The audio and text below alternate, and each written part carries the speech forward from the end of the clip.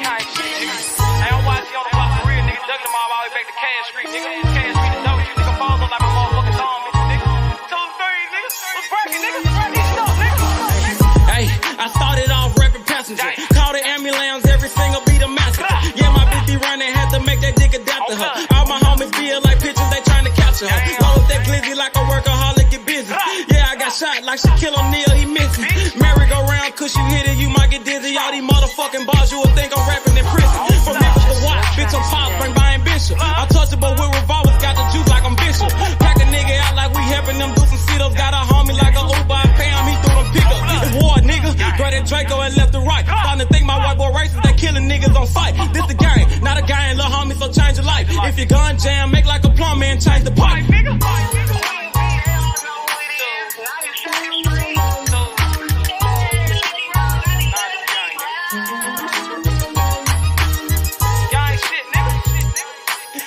I love it. Gang shit, man. Check this shit out. Hey. Late night after dog, me and YG Wolf on the mission. Broad day of dog, it don't matter, no competition. Joey J. Hen, that's some shooters, but they ain't in it. Crucial said it best, your bitch ain't the only one with extension. No, I'm not a cook, but I'm cooking shit in the kitchen. Then they broke my hands like that bitch for testing my pimping. Bragging bitches left to right, Brian Nick be my witness. After I get through fucking that bitch, I'm in her mouth like a dentist. We blood raw, I done turned this shit to a movement. These niggas acting, we load a couple clips, shoot a movie. These niggas pirates, gay as fuck, just want the booty. Make my family proud, sugar mama, Penny and Trudy. What's up?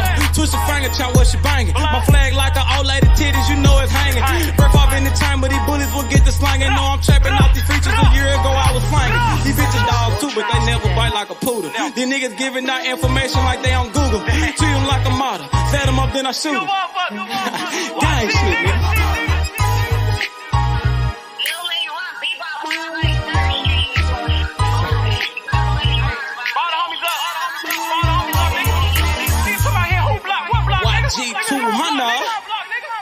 Hey man, YG Cable, man. Don't bring your ass to Memphis, nigga. Gang. Nigga don't watch it and watch. You don't think I'm all over this motherfucker on blood. Damn fools, nigga. Y'all talking that stupid ass shit, nigga. Pull up on my motherfucking block, nigga. Unloading them 30 rounds, bitch. Like my nigga Cruz said, man. Your bitch ain't the only one with extensions, nigga. Nigga, I got pulled all the way in Cali, nigga. That's about me, nigga. Straight tools, nigga. Come on, man. Y'all know what's going on, nigga. I done been out there on the motherfucking block, nigga. Nigga, I done took shots for this shit, nigga. I ain't had to go to the doctor for this shit, nigga. Stay in your line, little nigga. Gang bang shit ain't what y'all want, nigga. Tools. What's up, nigga? Fuck. Purchase your tracks today.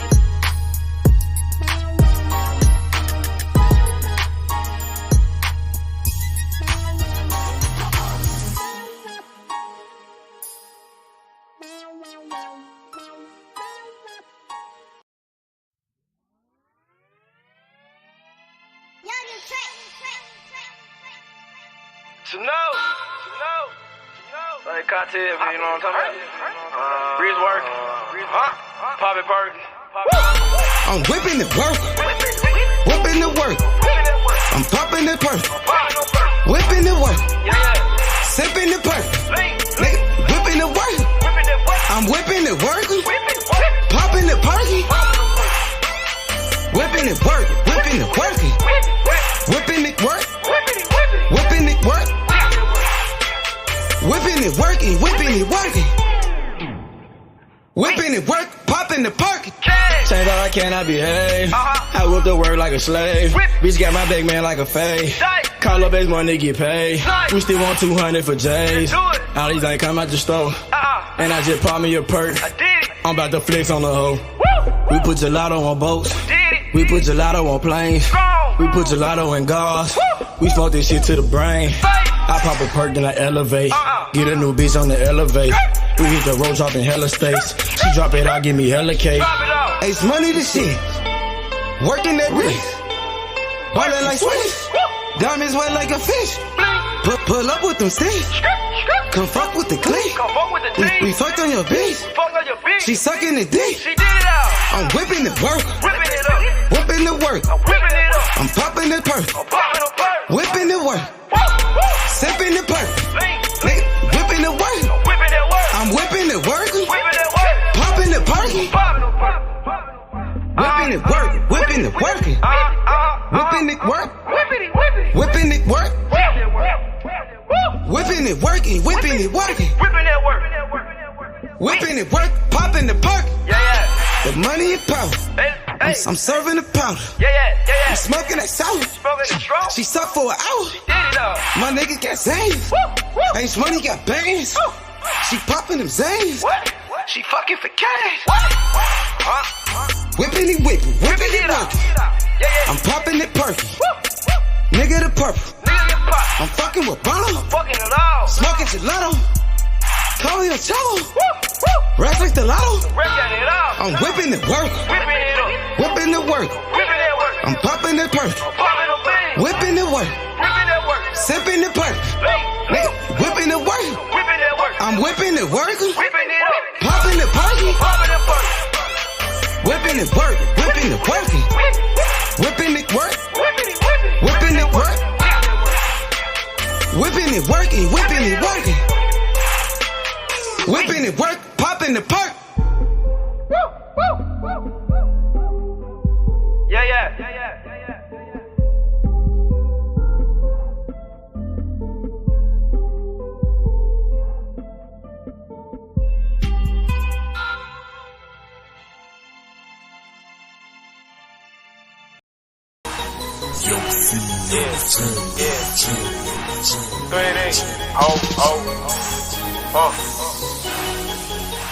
Crank. Shawty make it work, make them pussies work, she say I'm a jerk, hot boy like Young Turk, Shawty make it work, make them pussies work, she say I'm a jerk, hot boy like Young Turk, Shawty been that pussy over, let me see it, Shawty been that pussy over, let me see it, Shawty been that pussy over, let me see it, Shawty been that pussy over, let me see it, pull up on the bitch, I'm so motherfucking cocky, I'm on the new wave, cab, got these bitches jocking, pop that pussy like some rocks, smoking purple hair, then it's rhyming, getting head in the lobby, I'm big ballin', chemo sabe, Shawty don't fuck with no squares, she throw that ass in a circle, she got her ass on the back, come out that shell like a turtle, hit from the back, now she hurt, hit from the back, now she squirt, she throw it back, now I'm hurt, she throw it back, ooh, it's perfect. Shawty make it work, make them pussies squirt, she say I'm a jerk, hot boy like Young Turk, Shawty make it work, make them pussies squirt, she say I'm a jerk, hot boy like Young Turk, Shawty been that pussy over, let me see it, Shawty been that pussy over, let me see it, Shawty been that pussy over, let me see it, Shawty been that pussy over, let me see it,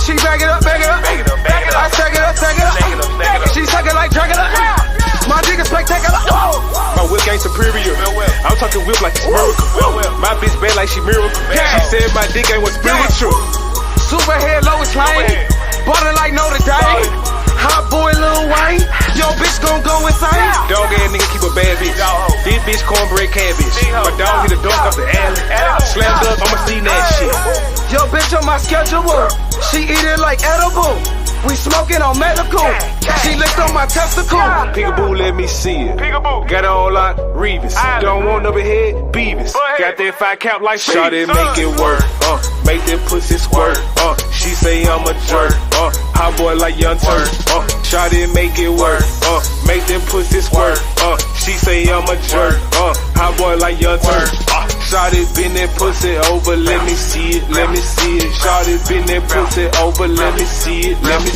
Shawty been that pussy over, let me see it, Shawty been that pussy over, let me see it,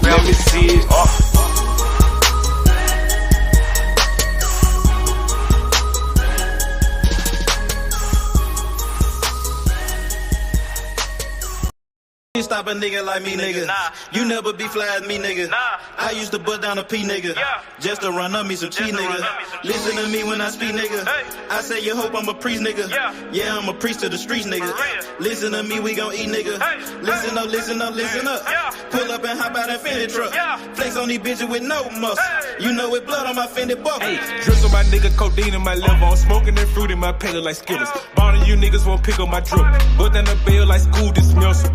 Just caught a bum, no missile. Nigga try to me, I'm healer. You know I ain't lying, no symbol. Money over bitches that simple. Bowls in the kitchen, no dishes. All about bread like Jiffy. Clumsy with the weed, I'm tripping. Try to got it for the low, let's get it. Get in the guapa. Nigga, we pass it like Rondo. OJ in that Bronco. We smoking gelato. Nigga, we smoking that game. The bitch with the ass. She ride like 6 flames. We counting the game. Nigga, I fuck them, you love them. My nigga, I'm a hustler. Get cake like a muffin. Hot in the oven. Ace money got brains. Nigga, we popping them tabs. Nigga, pull up in that chain. She in love with the swag. Thank God for the blessing. Blue sheets, salad dressing. Jugging finessing. Fucked her in second. Don't shit stop a nigga like me, nigga. You never be fly as me, nigga. I used to bust down a P, nigga. Just to run up me some cheese, nigga. Listen to me when I speak, nigga. I say you hope I'm a priest, nigga. Yeah, I'm a priest to the streets, nigga. Listen to me, we gon' eat, nigga.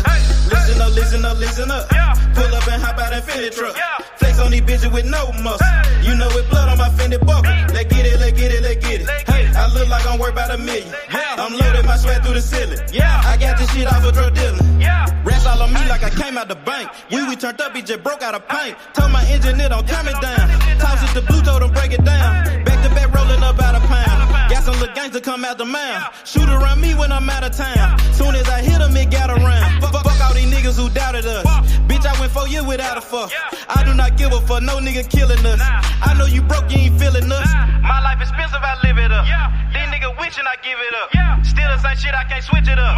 These niggas bitches, they switching up. Gucci the lure, I switch it up. Racks, packs, switch it up. Run it up, run it up. Your life ain't worth shit but $100 bucks. 4-0 don't pull up without it. No limit, we bout it.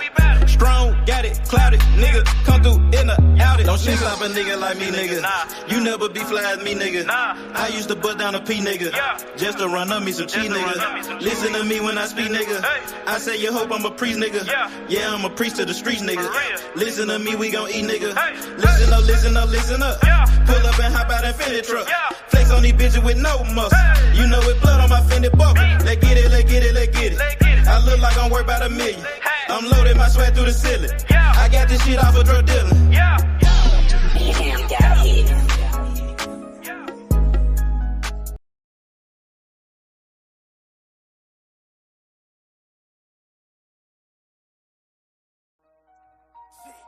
See, sometimes you gotta make decisions.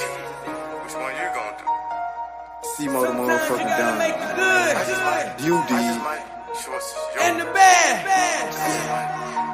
I be like, I Fuck might what a nigga do say. this.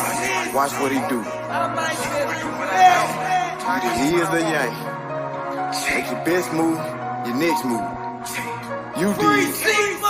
I might just do me a sec. I might just get this shit gone. I might just fuck on your beat real quick and send it back home. I might just call up the plug. You know it, if it ain't about money, it ain't no love. I might just pull me a move. I just might mask up and told me a truth.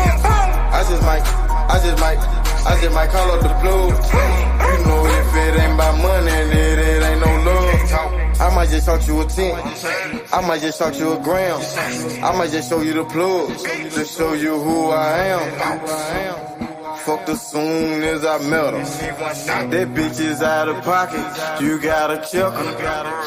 I ain't trippin', I'm in the hood, got my Beretta. I'm on no block, you nigga flossin', don't know better. Hard head, that nigga won't do shit that you tell him. I can keep this shit going in one day, but them niggas gon' tell it.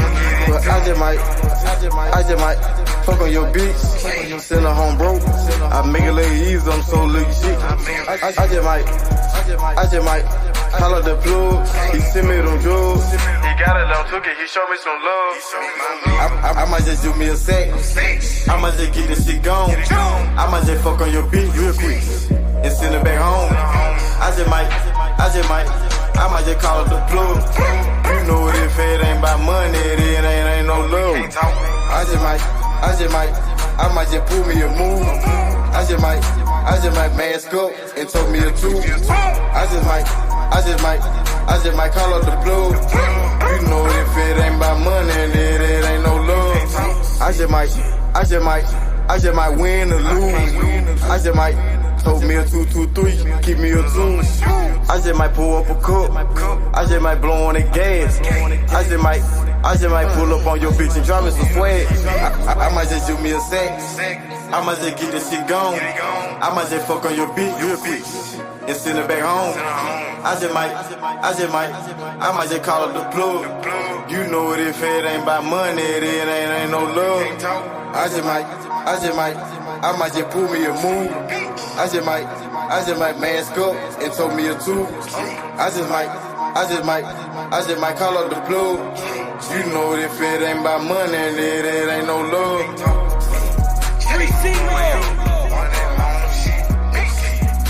Shout out to Walker Home.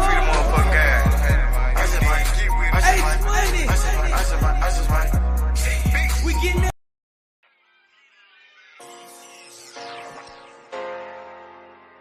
Man, they just trying to be with a trap. Trippin', see, all of my niggas been trippin'. Trippin', see, all of my niggas been trippin'. So your ass off it trippin', so your ass without the plastic. Man, I got a house to store, damn, my niggas been trippin'. Got a 9 to 5, nigga, what you call that shit, that's trappin'. Trappin', see, all of my niggas been trappin'. So your ass off it trappin', so your ass without the plastic, damn. If you got a 9 to 5, what you call that shit, that's trappin'. Nigga about the body off the speed, this shit need a gas. Came from the corner, nigga. Bustin' pounds of marijuana, nigga. I just came from Arizona, nigga. Went to Denver, ran across a plug. Way back in 10, I was selling drugs. I'm a street nigga, get plenty love. Fucked out some rats with my Fendi plug. Still trying to run up a Bentley truck. Back in the day, I was getting it up. Now every day, nigga, live it up. I ain't make shit off this rap shit. I'm in the trap with the lemon squeeze. Bitch, I came up off of selling peas. I know some niggas who copy keys. I know some niggas that were trapping, nigga. Now they locked up and they copping pleas. Bustin' jug while I'm in the street. These Gucci's on the nigga feet. If I'm broke, then I can't sleep. Run it up, bitch, I gotta eat. I know these niggas can't take me. Never let no nigga make me. Never let no bitch break me. Never let no nigga hate me. Trippin', see, all of my niggas been trippin'. So your ass off it traffic, so your ass without the plastic. Man, I got a house to store, damn, my niggas been trappin'. Got a 9 to 5, nigga, what you call that shit, that's trappin'. Trappin', see, all of my niggas been trappin'. So your ass off it traffic, so your ass without the plastic, damn. If you got a 9 to 5, what you call that shit, that's trappin'. Holla Lucimo, if you need Simo. Yeah, he'll make a nigga touch that chain like he Debo. You niggas say them hoes a hero, bitch. We just stack money like Cheeto, bitch. Take a couple shots, you niggas can't block. I just call that shit a fit though. Damn, I just kill a beat every damn time. Murder this shit, man, this shit is a crime. Snow this boy up, man, they call it a line. COE, man, you know, mouth in my prime. Man, this beat, man, this shit murder, bitch. True to the game, you see murder, bitch. Jump up over the game like a herder. Push heels off in your back like a turtle. This shit is murder, we straight back to kill it. Yeah, every nigga that I'm grilling. Everybody that I'm with that I'm grilling. Every nigga get the cheese and they willing. You can catch me at the BP. Get your binoculars, see me. Hell yeah, hands up, it's a touchdown, little nigga, a TD. Bitch. Trappin', see, all of my niggas been trappin'. So your ass off it traffic, so your ass without the plastic. Man, I got a house to store, damn, my niggas been trappin'.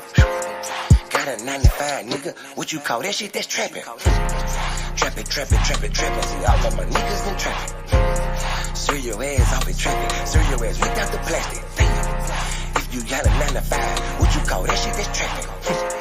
Nigga about the body off the beat, this shit need a casket, damn.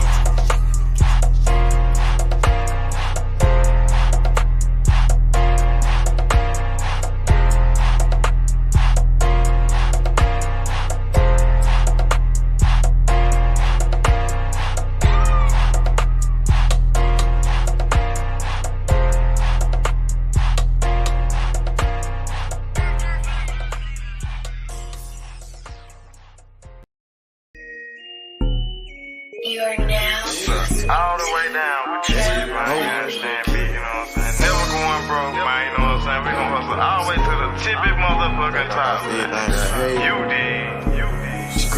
Yummy. Hustle, don't stop, hey. About to come up to the top. I'ma hustle to the top. Watch me hustle to the top. I just made a play. Damn, it was all good yesterday. Woke up and smoke a blunt and take a piss. Jigging the sack, moving the pack, taking no breaks. Hey, my nigga, we told the pills, we out in the geeks. 12 game with the bunk shots, gon' hit you, can't miss. Damn, fucked up and you gone. Somewhere on the shirt, land in a hearse. Fuck are you saying? The fuck are you doing? Fuck are you you saying? Fuck is you doing? I'ma hustle hard to the top. Young nigga, go get it. Capping all around the Memphis. My nigga gon' get it. Plug got the cheap ticket. It's hot, it's ready, come get it. Don't stop, hey. Come get it. Hey. Probably come up to the top. I'ma hustle to the top. To the top. Watch me hustle to the top. Hustle, don't stop, hey. Grind, don't stop. Watch me come up to the top. All the way to the top. I'ma hustle to the top. Watch me hustle to the top. All the way to the top. From the block to the top. Get the money, fuck the cops. Pull up in them drops. Nigga bout the block. Fucking with Simo. Money like Patino. Nigga got Cinos. Like that Marino. Catch me in Miami. Nigga chillin' at nigga Grammys. Said I do this for my family. Nigga ballin' like Kimmy. Is you doing? Gotta get off your ass and go get it. Hustle to the top, the whole team with it. Hey, gotta hustle to the top. All the way.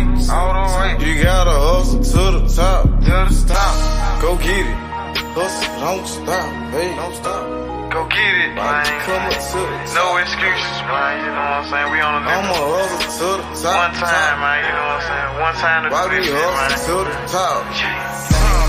Hustle, don't stop. Hey. All the way to the top. Why me come up to the top? Come up to the top. I'ma hustle to the top. I'ma hustle, don't stop. Why me hustle to the top? All the way to the top. Gotta, run and go get it. Get off of your ass and go get it. Dummy.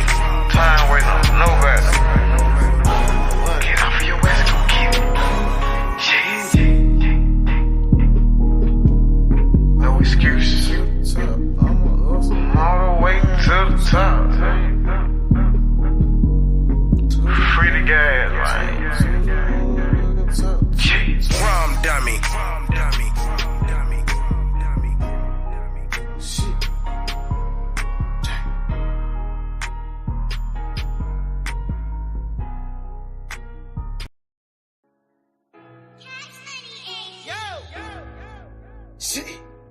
Good thing come to those who wait. Without sink, running non-stop. Ran out of pace. Like the pals, ran up out of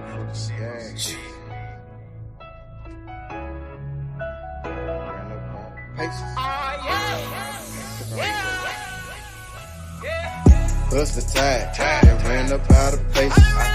Few steps ahead, fuck all that send back weight.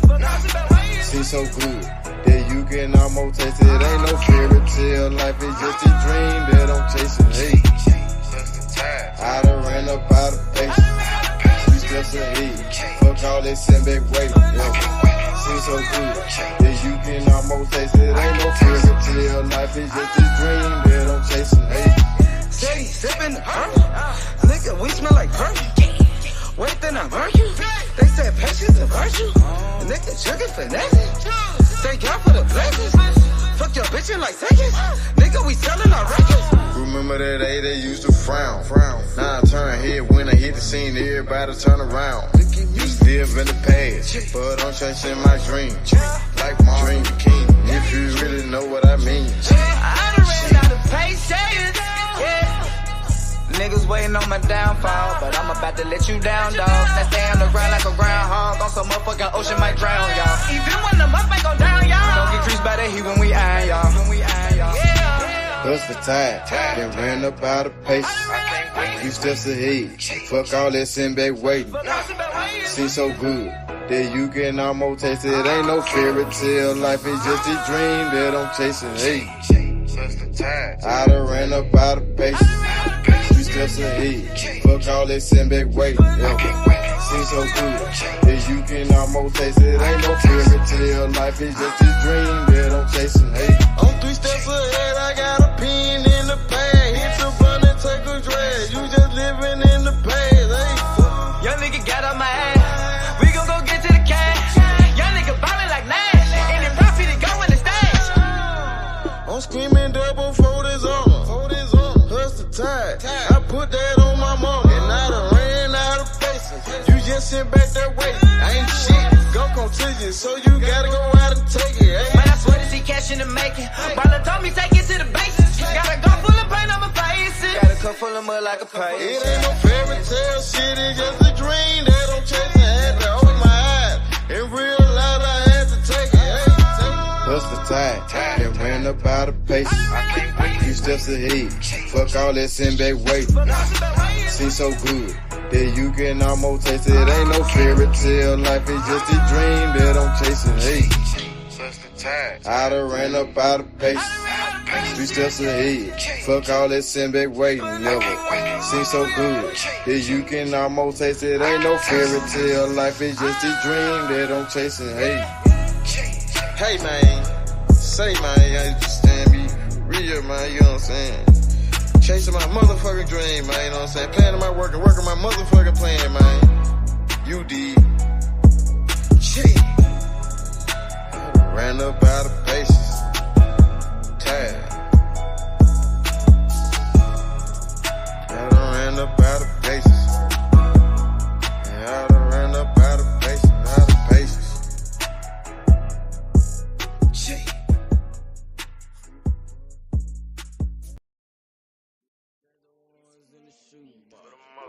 I used to buy a gun, now I got two. Had to change location, feel hit the spot. Got me a new plug and it still get drunk. Get the gas from the best crop. Bitch got the biggest ass and the best top. Drop 10 on the drop top. Did 110 when I left the lot. I want that drip in that marinara, and 50 on me like a Zebo. Try to put it so good, but don't want no fucking, don't come with the detail. Got rid of my whole plug, hopped on the plane, we got me another one.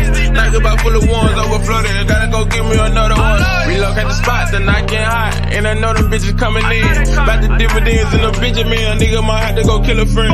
Panamera on the Roy Royce, drop top on the Wraith. 150K, I need a higher place, I had to pay at the safe. I used to buy a gun, now I got 2 Glocks. Trapped at mama house, now I got 2 spots.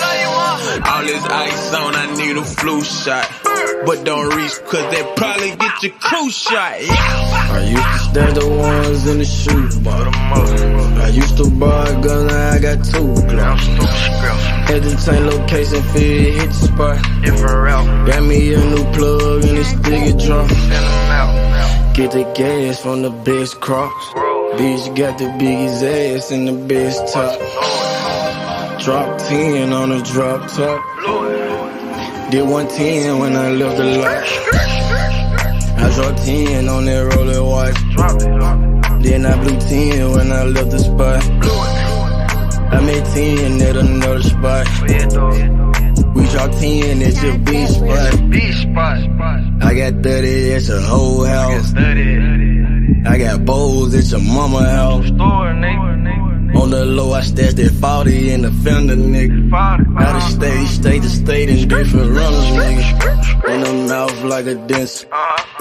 And I ain't saying shit like a witness,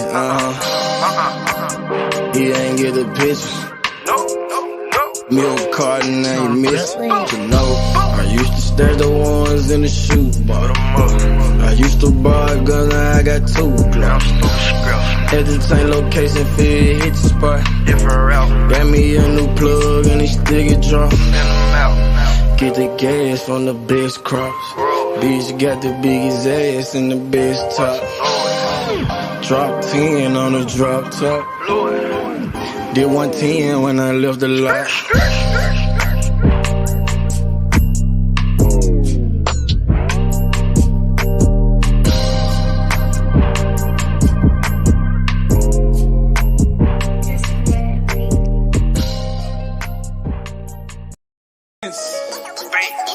Bankroll full of dead presidents.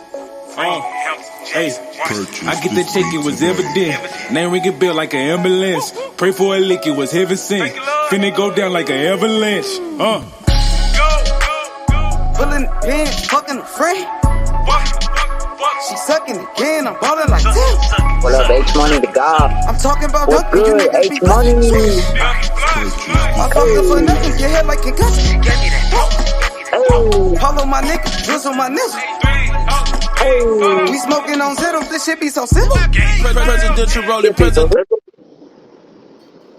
H Money What's the up with it, God. Zoe? What's up with it? What's good, my boy? What up, H Money, man?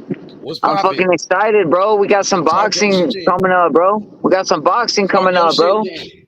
Pop off then. Talk your Fucking shit then. It's on okay, you. bro. Cook then. You want to get in that kitchen? Go ahead, nigga. All gas, no brakes. Go ahead, cook.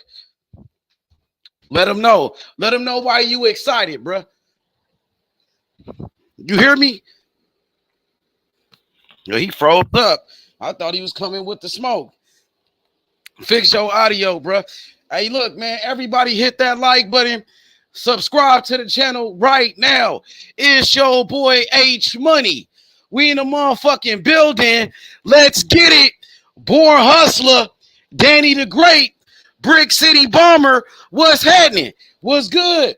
I want to see the fucking AB get back into the mix, bro. Fuck around and fight Boots Ennis, bro. I want to see fucking Josh AB? Taylor versus Teofimo. You said who fight Jerron Ennis? I'm telling you, bro. There's a storyline here. H Money. There's a storyline here. It fucking. You breaking up? You breaking up, man? Say it again. Your audio. You in and out. Born Hustler said, "Let's talk about Edgar Berlanga." Hey, bro, here in the future, bro. Corner's only gonna stay at 140 for so long, bro. You was breaking up. You got to say that again. I want to see Adrian Broner versus fucking Boots Ennis, and I know people be like Adrian Broner's trash. Boots ain't gonna get no credit for fighting Adrian Broner right now. They gonna say Adrian Broner's washed up. He's a has-been. Yeah, Adrian Broner is a has-been. That's He facts, washed up, bro. But it's still. Boots ain't gonna get no credit for fighting him. Okay, and you're right. But would you watch it? I would watch it. I will watch that. I will watch. Broner gets a good win. Nigga, listen. I will watch two bums fight in the middle of the street, bro. Fight over some garbage cans, nigga. I'll watch that. I just like fighting. You know what I mean? If it's two bums fighting in the middle of the street, I'll stop and watch that motherfucker. I just like fighting. I like to watch a good old fight. You know what I'm saying? But look, I got a question. Yeah. I got a question in the comment section. My boy Born Hustler, he said, let's talk about Edgar Berlanga. Is he overrated or underrated? What's next for him? I think he's overrated. I think Edgar Berlanga, I think he's like a hype job. He's kind of like a hype job, but he does have a lot of fans and shit. He's kind of like a Ryan Garcia type of guy, but he's not a superstar like Ryan Garcia, but he does have a lot of fans because he is Puerto Rican. He's from Brooklyn, New York, and he hangs out with Fat Joe. You know what I mean? So he got a lot of fans. Okay. As for what's next for Edgar Berlanga, I'm thinking he's gonna get a Canelo fight. I think Canelo's gonna fight him. So I'm thinking he's gonna fight Canelo. He's gonna get a big payday. You know what I mean? What you think? What you think about Berlanga, Soul Rebel? I like what you said, bro. I think like, you know, he just fucking landed a good fight, bro. I'm not too familiar with him, H. You know what I mean? You know more about him than I do. Yeah, you know more about him than I do, brother. Edgar Berlanga came up knocking everybody out in the first round. He was knocking out a whole bunch of bums in the first round. Like, he had 18 straight first round knockouts in the first round. You know what I mean? And a lot of people was hyped up on him. But once he started to step it up in competition, he started to get exposed. And he hasn't even really fought nobody yet. He hasn't fought no champions. He ain't fought nobody, but you know what I mean? He been struggling. You think really? He does have a big fan base. Do you think realistically that Canelo will take that fight? Like, do you think the fans will be cool with it? You think that's a fight he'll take? Won't be cool with it. The fans won't be cool with it. Just like we wasn't cool with Canelo fighting against a 40-year-old Triple G when Triple G was past his prime at 168. Just like, well, we wasn't cool with Canelo, you know what I mean, fighting John Ryder in his last fight. We wasn't cool with Canelo when he fought against Yildirim, that fucking bum Anthony Yildirim. But he still did it anyway. Canelo doesn't care what we think. He doesn't care about the boxing fans. Canelo is selfish. He's a selfish man. Hey man, he's cherry picking fights. H Money, you're already cooking on what it, up, bro. But Israel, tap in. Join the panel. I got free smoke. I got my boy Soul Rebel on the panel. He rocking with Terence Crawford. Let me show you what picture he got. Let him know. Let Israel know who you rocking with. What's gonna happen to Errol Spence? Let him know what's gonna happen to Errol Spence. Don't hesitate now, Soul Rebel. Go ahead, talk your shit. You want to hear the truth, bro? You want to hear the truth, bro? Hey, Terence Crawford been waiting for Errol Spence, bro. Look, man. That shit. Let him know how long he been waiting. For how long? Look, man, 5 years, man. It's not that I 5 years. As a fighter, bro, Errol Spence a good fighter. Okay, I said it. He's a good fighter. I like him. It's not about hating Errol Spence, but I'm going to be fucking honest with you, bro. I've seen him get up there, give a whole press conference about the other side of the street. Give a whole press, always negating and deflecting. Negating and deflecting. Now it's happening, bro. Hey, Ben Israel, don't even come on the panel because Crawford's going to let you down. Call him out. You want that smoke with him. No. I'm being funny. Come on the panel, but Terence Crawford's gonna let you down, Ben Israel. He's gonna let you down, bro. Terence Crawford's gonna let you down, bro. Do a free smoke call out to Ben Israel in front of the whole people. Let him know. Ben, where you been at, bro? All your predictions, bro. All your predictions, bro. Call him out. Wilder got cooked. My nigga. Call him out to the face. Come on out. Come on now. Get that Terence Crawford smoke. Come on out, bro. Get that Terence Crawford smoke. Let him know you calling him out like Shakur called out Haney. Let him know. Call that nigga out. Yeah. So I'm calling you out, Ben Israel. I want that smoke with you. Yeah. I'm tired of it, bro. Yeah, let him know. I'm tired of you, bro. I'm tired of these Spence fans, bro. Crawford gonna cook. We got a fish fry coming, baby. We got a fish fry coming, baby. Let him know. You know what I'm saying? We're cooking some fish, bro. You want to get cooked? You want to get killed? What's going to happen to Errol Spence? Let them know what's going to happen to Errol Spence. We got 100% knockout ratio at welterweight. Recognize, bro. 100% knockout ratio at welterweight, bro. We don't give a fuck who's in front of us, baby. We don't care who's in front of us. Come on, Ben Israel, where you at, bro? You drinking already? Or you cooking? Are you just woken up, bro? Get you laughing. He in the comments laughing. He typing in the comments. Come on, Ben. He said, "Soul Rebel." This ain't my first. This ain't he my laughing first at you. He taking you as a joke. He laughing at you like you joking, like you playing. Well, we're on H Money where we can talk freely, and I'm telling your ass, come on the panel, cause fucking Crawford's gonna have a fish fry with your boy, bro.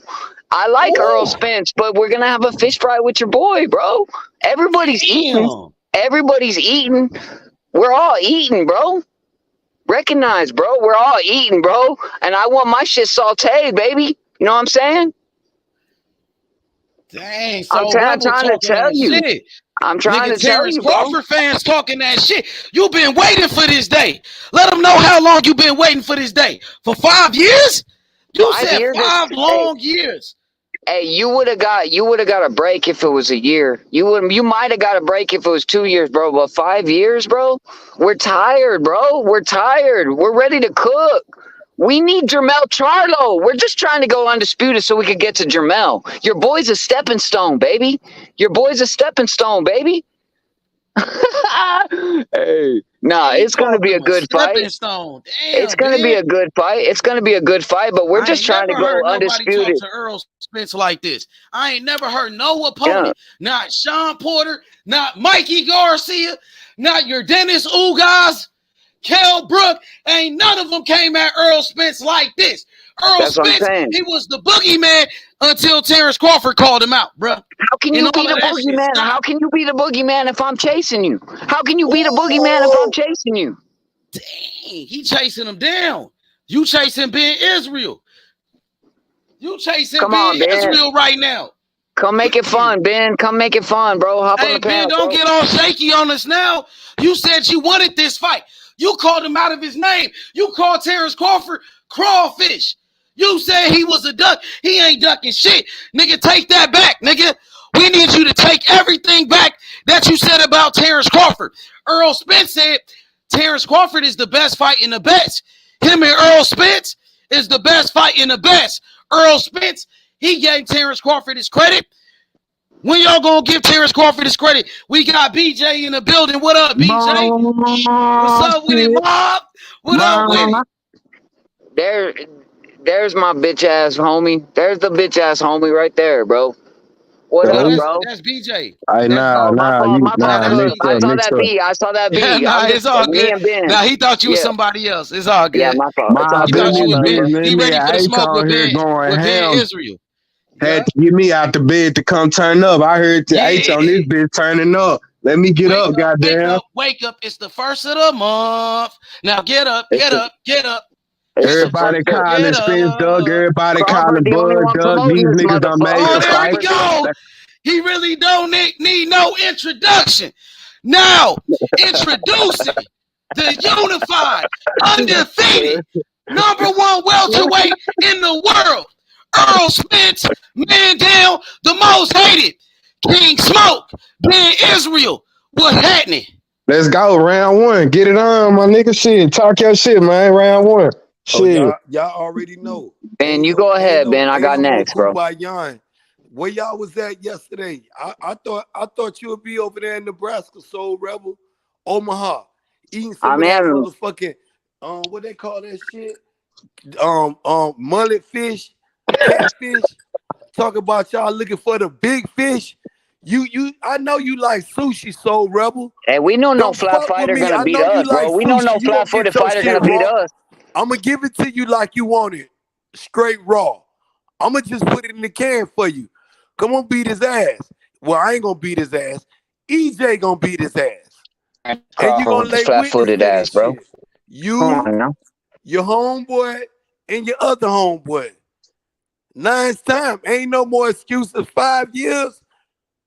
5 years of Bob Aaron saying he a piece of shit. On your boy. 5 years of he saying. And we took him for the bread. And we took him for the bread. No more excuses now.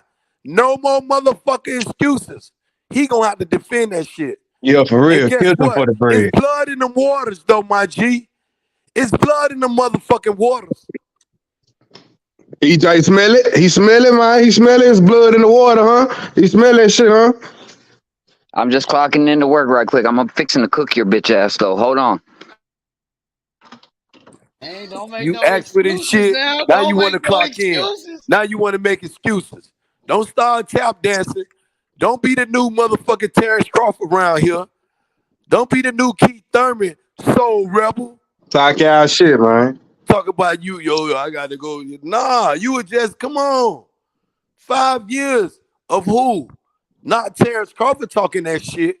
Because he was ducking. Come on, Soul. Keep that same energy, Soul. Keep that same energy, Soul.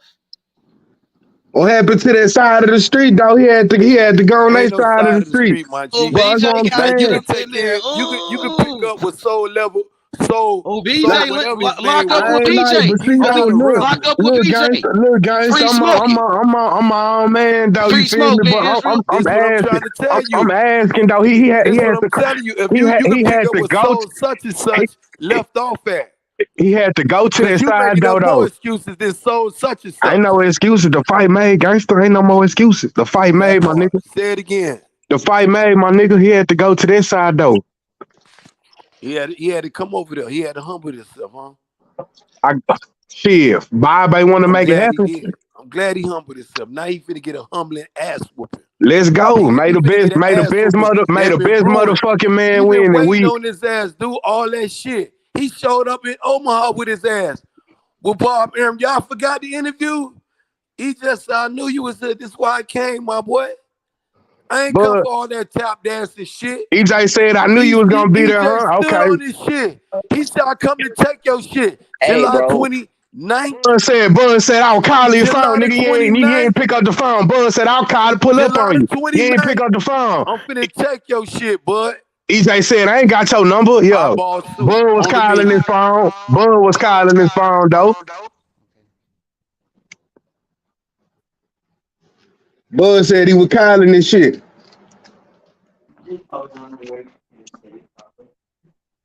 Hey, bro, when your boy was unheard of, we were headlining on HBO. All right, Ben? When your boy was unheard of, we were on fucking headlining HBO. We been doing this, bro. Crawford been dominating, bro. He's fixing to come up and steal your boy's weight class, bro. He's fixing to go undisputed in your boy's weight class his whole career. The fuck out of here with that weird shit. Yeah, nah, it ain't no weird shit. It's fucking facts, bitch. It's facts, bitch. Dude. Y'all got him thinking he's something, and he humbling himself now. What are you talking about? What do you mean? Where are we going wrong? We got 100% knockout ratio. Himself. Now he's gonna get his ass 100% knockout ratio. What do you mean we're playing games, bro? What do you mean 100% knockout ratio at your weight class, ho? Show your respect. I got my respect. Errol Spence is a good fighter, but he ain't fucking with Crawford, bro. We got a fish fry coming. You know what I'm saying? He ain't fucking with Crawford. H Money told me to bring the smoke, so I'm bringing the smoke. What's good? 100% ratio. We've been chasing his ass for 5 years. He's the one getting up there. Don't ask for no life jacket. If you motherfucker ask for King Smoke, don't ask for no motherfucker. I was coming cool, bro. H Money told me to cook. I'm cooking your ass today, bro. Cooking what? I'm cooking you in the fish fry. What do you want? Tilapia? What kind of fish you want to get cooked on, bro? Where the hot water at? Where the stove at? You cooking what? With what? With air? With your I'm smoking your ass, bro. We're smoking our fish today, bro. We're cooking in the smoke today, bro. You eat crawfish? You eat crawfish beef? Sound like you eat crawfish, guys. Nah, I don't like none of them little shellfish. That's why you don't know nothing about it, bro. We're cooking your ass, bro. You're lost, bro. Catfish ass motherfucker. Errol Spence ain't gonna be coming in here beating us with some one-dimensional body bullshit, bro. I'm doing you what you love for me to do to you, bro. I'm not giving you nothing you don't like to eat. Ben, you know I respect you, Ben, but I gotta tell you, your boy's going down, Ben. I'm gonna feed him his carcass to y'all. Ben, I've been knowing you, bro. I've been knowing you, but your boy's going down, bro. We all know it. The hardcores know it's a foregone conclusion. I'm gonna tell you like this, gangster. Either some fish finna get fried or some crawfish finna get boiled, my nigga. However they want to do it, bro. However they want to do that. BJ, that's all good. You want to be on the fence, but I know. There's a difference. Like I said, I know for a fact. I've been Look at watching my picture, bro. Look at my picture, bro. That's reality, bro. What's reality? I caught your bitch ass. I caught you. I caught you. I'm bringing you on the fucking boat, and I'm sauteing your bitch ass. Blood in the water. Get your duck ass in the water. You go swimming. We ready, bro. Ben, bring it. Ben, bring it. Don't go to Disney World in them lagoons. Talk about you looking for a big fish. Take your ass to the Pacific. Hey, the most hated. Understand, bro. Understand, bro. Why were you so hard to find? Why were you so hard to find? I've been fishing this whole time. I've been fishing, and your ass is hiding under the fucking. Your ass is hiding. Finally, I caught you. Finally, we caught you, bro. His duck ass can come with a boat. He can fish off a boat. I'm gonna snatch him in the water. I will. I gotta fucking have special. I gotta have special equipment to find your bitch ass. If you wanted to smoke, you be out here, bro. I gotta have special equipment just to find your bitch ass, bro. Hey, B, what you got? EJ by Establishing. EJ by 12. Talk to me, B. What you got, bro? I'm trying to see what you on. He don't even believe his own shit. Terence Crawford getting the shit knocked out his ass in the 11th round. He ain't gonna answer. Oh, you got Bud getting stopped. Okay. We not gonna have to worry about the judge. Bud's gonna get stopped. That's funny, bro. That's fucking hilarious, bro. Little theories these motherfuckers gonna come up with. Hilarious, bro. Y'all really think Errol Spence ain't gonna stop Terence Crawford, bro? Oh my god, bro. Oh my god, bro. Y'all need a reality check, bro. Fight Southpaw. This Terence Crawford now keep the same energy. You weak ass, shrimp ass motherfucker, soul rebel, soft ass motherfucker, little squid work ass boy. Nigga ain't nothing but bait me. Yeah, I've been waiting on it. You what? Man, get your ass. Man, you been waiting for what? And he better come with a bigger fish. Don't let B stop you, bro. Talk your shit, nigga. The round 2. Keep that shit going, man. Talk your shit. Speak on it. Y'all don't want me to cook this dude, bro, because I might overcook him. Like a shrimp. He sound like bait, a squid, octopus. He sound like herring. Hey Ben, you're terrified of this fucking fight, and it's coming way quicker than you were ready for, Ben. It's coming way quicker than you were ready for. It's just next month, bro. Next month, everything breaks down for you, bro. Nah. That's what you say. That's just what you say, bro. I'm here, bro. That's just what you say. He can't even swim. Terence Crawford out here said he can swim, BJ. We gonna see July the 29th. Okay, so how does Errol Spence beat Terence Crawford? You tell me right now. How does Errol Spence beat Terence Crawford? You tell me. Ain't no infants. Ain't no. How does he beat him? How does he beat a Terence Crawford, bro? We've been doing this. When you didn't even know who, before you started dick riding Errol Spence, we were headlining on HBO. Hold on, so hey, B, walk me through the fight. Walk me through the fight, B. Walk me through the fight, B. Carry Terence Crawford out the ring. He gonna walk in as the warrior. But they're gonna drag his bitch ass up out there. While you were dick riding, before you even knew about Errol Spence, we were headlining on HBO, bro. Just understand that. You know what I mean? So how does Errol Spence beat Terence Crawford, bro? With you? Headline with who? You still ain't told me who he was headline with. Crawford been getting main events on HBO before Errol Spence was even around, bro. Cause you wasn't around. What, you want to play with that? You want to play with that resume talk like a hoe? You want to talk that resume talk like a bitch? Ain't nobody give a fuck about that resume talk, bro. Crawford been doing this. Crawford been doing this. What you talking about? Squidward? Fuck you talking about? That's all y'all have, bro. That's all y'all's fans have, bro. You got 3 good fights, bro. You got Kell Brook, you got Danny Garcia, and you got Sean Porter. Who gives a fuck, bro? Squidward. That's all y'all got. Y'all got 3 fighters. We've been doing this. We've been clearing our weight divisions and beating the same opponents. Let's go. So we good. Yeah, we got my boy, DJ Black. DJ Black. OG. Hey, DJ, you right. Salute, OG. I don't need you. OG. July the 29th. I don't need you hired, DJ. Yeah, I need you in Las Vegas, my boy. EJ, ain't it? Hold on. I'm rocking with I got EJ for the win, but I'm rocking with both of them though. I like both fighters. Okay. I got EJ in 12 H money. I ain't got everybody talking about the knockout and stuff like that. I think they masters of boxing. The title of your what they call it, the moniker of your channel. I think both of those guys are masters of boxing. You know what I'm saying? So I got him going 12. I got EJ in 12 though. Okay. I got a 7-5 Errol Spence. Okay, so I got my boy BJ on the panel. He rocking with Terence Crawford. I want to y'all down to debate. Y'all down to lock up? I'm down for that. I'm down with anybody on debating that. Okay. Go ahead, OG. Go ahead. You got round 1. Go ahead, OG. So they going at it. Let's get it going. So because the reason how I got, I'm gonna make it short and sweet. How I got Errol Spence 7-5 is because of Terence Crawford's slow start and Errol Spence volume of output on his jab. Right. And his volume of output on his jab will at least extend him the first 4 rounds being ahead on the cards. By the time we get in the 5th, 6th, and the 7th round, then we're gonna start seeing some swing rounds because Terence Crawford he's a natural fighter, so he's gonna up his game. So you're gonna be able to swing a few of those rounds for the 5th, 6th, and 7th round for Terence Crawford. But when you get to the championship rounds, 8, 9, 10, 8 through 12, I got EJ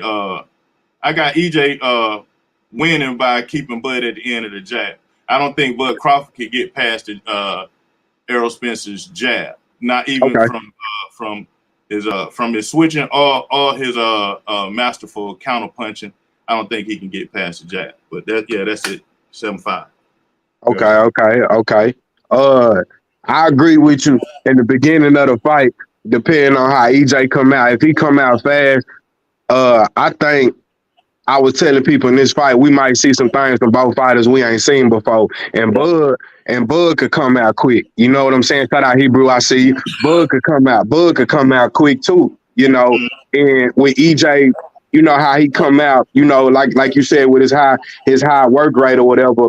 Bud could come out and adjust to that and get right with him on that. Now with EJ throwing a lot of punches, he's gonna be subject to a mistake.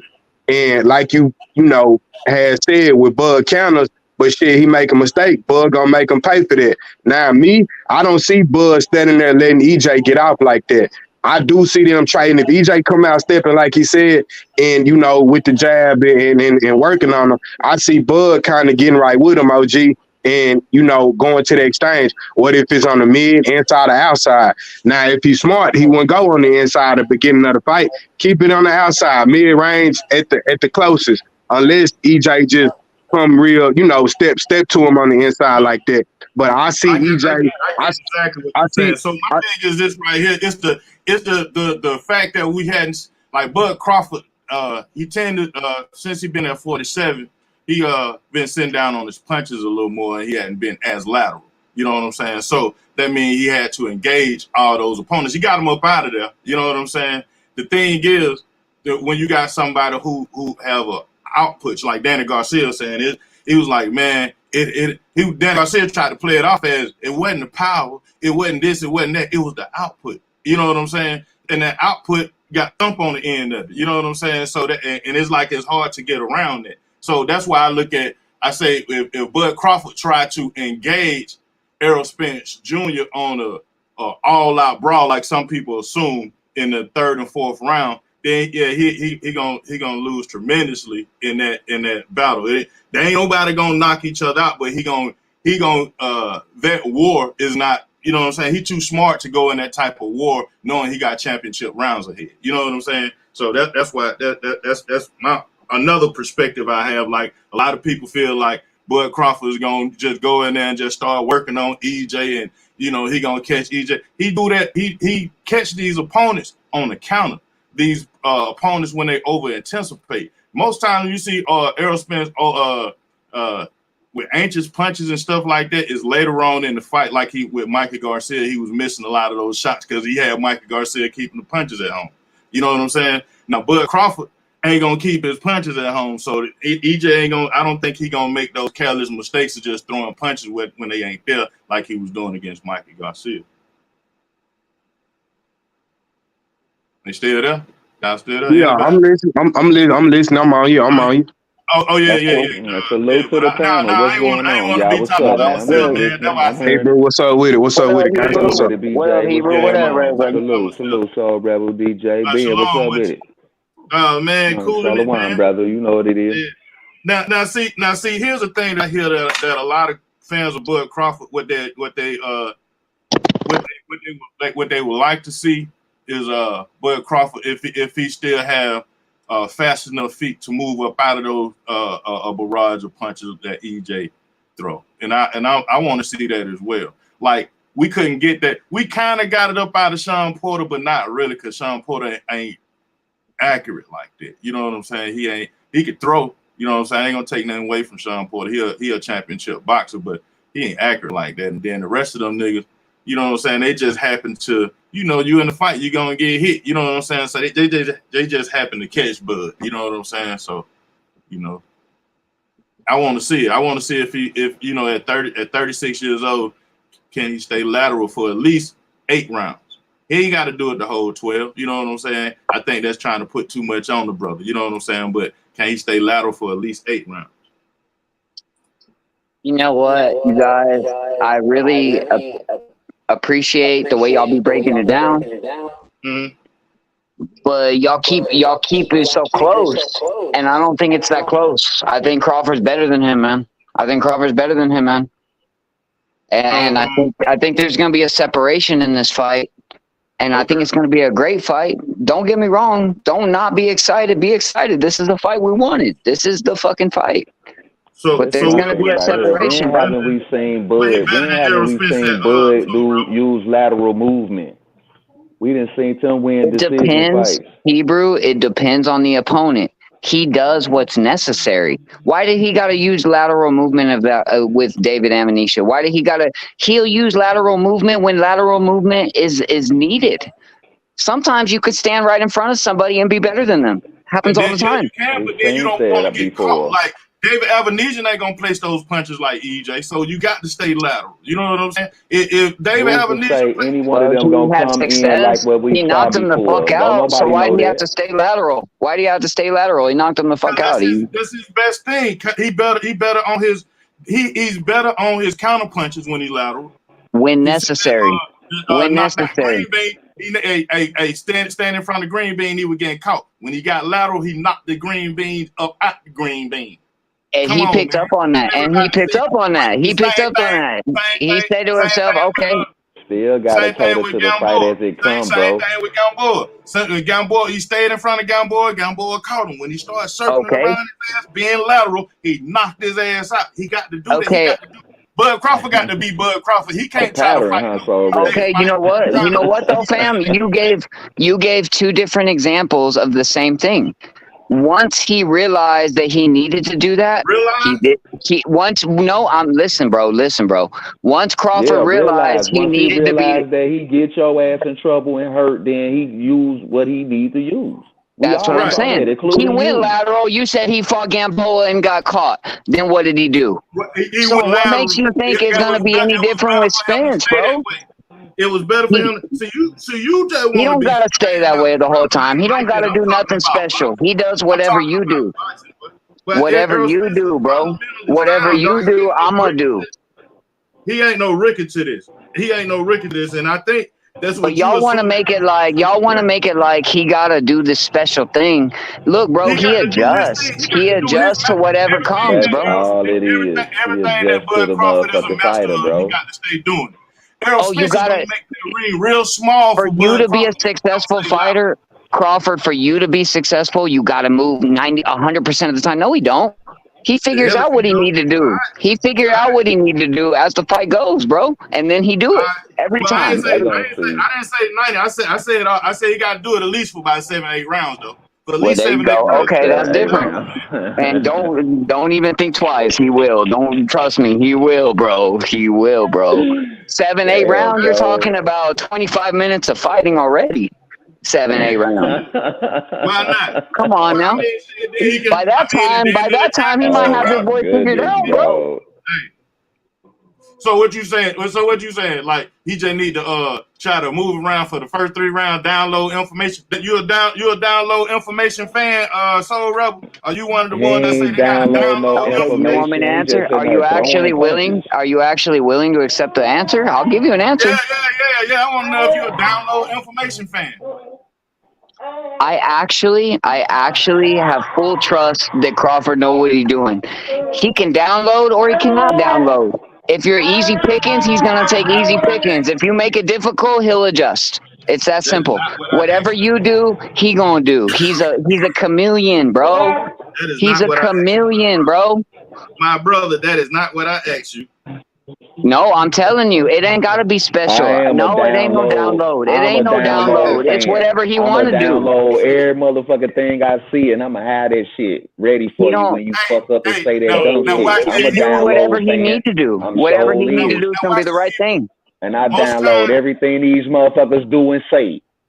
Now watch this, Hebrew. Most times when a fighter is trying to download, and you got a master, you know what I'm saying, that's coming in there, like i.e. Manny Pacquiao, Floyd Mayweather. You got a master who coming down. He ain't trying to download shit. He finna come in and do his thing. He a master. Okay, now you're telling what I'm saying. Now you're speaking what I'm saying. He's a master. He does whatever needs to be done.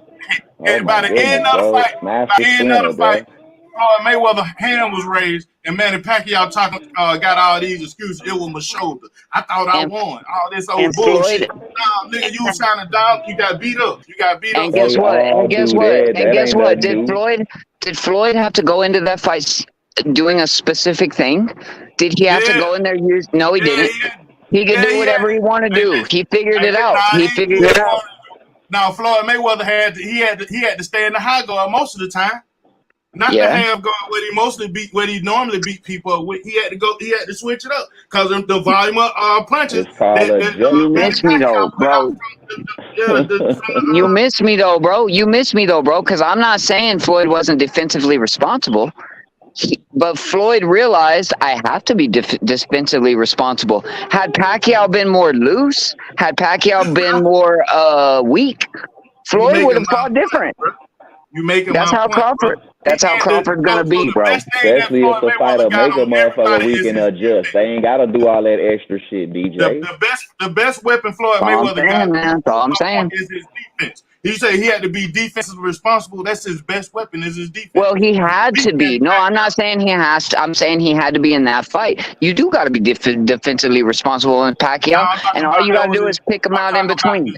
The master of defense. You know what I'm talking about? Floyd Mayweather being the master of defense. He had to go in there with his specialty. We talking about Errol Spence and Terence Crawford, bro, and Crawford. I'm saying right here, that's the clutch, DJ. So Terence Crawford got to stay lateral. That's what I'm talking about. His best move is when he's lateral, just like Errol Spence. If he didn't figure motherfucker out, why he got to stay lateral for the rest of the rounds we talking about, DJ? I got something for you, DJ. You wanted an answer? You wanted an answer, DJ. I got something for you. I got something for you. Do y'all want Terence Crawford to win? I got something.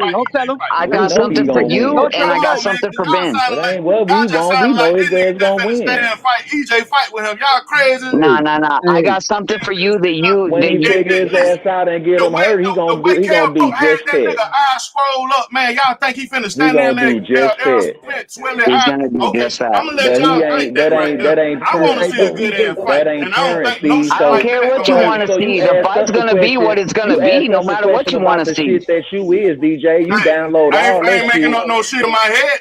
No, like you download all that data, bro. You talking about all the shit that they did before. We talking about this fight right here. Right, that's what I'm saying. All that stuff they did and then that leads to a motherfucker going straight to a clutch to a whole different fighter and fight. Real quick, bro. Hey, DJ. Everything that made them a master, they have to bring that to the fight. Everything, all the things that made them A+. Earl ain't no master. He just a powerful boxer. Hey, let me say something. Okay, DJ. Let me welcome my brother YD to the panel. What up, Billy? EJ, EJ Beans, what's up, bro? Go ahead, I'm gonna mute out. My bad, y'all. My fault, y'all. My bad. No, I want you to stay in your zone. Stay with it, bro. Stay with it. Salute, H Money. Salute everybody on the panel. Salute. I just got a question. What's up, Billy? Hey, what's up, Big Hebrew? Y'all, it's all good, baby. We still in it. All good, baby. Hey, Dave, what's up, boy? But I got a question, man. Is Errol Spence, Brandon Rios, or Antonio Margarito? By the way, y'all talking, I'm thinking that y'all must think this man is Antonio Margarito or something. Nah. Spence is better. Spence is better, but Crawford's better than better. Crawford's great. Crawford's special. Spence is great. Crawford's special. Spence is great. There's a difference, bro. Damn, bro. Crawford's special, bro. Crawford getting ready for Brandon Rios, or he getting ready for Errol Spence? EJ's the truth. That's why he's special. Well, here's one thing, bro. I've been wanting to say this. Let me say this. You got some feedback, DJ Black. Errol Spence struggles with combination punchers, you guys. Errol Spence struggles with combination punchers, bro. He does, bro. I've been studying, bro. I've been watching all this shit. He struggles with combination punchers. So y'all, you know what I'm saying? And Crawford throws a lot of combinations, bro. But so, Rebel, how is he a true combination puncher when Bud might throw 25, 35 punches around and he's a counter puncher and Bud Crawford pot shots a lot of the time? How is he That's your psychological. Hold on. Let me answer the question. That's your issue. That's your issue because you say he's a counter puncher. He's more than a counter puncher. I don't know how to help you with that problem. He's more than a counter puncher. He's also an offensive juggernaut. He's a combination puncher as well as a counter puncher. Nah, you're capping, bro. EJ's the better combination puncher. EJ's the puncher, Bud is the boxer. EJ's the real puncher. Nah. You gotta watch, bro. Combinations are on Crawford's side, bro. Nah, stop combinations, bro. No. I think you're looking at cap like that about EJ. EJ can throw combinations, bro. Stop I'm not capping. saying EJ can't, but I'm saying he's gonna have to deal with the combination Bud punches. Crawford unloads combinations when he has you hurt, but most of the time you looking at 1-2 shots from Bud at a time to get your attention. Facts. How can EJ break down his opponents without throwing combinations? He's not throwing 3, 4, and 5s. You get what I'm saying? That's combinations. A 1-2, Bud Crawford would shoot a mean uppercut and try when you make you miss, or throw a mean check hook when he make you miss. But as far as combinations, when Crawford finds his comfortability, he throws combination punches, bro. Hold on, bro. I let you talk. Let me get it off, bro. You've been talking the whole time. Look, Terence Crawford is a great boxer puncher. He's dynamic. He can fight on either side. He has a lot of he has great reach. He has good speed and reflexes, and he has great anticipation. He punches when you punch. But as far as just throwing major combinations, you don't see Crawford unload 4, 5, 6 shots unless he got you hurt, and that's when he's going for the kill. But Bud Crawford not going to put himself in that position to throw 5, 6 shots because that leaves him open to be countered as well. That leaves him open to get caught. So Bud Crawford will sit back and pot shot you and try to lure you to make a mistake before he unloads combinations. So when people keep talking about these combinations, y'all know there's 3 minutes around, right? Y'all know there's 3 minutes around. So like, I don't understand this straight combination punching. You know what I mean? I don't get that, bro. Bro, you take it too heavy. I'm not saying he's Sugar Ray Leonard, but I'm saying when he be throwing them punches, they come from all over, bro. They're combination punches, bro. And there's 3 minutes in every round, from the first round to the 12th round. 3 minutes. So Crawford don't gotta go in there and just be a combination machine. That's not what I'm saying. But when he does do that and he hurts his opponent, you know what I'm saying, bro? Like, I'm sorry, but yeah, you agreeing with me. You just said when he hurts his opponent, he gonna go throw combinations. Exactly what I'm saying. So me and you are saying the same thing. I mean, I'm cool with that. I think you capping. I believe you capping about the EJ part, saying EJ don't throw no combinations. You capping, bro. David, to be fair, I never said EJ don't. I never said EJ don't. I said Crawford do. I never said EJ don't. Crawford is creative. No, you said he don't do. You said EJ don't do. You did say that. I don't think I said EJ don't do. Maybe I said. You don't think I heard you, bro? Look, this is the I wouldn't question have said nothing if you didn't say anything about EJ, bro. I wouldn't have said nothing. You said something about EJ not throwing combinations. I said EJ struggles with combination punchers, David. That's what I said. What do you mean he struggles? But he throws a lot of combinations all the time. What does that mean? He don't struggle with combinations. That's how he breaks down his opponent. He throws punches to the body and up, nigga. That's just us trying to visualize how the fight's gonna go, and I think EJ gonna struggle with the combination punching of Crawford. That's just my opinion. That's it. I'm not saying. Yeah. Go ahead, bro. Now, hey, Rebel. Now, what if EJ could take Bud's best shot? Then what? Then what we got? then we got to fight. then what's gonna happen? If Bud don't hurt EJ like he does everybody else, then what's gonna happen? Then we got a long fight. He gonna get scored on, and Bud hand gonna go up. What you mean? Y'all miss me on the fact that I think EJ's a great fighter, bro. EJ respect, he might fuck around and get overwhelmed.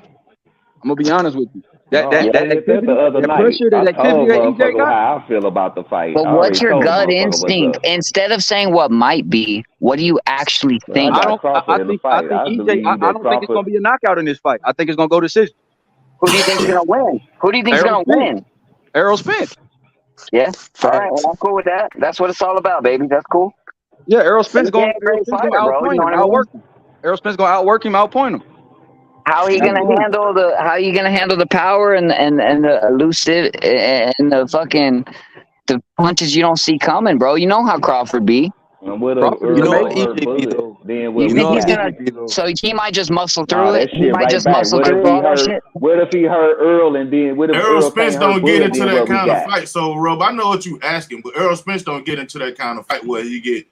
That's for them desperate niggas that are just so desperate to hit on, that's desperate to beat on Terence Crawford. Man. Errol Spence don't get in that kind of fight, bro. I know what you asking. He don't get into that kind of fight. As great as Bud is, I've seen him struggle with a jab. EJ got one of the best jabs. Facts. But the question still come right back. What if Earl don't hurt Bud? Then what we got? We got a long fight. No, I appreciate that, bro. Because that's all I'm saying. Spence don't depend on getting you out of there, so he can go decision. See, Bud Crawford been on his 9-fight knockout streak, so everybody thinks Bud Crawford is the new Mike Tyson at welterweight. Or they think he can't be able to keep up, bro. I see EJ hurting Bud, bro. But we don't know how Bud will take EJ shots, just like we don't know how Spence gonna take Bud shots. EJ will definitely earlier in this show. We talking all this, but we don't know what the fuck going on. That's why motherfucker gonna run to the crutches. Absolutely. We gonna see the best EJ. We gonna see the best Bud that night. Yeah, David, you're right about that, bro. They're gonna be at their best, and they're both gonna be weary of what they like, cause Errol Spence, like as a person, he knows that everybody thinks that Crawford's just so much more elusive than him, so he's gonna step up his game. And then on Crawford's side, you can't expect Errol Spence to just come in like a fucking I'm just gonna pressure Triple G style. Like Errol Spence has got to mix it up too. So they're both very weary of what they can do to each other because they've been hearing the talks for 5 years. They know what the fans think about the matchups. Right. So how are they going to come out? How are they going to perform? You know what I mean? Like, is Errol Spence going to come out and just be the same old Errol Spence, or is he going to change it up for Crawford? That's Crawford... what I was saying. I think they gonna come out and we might see some shit in the beginning of the fight. We don't usually see them do. That was, like I said, I've been hitting on the same shit. So. But bro, EJ don't have to change, bro. He can fight the same way. He only just needs to work on his defense. That's all, bro. EJ is gonna fight the same way, bro. He said, "I'm stepping." He gonna step on Buzz' neck, nigga. Yeah, the pressure. You think that pressure, huh? The man threw 100 jabs around, man. He been like that. He been like that since he started. You got to stop that shit. You got to stop 100 jabs. Hey. Sometimes this is boxing too. This is boxing too. You can take a jab away. Can you not? You can take a jab away. Can you not? If you know what you're doing. How many jabs does EJ throw? How many jabs does EJ throw, bro? How many jabs does he throw per round, bro? We're dealing with a fighter. We're dealing with a fighter who has those abilities. You know what I mean? Crawford has those abilities. Crawford has taken away your best option. He's done that in multiple fights. No way gonna turn EJ to a EJ ain't got it. Look, EJ ain't got to depend on the jab. He can make it. He can make it an inside fight. Look, EJ can fight in multiple different ways. He may look basic, but the motherfucker's fundamentally sound. So you got a guy that's gonna keep it high and tight, keep his guard high and tight, gonna walk through you, gonna cut the ring off, bro. That mental pressure wears people down too. It's not just the amount of physical pressure. It's the mental pressure of having a motherfucker stalk you for 12 rounds. Yes, sir. Yes, sir. And I respect what my friends. I respect what the boy said earlier. 7-5 for 7-5 for EJ. I got a 7-5 Bud, but with one knockdown. That's what I got it. So I'm just saying it on the panel now. 7-5 Bud with the knockdown. That's what I think. 7-5 EJ if he goes to the distance, but I see EJ stopping Bud in the 11th round. I see EJ stopping him, bro. You think EJ gonna stop him? How do you feel confident about I that? see that nigga stopping Bud. Yeah, it's still $1 million on the line. Tell him why you think it's gonna be established. I think EJ's gonna be too much for Bud to handle, bro. I think Bud's gonna end up being reckless, bro, getting caught up. So that maybe they're gonna throw in the towel or the referee's gonna stop it, bro. I don't see a knockout, but I see a TKO. Okay, David, let me ask you this real quick. And you can answer quick, bro, so we can keep it cooking. But what do you think about Shakur? What do you think about Shakur? Because you know Terence Crawford be fighting like him, bro, in a lot of ways. Let me tell you then. I think Shakur's the best boxer right now. But when it comes to Tank, I think Tank's gonna stop him. He's the best boxer, the best defensive fighter, but it can only take 1 punch from Tank. But the gift that Shakur have, I feel like Crawford have too, bro. Because they be training together. They got the same thing, What bro. about Jamel Charlo, the undisputed champion? Jamel Charlo's the undisputed champion. He knows how to box. He's a dog. Hey, but hold on. You said Crawford got the same gift as Shakur in what way? Well, just because I think that they both feel out their opponents. Yeah, I'll put it that way. Without saying more, I'll say that. They both feel out their opponents and they know how to beat their opponents. It's not the same as going in there and dogging it out when you know how to beat a guy. And I feel like the gift Shakur got, I think Crawford got the same thing in a different way, but the same fucking thing where like, it don't matter what you bring because I got an adjustment for it. Well, Shakur, hold on, bro. Like I can see what you're saying. They both fight at southpaw. They both got great anticipation, but I would say Shakur is the slicker, more defensively sound fighter. You get what I'm saying? And that's something that, whereas Shakur is defensively a defensive wizard. I wouldn't consider Bud a defensive wizard. I consider Bud a dynamic puncher, a dynamic counter puncher. Shakur is a counter puncher through defensive wizardry. Bud Crawford punches with you. Now Shakur gonna get you make mistakes, and Bud Crawford will too, because like you said, he's trying to compute. He's waiting till he's downloading information and waiting till you do something that you're not supposed to do. And with that crazy reach he got, he gonna come over the top with some, or catch you with a check hook, or catch you being too aggressive. He gonna stymie the aggression. And them body punches, his punch placement is crazy. That's how he gets those knockouts too. It's not necessarily the hardest punch. It's the placement of the punch, the accuracy, the precision, and the timing of the punch. So Bud Crawford gets your timing down and walks you into something that you don't see coming, and boom. And then he got the best finishing skills at welterweight. You get what I'm saying? So once he gets you hurt, I think Shakur's the better boxer than Bud, bro. If they were in the same weight class, I'll put my money on Shakur, but Bud's gonna have to knock him, and that's cool, and I got no problem with that. But I feel like because they train together, and because of Crawford's career, the way look, bro, they say Crawford got to stay on the outside. They say Crawford got to use lateral movement. He got to do all the special shit to beat Spence, according to the fans. But at the same time, when he fought David Avanesyan, even though the public was not happy with that fight, okay, let's get past that. When he fought David Avanesyan, he fought him in the phone booth the whole time. In the phone booth. That's not Spence, though. So he gonna get in the phone booth with EJ. And he took his time. He took his time and literally knocked him unconscious, bro. David Avanesyan point, bro. I got amnesia about that fight. I forgot I even saw that shit. But yeah, man. Shout out to David Avanesyan, bro, getting in there. You know, trying to dethrone Bud. But come on, man. Look, bro, you fight Bud like you fight Avanesyan. It's gonna be a long night for Terence Crawford, bro. What? Just like y'all say, if EJ fight like how he fought Ugas, it's gonna be a knockout. If Bud fight Spence like he fought Avanesyan, it's gonna be a long night for him. Because I hear the same on everybody's side. If if Spence had a mouthpiece problem, he gonna get stopped. Okay, fight him like he fought Avanesyan. I think the reason he fought when he fought Avanesyan that way, he was saying some shit from Avanesyan. He was like, okay, well, we know this nigga really ain't got too much enough for me. So he went and stood straight up with that nigga in the middle of the pocket. And, you know what I'm saying, drew his ass in to that counter and dropped him. You know what I'm saying? So I think we all know he ain't gonna fight EJ like that. You know, looking at Avanesyan and shit, he just ain't really had enough for Bud. And like I said, at the end of the fight, Bud said he was just getting warmed up around that 56th round. You know what I'm saying? So hell nah, he ain't gonna fight EJ like that. You feel me? Same vice versa on EJ end. EJ gonna be damn sure careful of what the fuck he do. You know what I'm saying? Because he know Bud can make him pay if he make a motherfucking mistake. You feel me? Same shit. Look, the respect gonna be there on both sides. Like Soul Rebel and like my man just said. Is that name BJ? Yeah. Yeah, like BJ just said, bro. Like it's gonna be a mutual respect, a different level of caution for both. Bud ain't trying to take them straight shots from Spence as he took from Mean Machine or Jose Benavidez.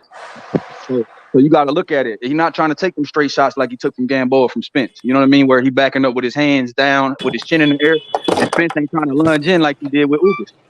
You can't.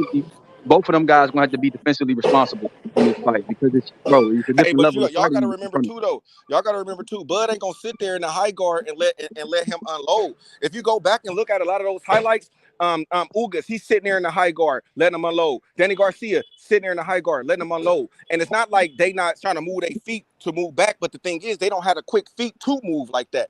I don't see Crawford standing there in front of him for him to be able to unload. The one punch that would be to the body to me that's going to be open for him to go to is the right hook coming off the jab. But if he do that, he always leave his hand down and he's susceptible to get countered with the hook, just like Danny Garcia did.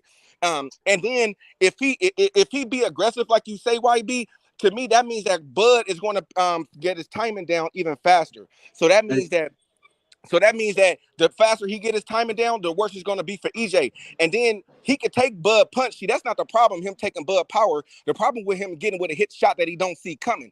And we've seen him back-to-back fights with the Ugas fight and the Danny Garcia fight that he got wobbled. Now, we all know that Crawford is the finisher. And if he get Spence hurt like that, we already know what's going to happen. Shout out, Taco. I didn't even see your ass on here, bro. Shout out, man. What's happening? Yeah, I had to come with something real quick. I'm at work, but I just couldn't take it no more, nigga. Shit. I couldn't. I Hey, couldn't take the Taco shit. be fired up, don't he? Hey, Taco, good shit. Oh, I'm though. ready, boy. You know, Hey, I'm ready for this. You know, I've been hey, ready for this Taco, you for a been minute. talking shit for years, boy. I already know. Hey, Man, but bruh, Taco, look, it's this is, on for sure. hey, but you Hey, know what? but I'm gonna listen to y'all though. I'll get back on when I get off. I had to come and say something real quick though. Bet. Hey, good hearing this. Hey, y'all keep doing y'all thing, man. Bet you. I appreciate you, Taco. But yeah, bro, all I gotta say to that is Bud make mistakes walking straight back with his hands down. You get what I'm saying? Like when he getting punched at, sometimes Bud could be defensively irresponsible. Like with Kavaliauskas, whether it's a knockdown or not, he got caught with a straight shots with his hands down and his chin in the air. Even against Gamboa, he had his chin in the air. Yeah, and I think, and that one too, and that's what I think he had to learn from that too, and that's what I went and watched that fight last night with me, Machine, and I ain't really see him too much make that mistake afterwards. So I mean, yeah, you right about that, Bro, these mistakes. Yeah, I gotta think about how Kell Brook had that eye swole too. Nigga talking about that called high cheekbone. I don't want to hear no high cheekbone nothing. That man had eye swole, man, and he can't. But see, I think DJ though with that jab,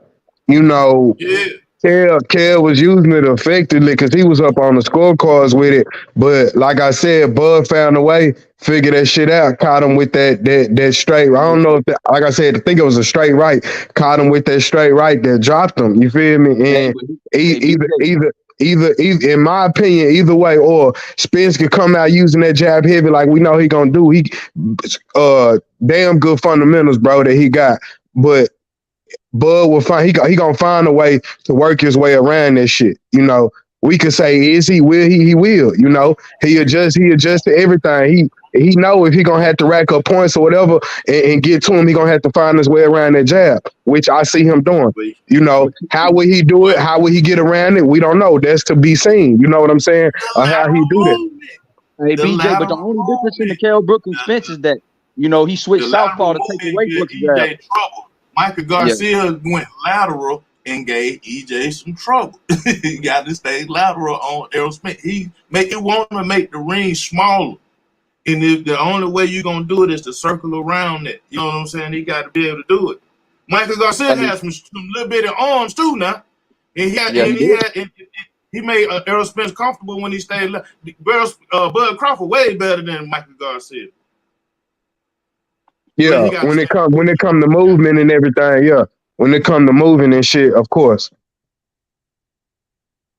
Hey, but and punching at the same time. He could do it and punch at the same time. And that's what I said with Bud going backwards.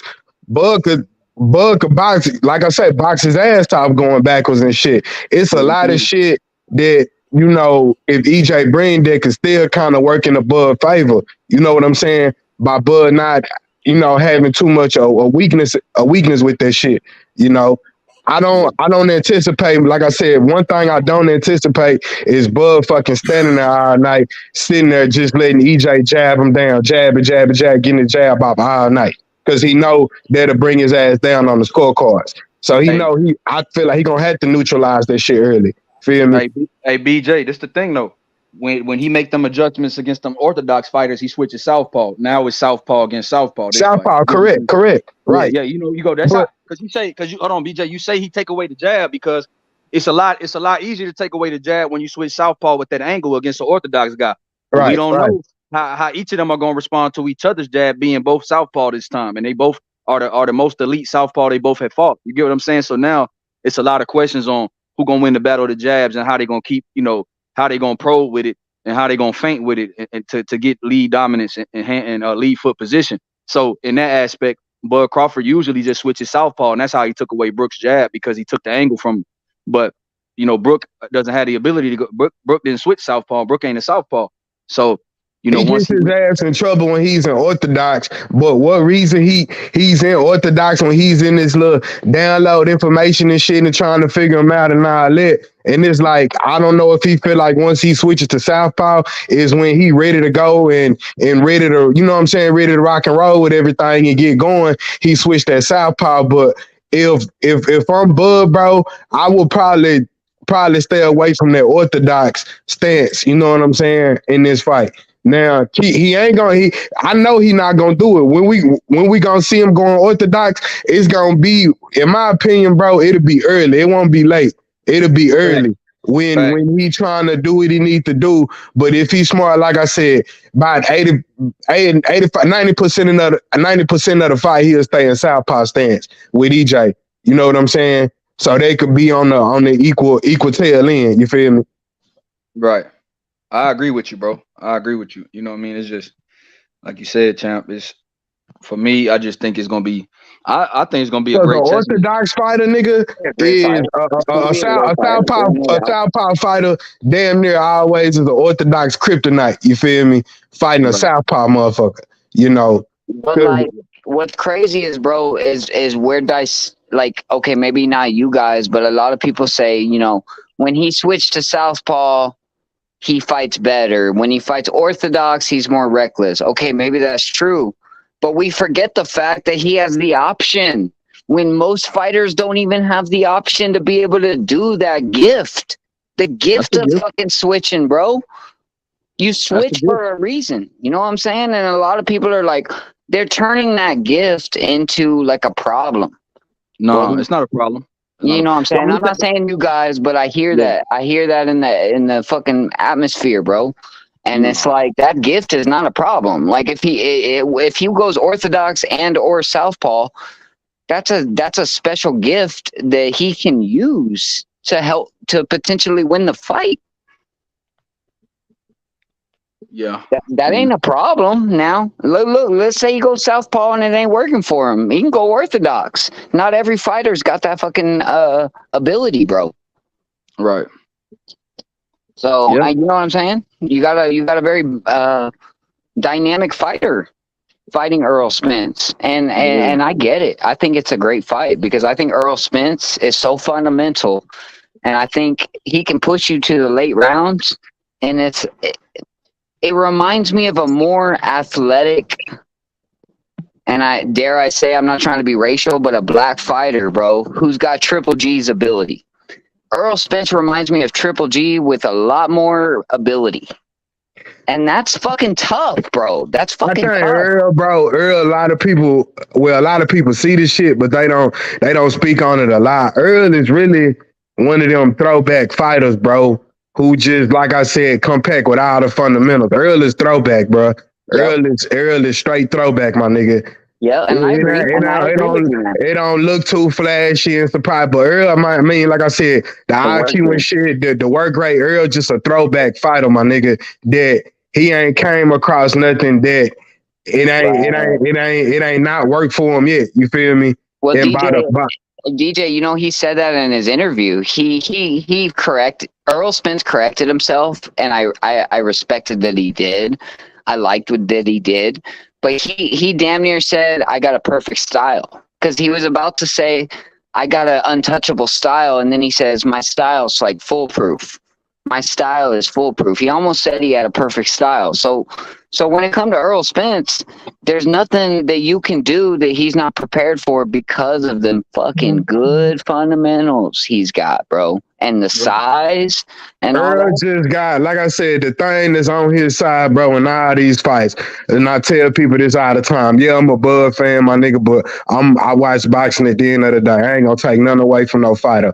Errol just got a certain type of dog in him that you can't train. That's it. That's all. You know. Okay, let me ask you this: do you think it's equal with Crawford? Because I think Crawford's got a damn near I'm gonna say this: Bud a dog too. Bud got that heart. Bud a dog too. Oh, I'm just telling you what I see from EJ a lot. EJ just, like I said, we know from we look at EJ and we all can say that EJ is in the pocket damn near a lot more than Bud, right? But EJ, like I said, he fights with this tenacity and this dog in him, bro, that you just can't, you know what I'm saying? You can't put in certain motherfuckers. You see what I'm saying? And it gets them over that hump. You know what I'm saying? And I I ain't do. saying that he lacking over here and there to where he just gotta go stand straight up in front of niggas He and don't all gotta do that. that. But He might cause fight him like he might EJ, fight him like he fought Mikey. yeah, He might fight him like he fought Mikey a little bit. EJ can box. We seen that with Mikey. You feel me? But like I said, EJ just got a certain type of dog in him that you can't train and shit. You know. And so That's how you know it's gonna be good. that shit worked for him. You know, a motherfucking straight bulldoze ass nigga in the ring. You know what I'm saying? So, you know, and like I said, to that other nigga, a lot of niggas on came and took this nigga size for granted. He too smart, he ain't gonna have no for me there. And then shit, when they get in the ring for him, it's a different fucking story. You see what I'm saying? It's a different motherfucking story. You know? I know that Errol Spence is a bulldozer, but this is still a science, and there's always, listen to Bruce Lee, bro. There is always an interception. No matter how talented you are, there's a reaction. There's an action to every reaction.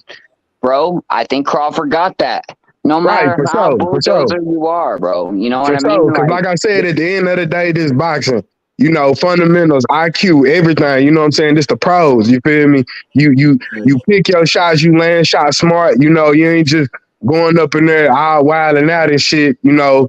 But like I said though, bro, both of these niggas style, this will make this fight so motherfucking intriguing. You know, we know what Spence bring, we know what Bud bring, you know what I'm saying? What Bud gonna do when EJ hit him in them hips though? When he hit him in them hips and stop them legs from moving so much. Well, I see. We'll see, and that's what we'll have to see how Bud respond to that. But what we can say is we know Bud ain't finna just stand there and get hit with motherfucking body shots and hip shots or whatever you said all night. Right. You know what I'm saying? Hip shot, when them niggas be trying to be bouncing around on EJ, he hit them in them hips, make their ass slow down. Yeah. Hey, and this another thing too. They both got amateur pedigree, so EJ ain't gotta just be full bulldozer. That's what I said. That's what I said. He can box too. That is a misconception. Like people think Spence is a bulldozer, and he's not. He doesn't have to be. The same way I say with Crawford, he doesn't have to fight in the phone booth. He does what he has to do depending on the opponent, and I feel the same way towards Errol Spence. Right. You know, from what I have seen from both of these niggas, and like I said, my nigga, this ain't no biasness, my nigga, because this boxing at the end of the day.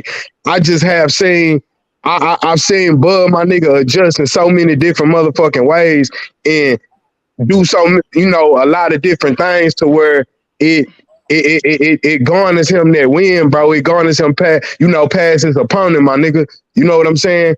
Him able to adjust to just so many different fucking things, bro. And to EJ's credit, he broke a lot of fucking fighters down from the way his style is that he might not have had to adjust and do a lot of different things how Bud did. You know what I'm saying? Because the way EJ set up. I'm not saying EJ don't adjust or nothing like that, but like I said, his style, bro, it breaks niggas down over those course rounds, my nigga, to where he might not have had to switch up a lot of shit. You know, he got a corner. Derrick James have him doing certain shit every round. You know what I'm saying? So that's the thing. He got that Derrick James in the corner, man, and tell him to bring the punch up a little high, bring it down a little low. You know what I'm saying? He got that, you know.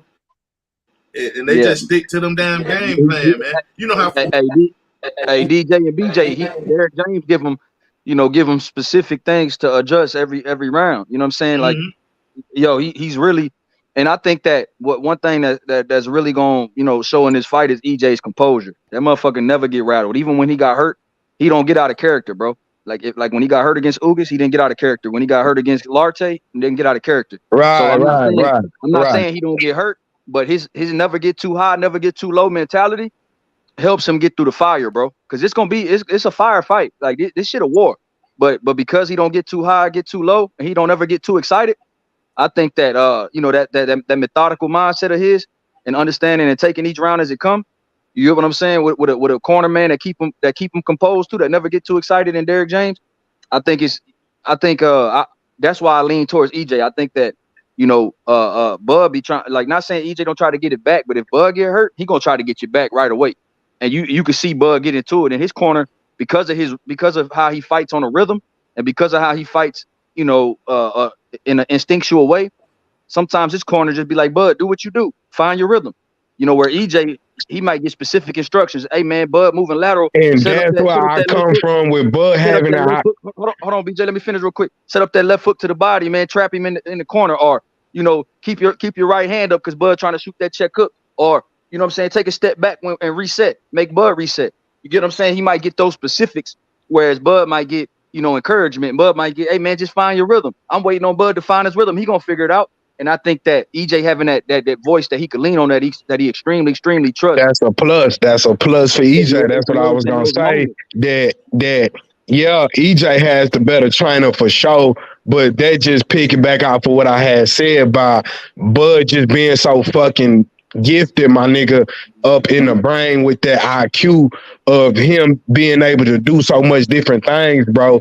To where, and I'm a nah, nigga, shit, Bomac, nigga, Bomac, and then we'll get that nigga instructions, you feel me, on what to do. But they know that they can count on Crawford to not, you know what I'm saying, to get that shit figured out and to being able to adjust on the fly, bro. Now, if it's something that they see that's lacking or something that they need to tell him, they will tell him.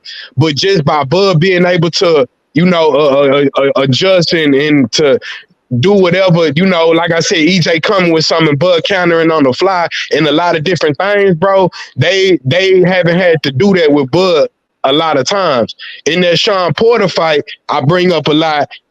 They didn't give him a lot of fucking instructions. Think like round 9 when he found out he was down on the cards. I didn't hear a lot of instructions, my nigga, except for Bud asking who was up, and he's saying, how the fuck am I down?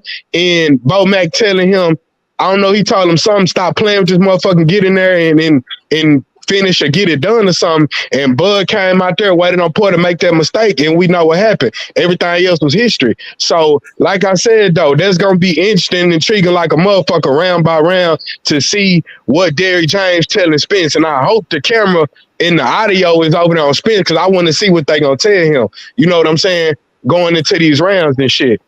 But as far as the Derrick James and shit coaching up EJ, yeah, that's a plus. That's a plus like a motherfucker for EJ that EJ can lean on, you know?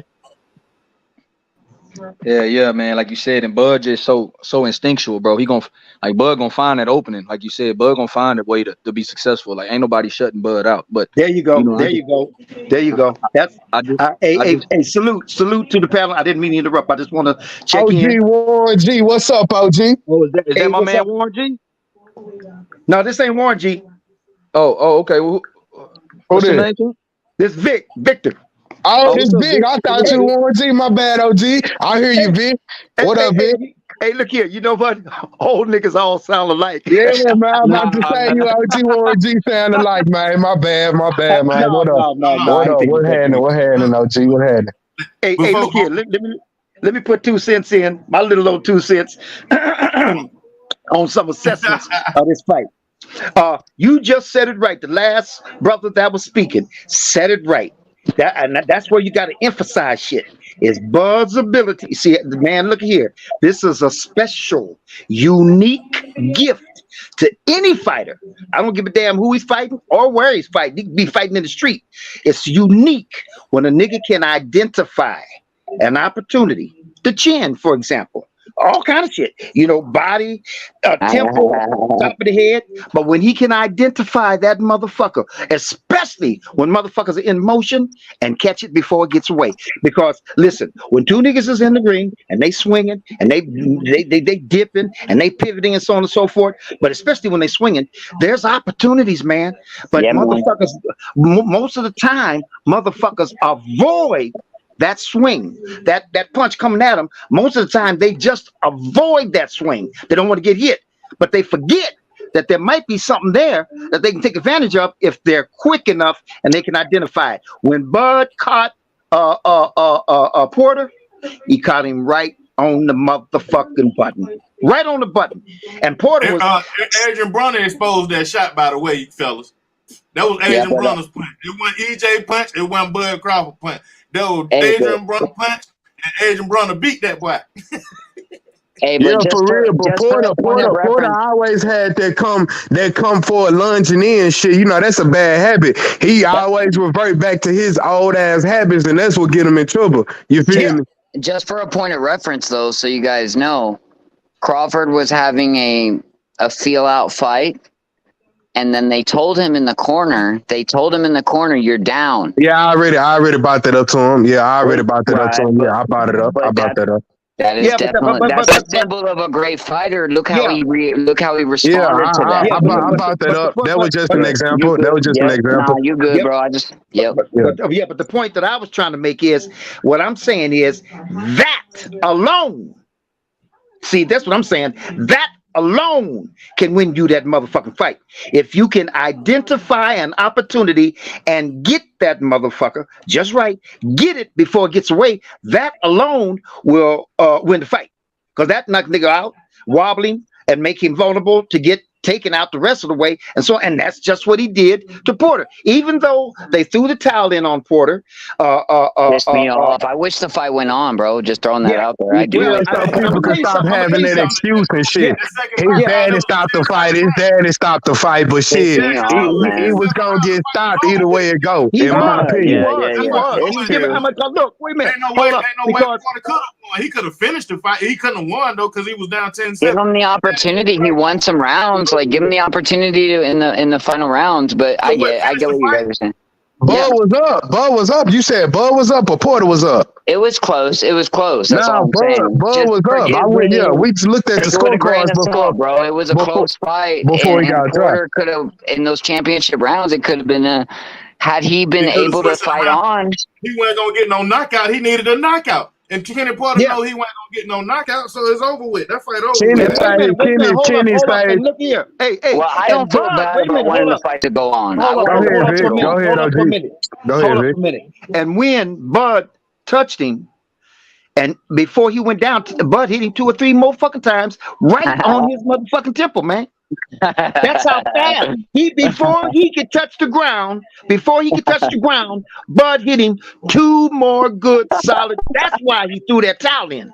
Yeah. You know what I'm saying? So because Bud saw those opportunities, got him. Now, let me tell you something else too. This switching southpaw to orthodox and back and forth, that's just an illusion. That's magic tricks. That I don't think because Bud has the skill and the talent that he has in terms of what I just described, he can do that illusional shit to trick motherfuckers up. That's what the purpose of that. It really ain't effective unless you got what Bud has, right?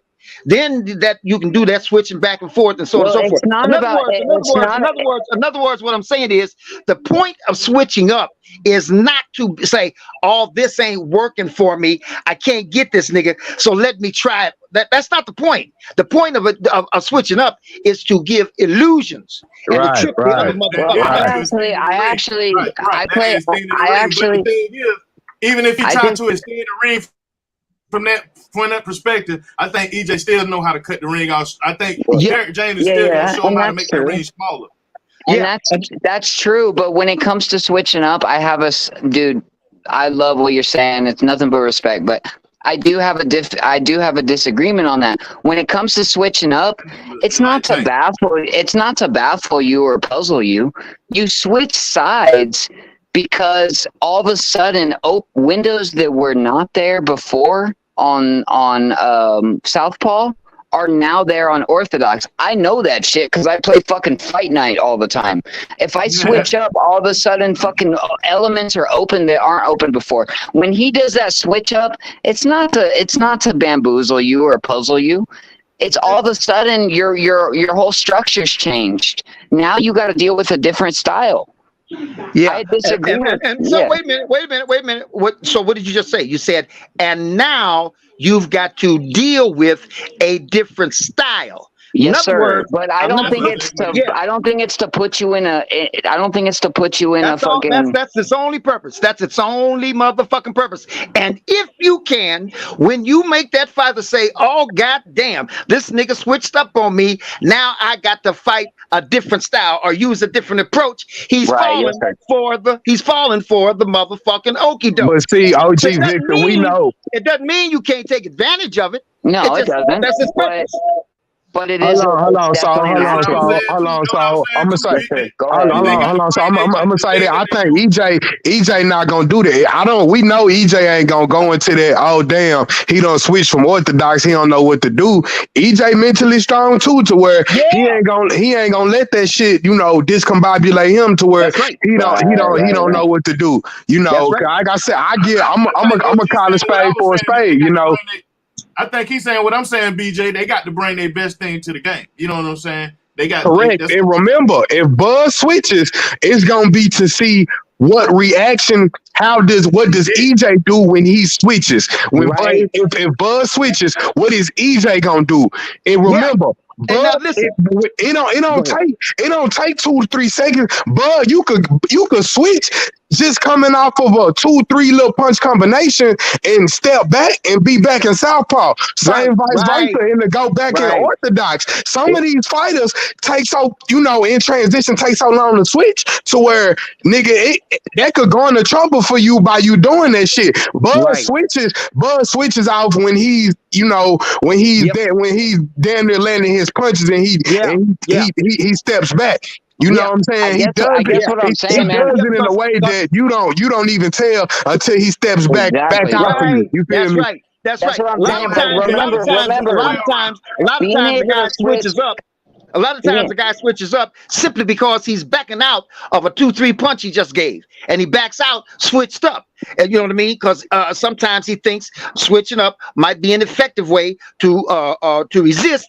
If the motherfucker's gonna come back, you give a 1-2 punch, hit him a couple times, and then when you trying to back up, you back up and kind of like as you're backing up, you transition into that different position.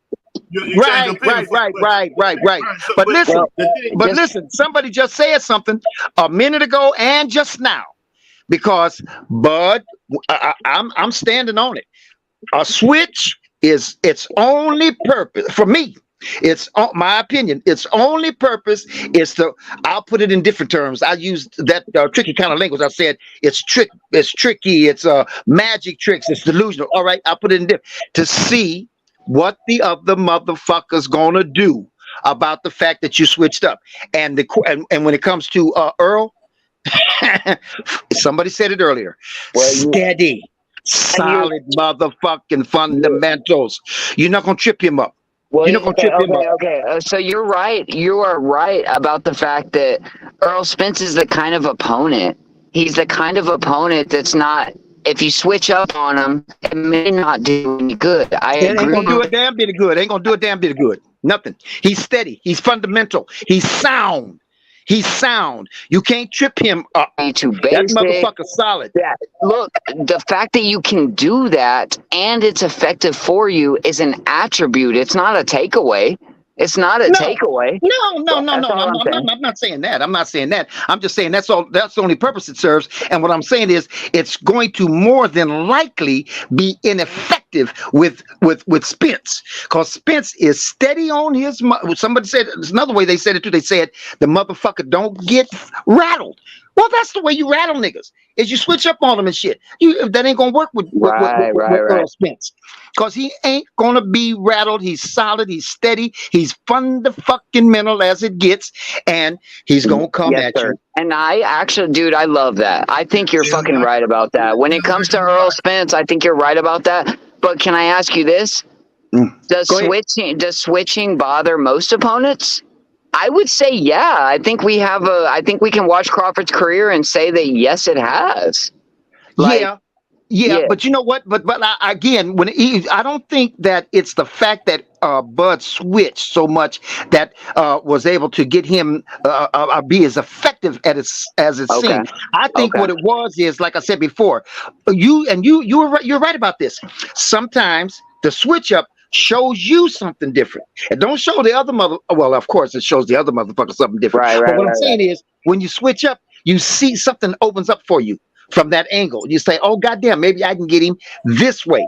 And that goes to Bud's advantage, because Bud is quick and can identify opportunities. He knows how to identify opportunities. OG, you do know this, OG, that the switch up is not always an offensive move as much as it protects you defensively. When you switch up, you're guarding another side of yourself that you weren't guarding. Yeah, so there's that too. Yeah, like the switch up is often like guarding the right side of your head opposed to the left side of your head. Right. Now let's get around to this other aspect of things. You guys talked on that a bit. Let me try to throw something in there. You know what I mean? Bud is now not Bud, Spence. Now listen, Bud has got dog in him, but I wouldn't even go so far as to call it dog. To tell you the truth, I would call it the nigga is a technician, and I'm telling you guys. Yeah, and I'm telling you guys, this is a very special kind of skill.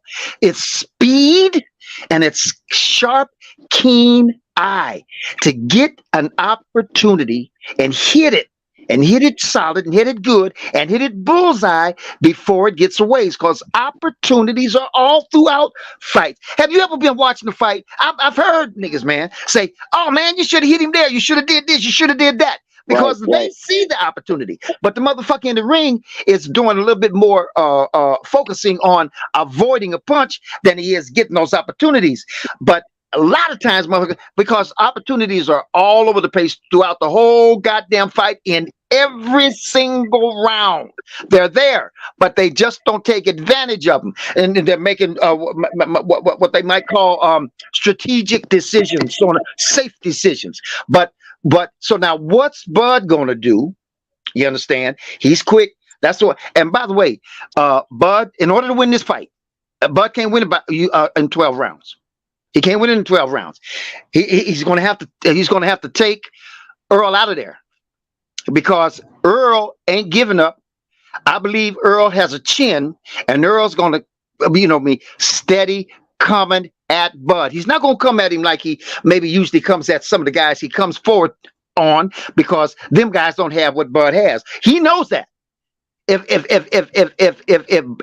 Errol is worth his weight in salt, I said this before, he already knows this nigga knows how to hit a target before it gets away. He knows that. So he's going to have to try to avoid that too. So he might not come at Bud the way he usually comes at other motherfuckers, because one, they don't know how to do it. That's what I always say. Yeah. And so, but he's going to come at him though. For sure. Of course, EJ is gonna be the more, walk down more, we could say maybe the more aggressive in this fight for sure. Yeah. And it's gonna be that's why don't make no mistake, and I haven't said it, so I know you guys don't, you know what I mean, read into shit or whatever, but I ain't made no decision on who's gonna win this fight. I'll be goddamned if I, step out on that limb and have that motherfucker break from under me, and I have to fall down and break my fucking neck on Mother Earth. I'm not making no decisions. I ain't stepping out on that limb, because that's what I didn't want to do either, OG Victor. I mean, I had to choose to the fighter that I thought was better or whatnot, but shit, like I said, I'm still on there too, saying that's how much the fight is on the split. You know what I'm saying? Because of the styles in this shit, man. It's damn close, Yeah, brother, this is going to be one of the most interesting fights we've seen in a long motherfucking time, man. This is going to be one of the most interesting, strategic, power-oriented, skill-oriented fights we've seen in a long motherfucking time. It's going to be something to see.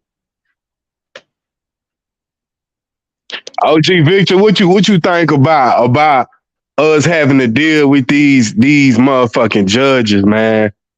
And like I said, I don't really call it out too much and talk about it, as far as not it being no excuse, but us having to deal with these bullshit judges, man.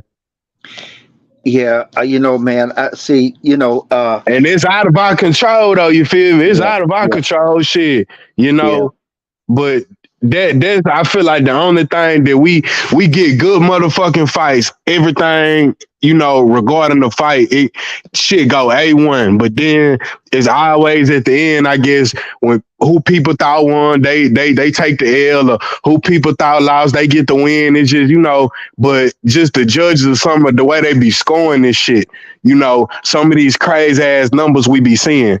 You know what I'm saying? Yeah. Now, I leave it even if it's a swing fight or if it's a close fight, fuck it. They could give it to either or. But some of these scores and shit we be seeing, the fucking 117, 111, 116, 112 shit. Like it's a lot of that shit, man, that I feel like that's always robbing us as fans. You know what I'm saying? Yeah. It's an insult, bro. It's a goddamn insult, man. And you know what? Right in your fucking face. That's what bothers me. I could see if it got around me and I had to look back on it and say, you know what? That seemed a little odd. No. It's right smack dab in our mother. Somebody was talking on here. Anyway, I'm not going to use that as an example, but it's right in our face. That's what makes it so bad. Smack dab in our face. That motherfucking Rolly fight. I understand that wasn't a judge, but a referee is a judge. He's making the judgment. You know what I mean? After all, look, the judges themselves, the actual judges say, oh, he got these many points and the other guy got less points or more points. And so he's saying, I can't really say, but I'm leaning towards this motherfucker. He got more points. And then another judge will say, yeah, but you missing this. And so therefore, it's up in the air. What you just said, it's up in the air. And motherfuckers say, well, looks like we're going to have to give it to this guy because, and they get out, whatever you call that kind of decision. But when you get a motherfucker who takes the fight completely away from the other fighter, and that's the ref. That's what I'm talking about. He's a judge too. He's judging. I'm making a decision. I'm judging as to whether or not this guy can continue to fight. I'm judging whether or not this guy can maybe come back and win the fight. He's making decisions, man.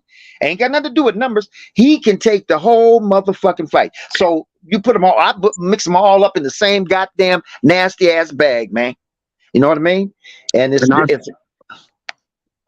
go ahead, man. No, I was saying, OG, like, I think on this fight, though, as far as the refs, I think they know what type of fight this is at a magnitude.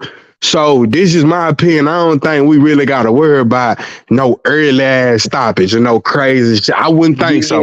I'm saying, I'm just speculating. I wouldn't think so because they know what type of, what type of fight this. So I think on the ref, he gonna give these niggas every opportunity, to go into themselves, whoever get dropped, if Bud get dropped, or if EJ go down, whoever, to where he gonna give them a chance to redeem themselves and to even if they up on the ropes taking punishment, he gonna give them every opportunity to go into themselves and defend themselves and to show them something. You know what I'm saying? But far as the decisions at the end of this motherfucker, that the three motherfuckers on each side of the ring is responsible for of looking at the fight and judging the shit and scoring. That's what more I'm just, leaning towards who the fuck gonna be judging this fight. And Hagler and Sugar Ray Leonard in that fight, guess who was judging that fight? One of the judges in that fight that's judged the Lomachenko and Haney fight, the Dave Moretti nigga. And I went and dug up on his ass, and this nigga been around the motherfucking game for years. Been around the game for fucking years. I'm talking about 20, 30 nigga damn near before, like I said, before I even was swimming in my fucking daddy nutsack, he been fucking judging fights. You feel me? So he know. But the fact that he still do these motherfucking scores, bro, judging this shit, a lot of this shit be disgusting. And like I said, it's out of our control. But it's like, can we, just get every opportunity so this shit could be fair motherfucking game in this fight? Because I'm going to tell you something. Let them piss off the world in this motherfucking fight, and we have a quote-unquote robbery or some dumb shit go wrong. Man. It's a lot of people that's going to say, fuck this shit they done. Yeah. Because they doing it on the most biggest stages. You know what I'm saying? Doing this shit. And it's a lot of people that's gonna be doing with that shit, man. So, like I said, if they wanna garner some more fans and let this shit play out how it's supposed to play out, call this shit like it's supposed to be. I know boxing ain't never been fair. We've been dealing with this shit for forever.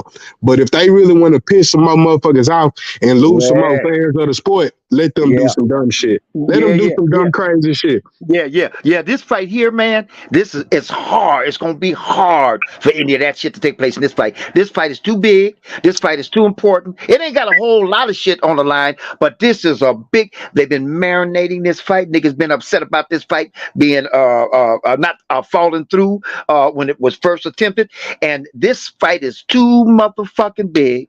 And got too much on the line for anybody to unless whoever they put in to judge this fight, ref this fight, so on, got to have squeaky motherfucking clean record. They got to be as qualified at their position, being a judge or being a ref, as these two niggas are in the ring, man.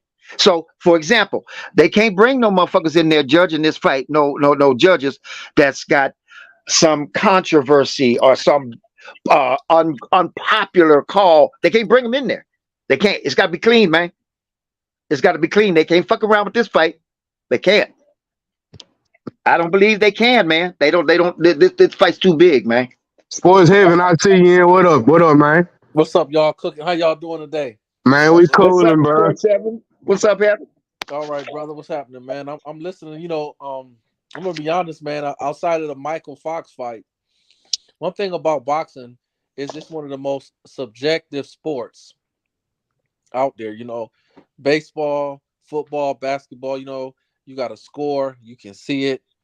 You know what you got to do. Yep. Boxing is like I think my man Youngblood was when he was cooking the other day. We was talking about it when he was talking about the stoppage for the Rolly fight. You know, depending on what angle you was watching it, because it don't look like he was hitting them, but he was hitting them, and depending on what angle he was hitting them hard. Like Rolly was hitting that man hard. So depending on what angle you seeing, you know, and based on the man's reaction, it wasn't really. It was a quick. He could have let it go a little longer, but you know, it's people in the graveyard for letting it go a little bit longer. The one dude that fought Nakatani a couple weeks ago. Man, one of the twins brought him along. And shout out to that nigga, bro, because man, his brother won the belt. And he was trying to win one too till he got stopped. Cold, bro, for real. But you know, when his brother won the fight a couple weeks ago, they the dude that lost, the father or the trainer was like, "Man, listen, if you don't show better, we gonna stop it." Right. And he ended up getting knocked damn near one of the best knockouts. So he damn near went to the hospital. He had to go to the hospital. Yeah. So that's what I'm trying to say. That let it go a little bit longer can cost someone their life. So I just want to get in there. I don't think with Bud and Spence that it's gonna come to that, because them niggas is too good and too thorough. They ain't gonna let nobody do no shit that ain't gonna be no early stoppage. Yeah. That's what I was saying. I was saying, you know, because it's the quality of these fighters. It's the quality of these men. You know, Rolly and that motherfucker were okie doke. That was a bunch of okie doke shit.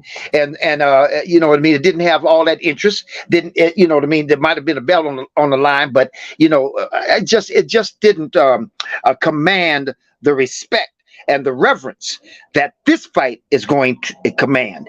This fight is going to command respect and reverence for this motherfucking fight. And there cannot be, it won't escape.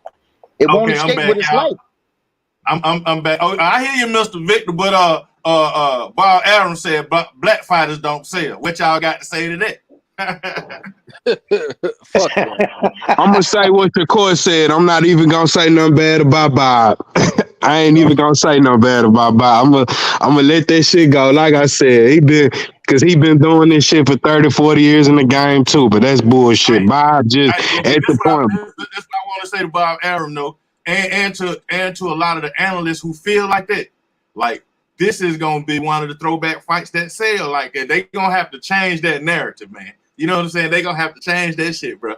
They gonna have to stop saying that we Americans, not whether they're American black, American white, American Mexican, that we need another country to substantiate having big numbers. You know what I'm saying? We don't need that shit. We finna show them right now. You know what I'm saying? The best 2 top fighters in the world, not just in America, in the world. You know what I'm saying? We're finna change that shit right now. But see, DJ, I feel like shit. Bob said that black fighters don't sell. What you think that a lot of the top black fighters don't fight each other enough like they supposed to, man? Yeah. That's what, and that's what I think. We don't see enough of these marquee matchups that we need to see.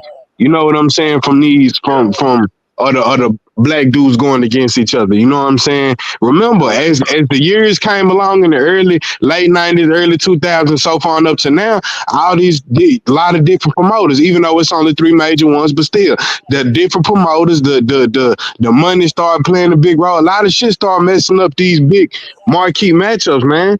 You know? The rise in the NFL. See, back in the 80s, the NFL wasn't like it was today. Basketball wasn't like it was today. They didn't have to compete with MMA like they do today. Then when the 90s came, Jordan took the basketball to another level. Football started getting better. By 2000, the NFL boomed. College football is booming now. MMA just took off. It's a lot to compete with. And correct me if I'm wrong, but shit, where the white people selling that in boxing? Correct me if I'm wrong. If your name ain't Canelo, you tell me what anybody been selling in boxing.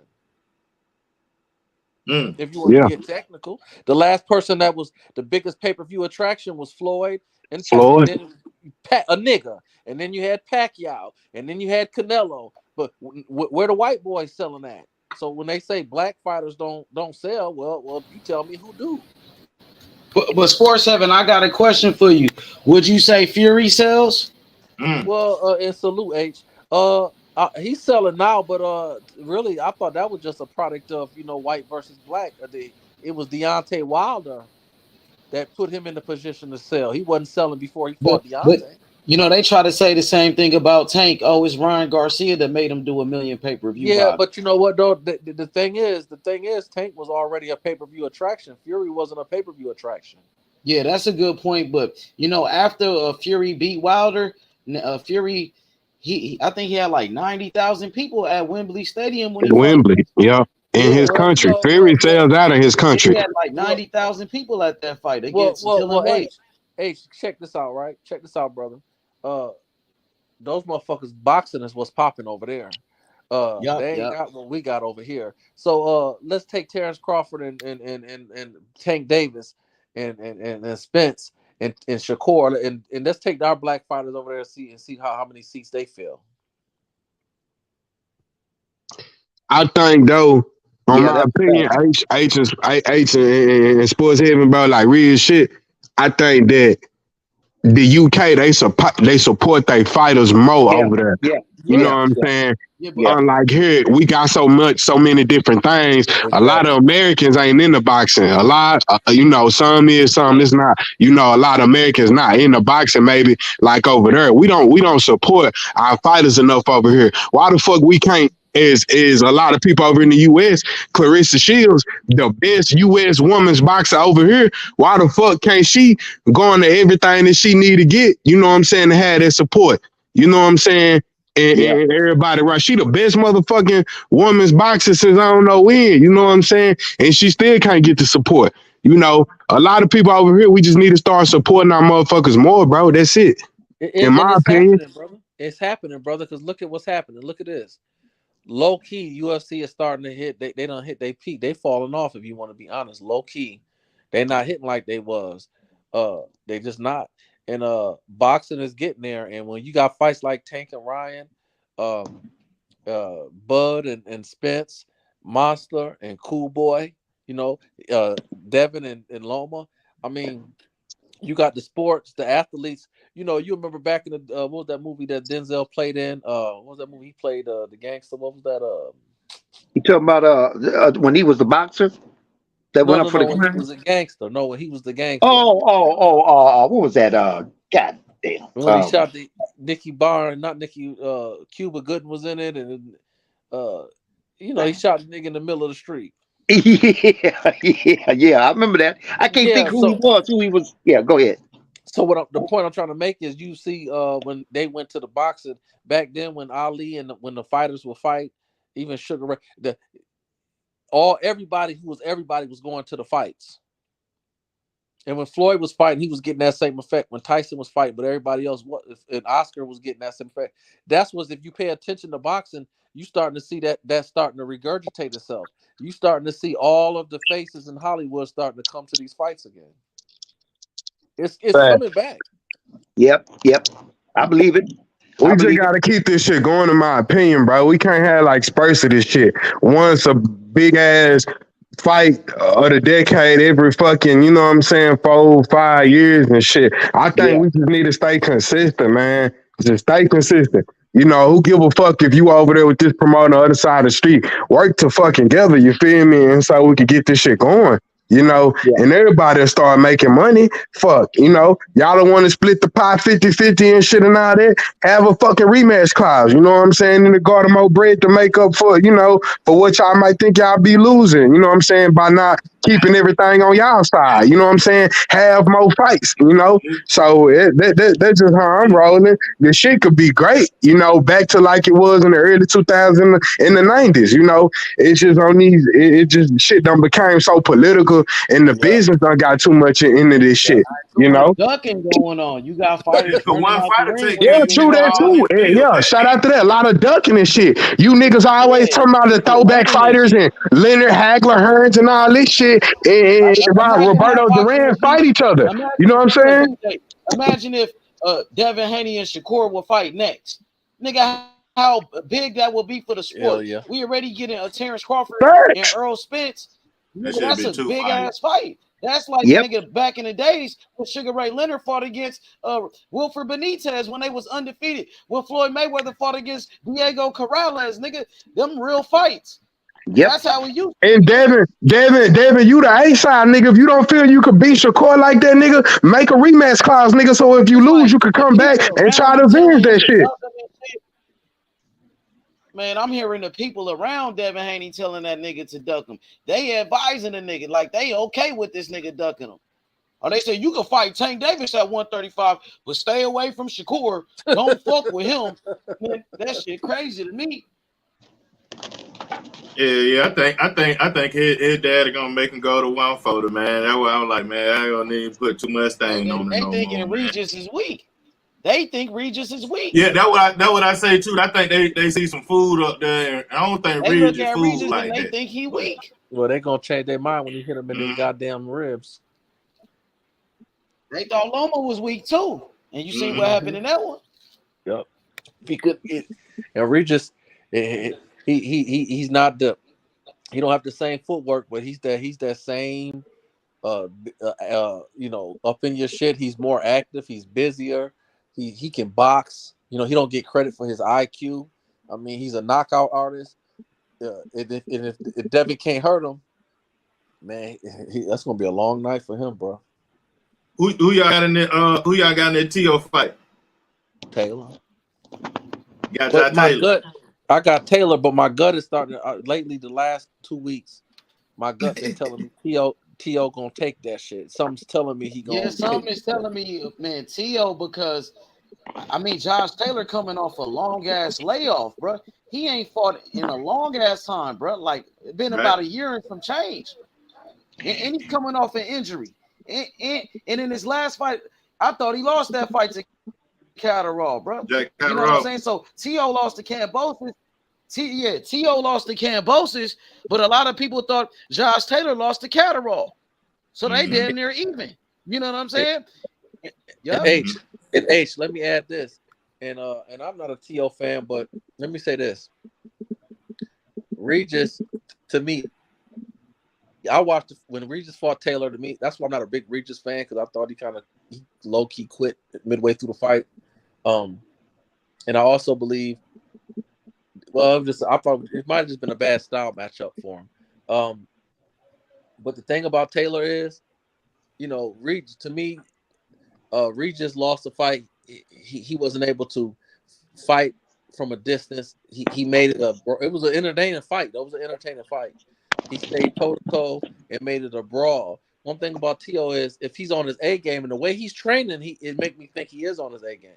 Yeah, he's training really hard, and he has some very good sparring partners for this training camp, getting ready for Josh Taylor. But I'm gonna still go with Josh. I'm gonna lean towards Josh, but I mean, I think T.O. gonna put up a good fight in this one. He coming to fight. So how about this? I'm gonna do this. I'm telling anybody that's a part of the MLB family, that go for you too, H. I got 20 push-ups.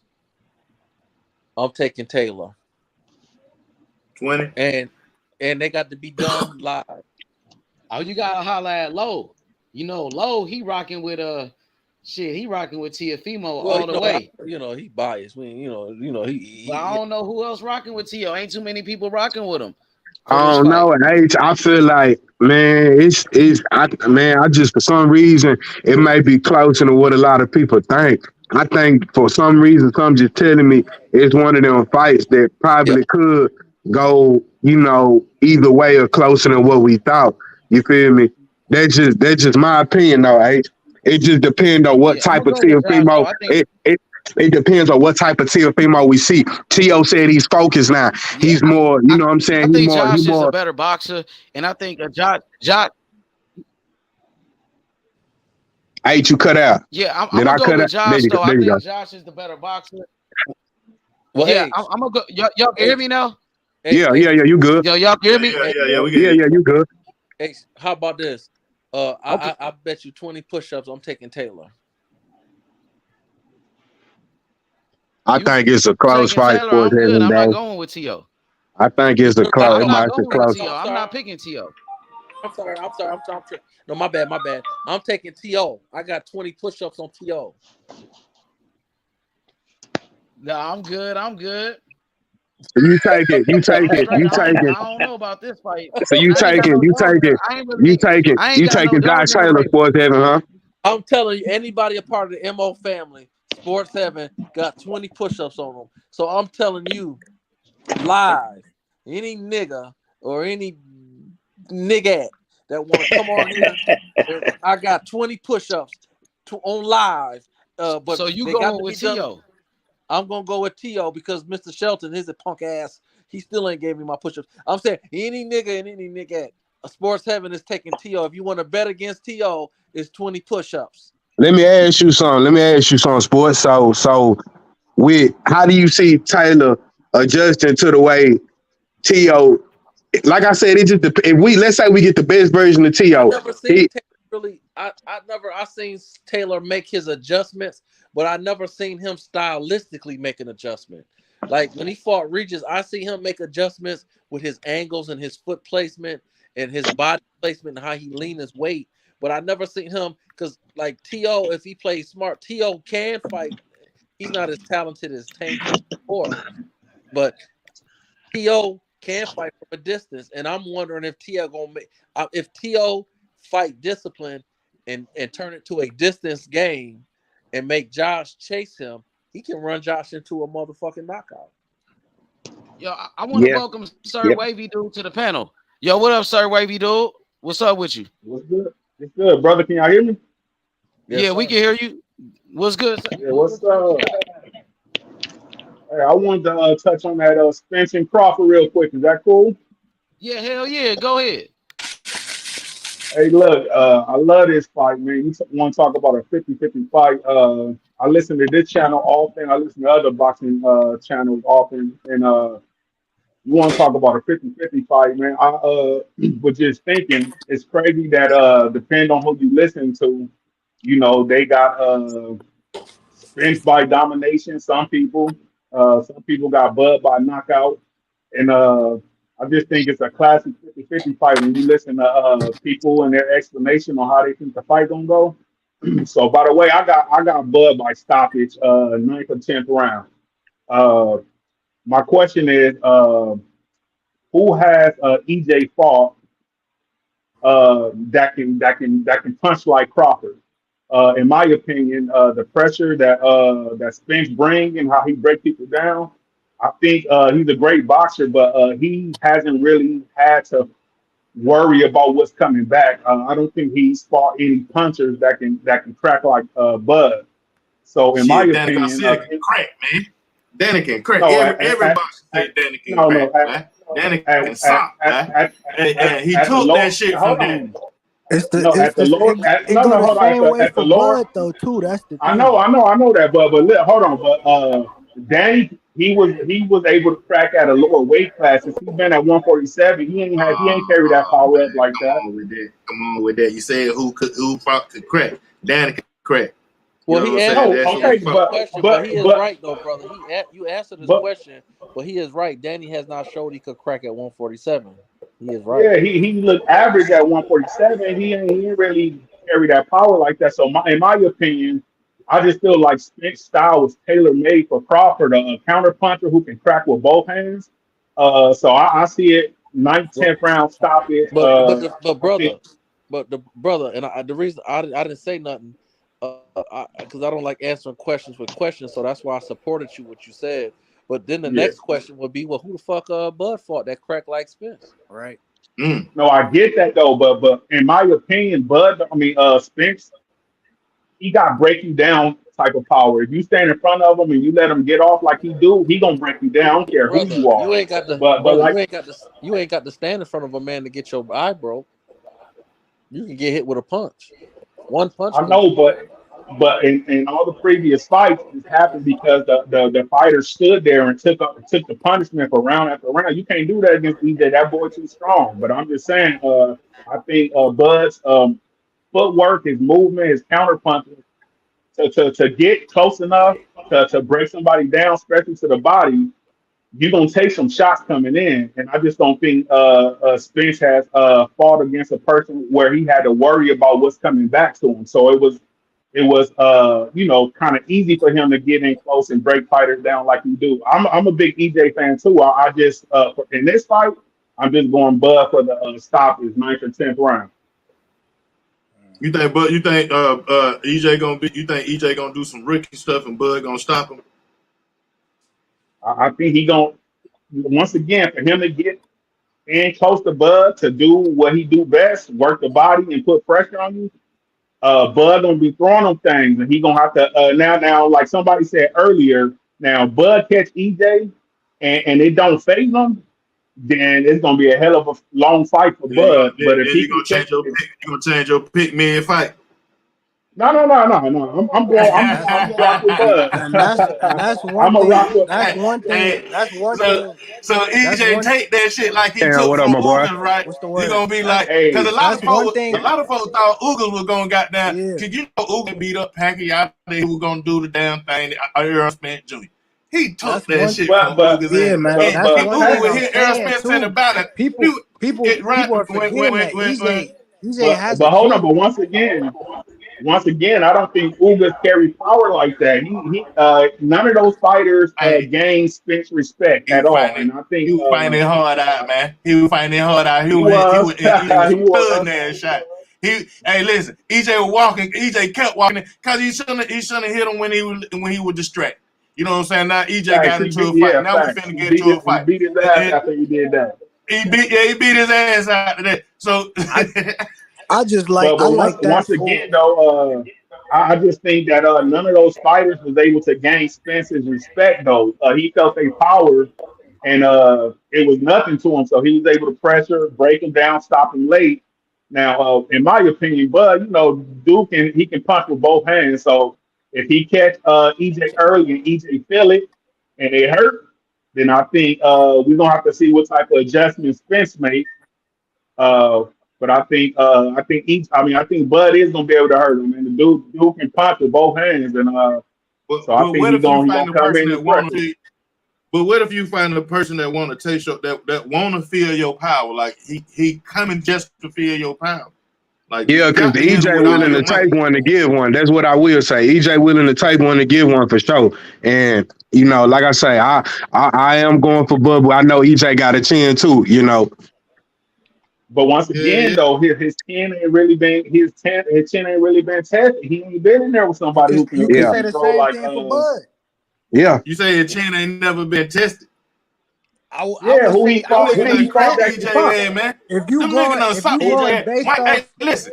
If you going Michael based off Garcia what was you trying to get his little get back at round the left. I know y'all seen it, because everybody was oohing and ahhing and shit. You know what I'm saying? Round left, he was trying to get he cracked EJ with some good old shot though, but EJ came and beat him. Yeah, but what he cracking with though? He can't hit like Bud. It's Nah, he different, can't man. You hit get like, hit with one of those but shots. he fought back. He tried to fight back. I'll put it like that. He didn't fight back. He tried to fight back. He tried. Yeah.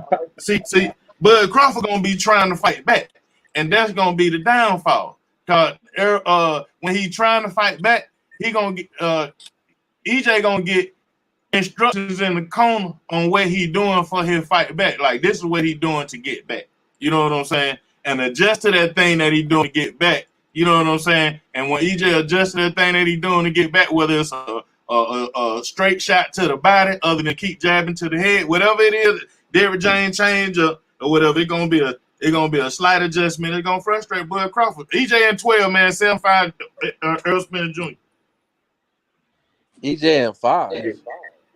He said EJ and 5. God, you think Bud Crawford weak like that? Hold on, man. No, See, let me get on Bud Crawford's side right now. No. What you said? No. You said what you say? I said EJ and 12, 7-5, Errol Spence Jr. Okay. That's fair. I can dig that. The reason why I like that. I ain't doing Bud Crawford. Bud Crawford ain't no weak nigga like that. He finna let EJ beat him up in 5 rounds. Nah, The reason why I like that entire week of boxing for real, man, is because you got 4 pound for pound fighters, and all of them feel like they better than the other one. Right. Yep. Hey, but look here. You know what? EJ, I mean, Bud. Now, hey, Sports 7, you there? I'm here, brother. I'm here. Okay, now listen to this. I'm going to go over this with you because I think you have a keen eye for it. Because one of your favorite fighters is Tank, and Tank has this as a specialty. And I've been talking about this earlier in this panel and a couple other panels, and that is to be able to identify an opportunity and then get that motherfucker before it gets away. Now listen, that's what he did with Rolly. He got over there in that corner. Rolly was swinging at him, but he hit Rolly in between. This is Bud shit. We talking about Bud. I'm not talking about Bud. I'm saying this is what we're talking about, Bud, about hitting you and catching you in between shots. Why? Because he can see it and he can get to it before it gets away. That's what Tank did with Rolly. That's what Tank did with Garcia. Now listen to this. I'm just going to say this as a side note, Sports Heaven. This is an example of Tank's power. This is a very unique, not seen everywhere. It's rare to see this kind of motherfucking power. So it's Mike Tyson kind of power. And that is that, by the way, when Tank hit Rolly and when Tank hit Garcia, that wasn't a wind up, hit you with all my power shot. That nigga was what do they call it? He was shelled up. Tank was shelled up. When he was over in that corner with Rolly, he wasn't shelled up, but he didn't have a lot of room to reach back and put power, but he can generate power from the fucking bottom of his feet up to his goddamn fists so motherfucking fast and bring power with it. When he hit Rolly with that motherfucking shot, you saw what Rolly did. He was knocked out on his feet. That's why he fell through the rope. He didn't hold on to the ropes, catch himself so he wouldn't fall down. That nigga was knocked the fuck out, and he rolled down them ropes because he was knocked fucking out for that few seconds. And then when he fell down on his ass and the ropes turned him around, twisted him around and let him land on his ass, that nigga couldn't get up. That's knocked motherfucking out. That nigga got up on a standing 8 count, and when he got up, he was wobbly. That's why he was that's that temporary knockout. Now, when he hit Ryan, he didn't knock him out, but remember his position, Tanks. He was curled up He didn't reach back and wind up and swing and bring power. That nigga hit No, that he didn't motherfucker. have to. He was sitting down on the punch. That's what I'm saying. That's the kind of motherfucking power he can generate that quick and that quick and that fast. Now, the reason I'm saying that is because it was short and precise. No, I'm saying the reason I'm saying that about Tank is because I'm getting back to Bud, which is, but when these particular specific things that happen, gotta notice when a motherfucker does it. Sometimes it happens so fast you don't even see it. When Bud hit Porter on that chin, he hit him right on the fucking button. You know what they say about hit him on the button? When you hit a motherfucker on the button, that's why he goes down. He's wobbled for that fraction of a, you know what I mean? When he gets touched with that right on the chin, he twisted his head, man. He hit him on the chin, and that was his aim. He aimed for that fucking chin. He saw that motherfucking chin exposed, and he hit that motherfucker right on his button, and he twisted, snapped his neck. And that's why that nigga went down on the ground. And before he hit the ground, he hit him a couple more times. So what I'm saying is, this is what I'm trying to say.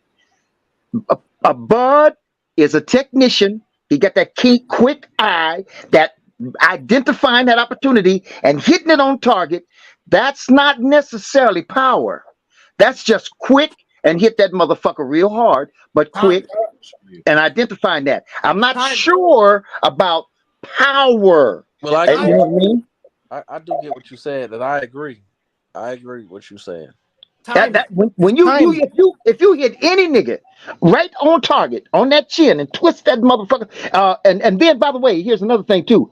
When Tank hit Garcia, hit him square, smack dab in the front of his face, smashed his fucking face, smashed his nose, smashed his whole head, went like an accordion, smashed up, and then came back into position because he hit him with that kind of power. But he didn't hit him on the button. He didn't hit him on the temple, on the top of his head, twist his neck, snap his head.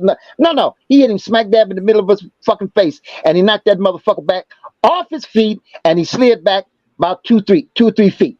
That's the kind of power that little nigga has. And I'm not sure that Bud has that kind of power, but he has that kind of punch placement, identifying it and placing it in the right place. And if you can knock any nigga to his feet, let alone knock him out, or if you hit him right on that goddamn button. You don't need a whole lot of power. You don't need tank-like power. Now, Bud hurts. He hits hard. So when he hits you, you don't see the effects of that punch right a fucking way. You see that nigga he might have broke his motherfucking, shattered his motherfucking eye socket on that first punch. He might have, but it just didn't start to swell up until them later, the next 2 or 3 rounds. Let me ask you this. Let me ask this. Do you agree or disagree that Bud starts late? Starts his fights late? Yeah, that he get in his groove late. Do you agree or disagree? I absolutely agree with that. Absolutely.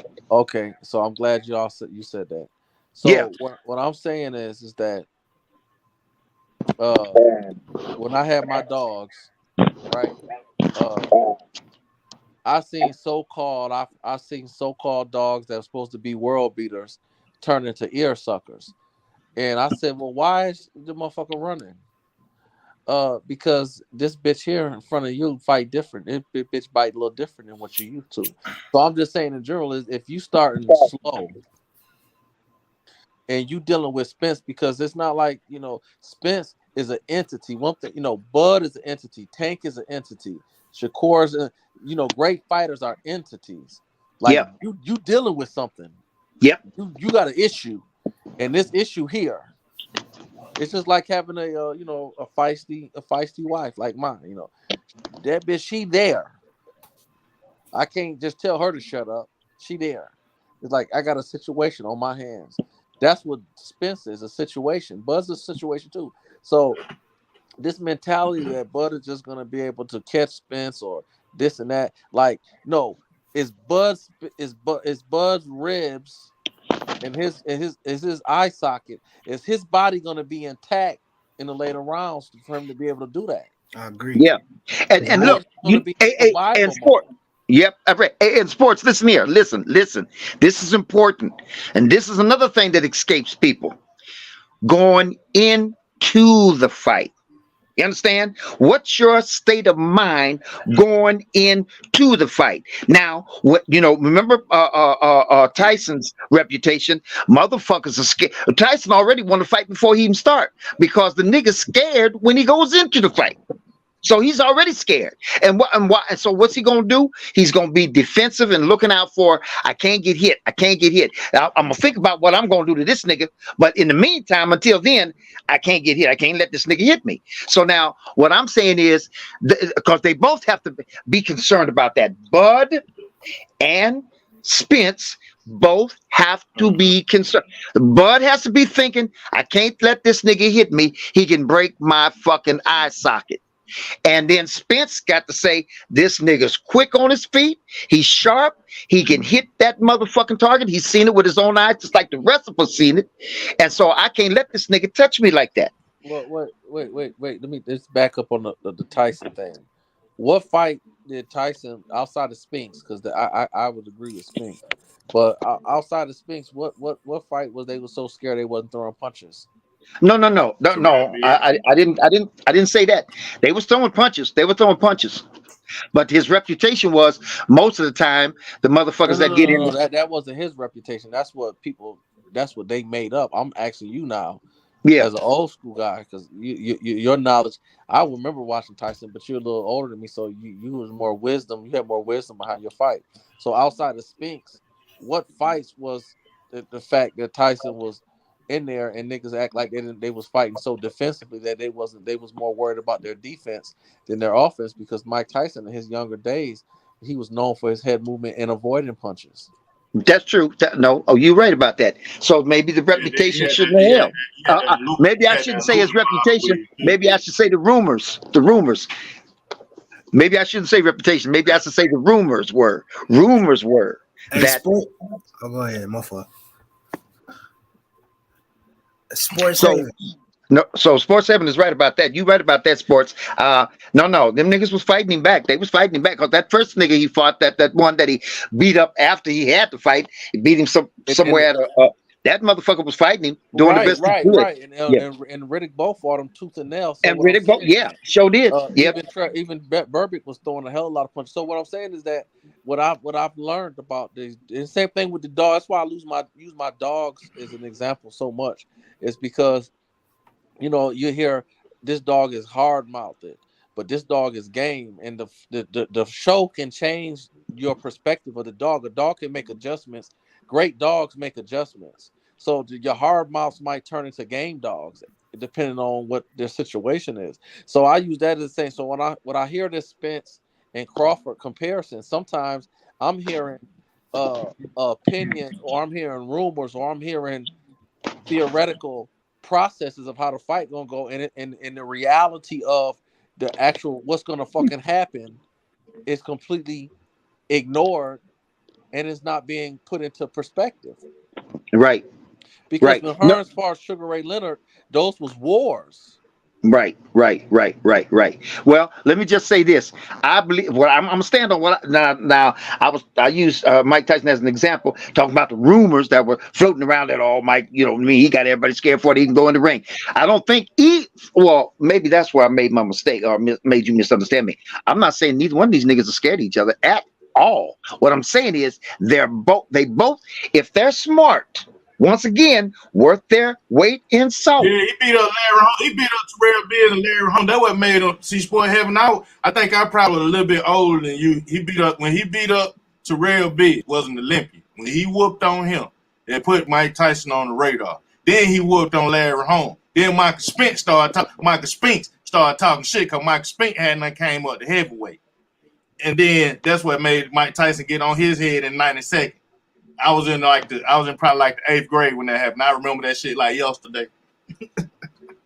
Yeah, and even to go back on that, Sports 7, I will say that I saw with my own eyes, and I stand on that a lot of them niggas, most of them niggas, you talking about the Razik Ruddocks, and you talking about the whatever that other nigga's name is, a few of them niggas, they did get in there and fight that nigga tooth and nail. What's that other motherfucker? That one from Europe, what was his name?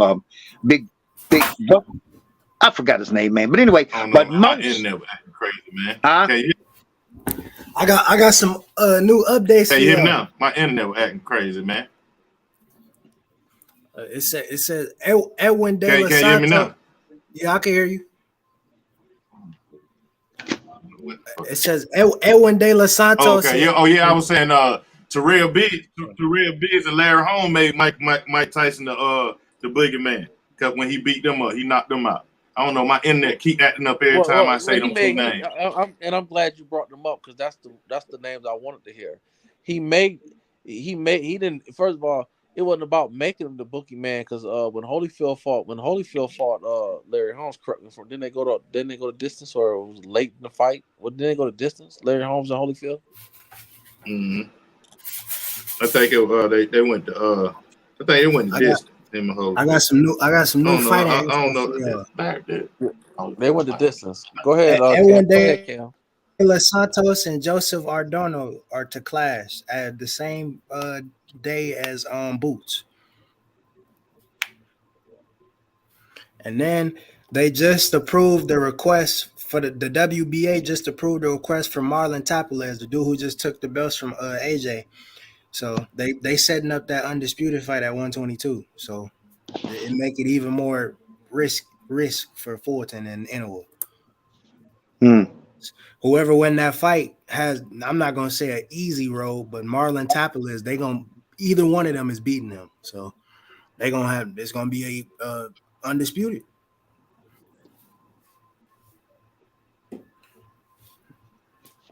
Oh yeah. So hey, but Heaven, man, are you still in Heaven? Yeah, I'm here, brother. Yeah, man. I'm saying, man.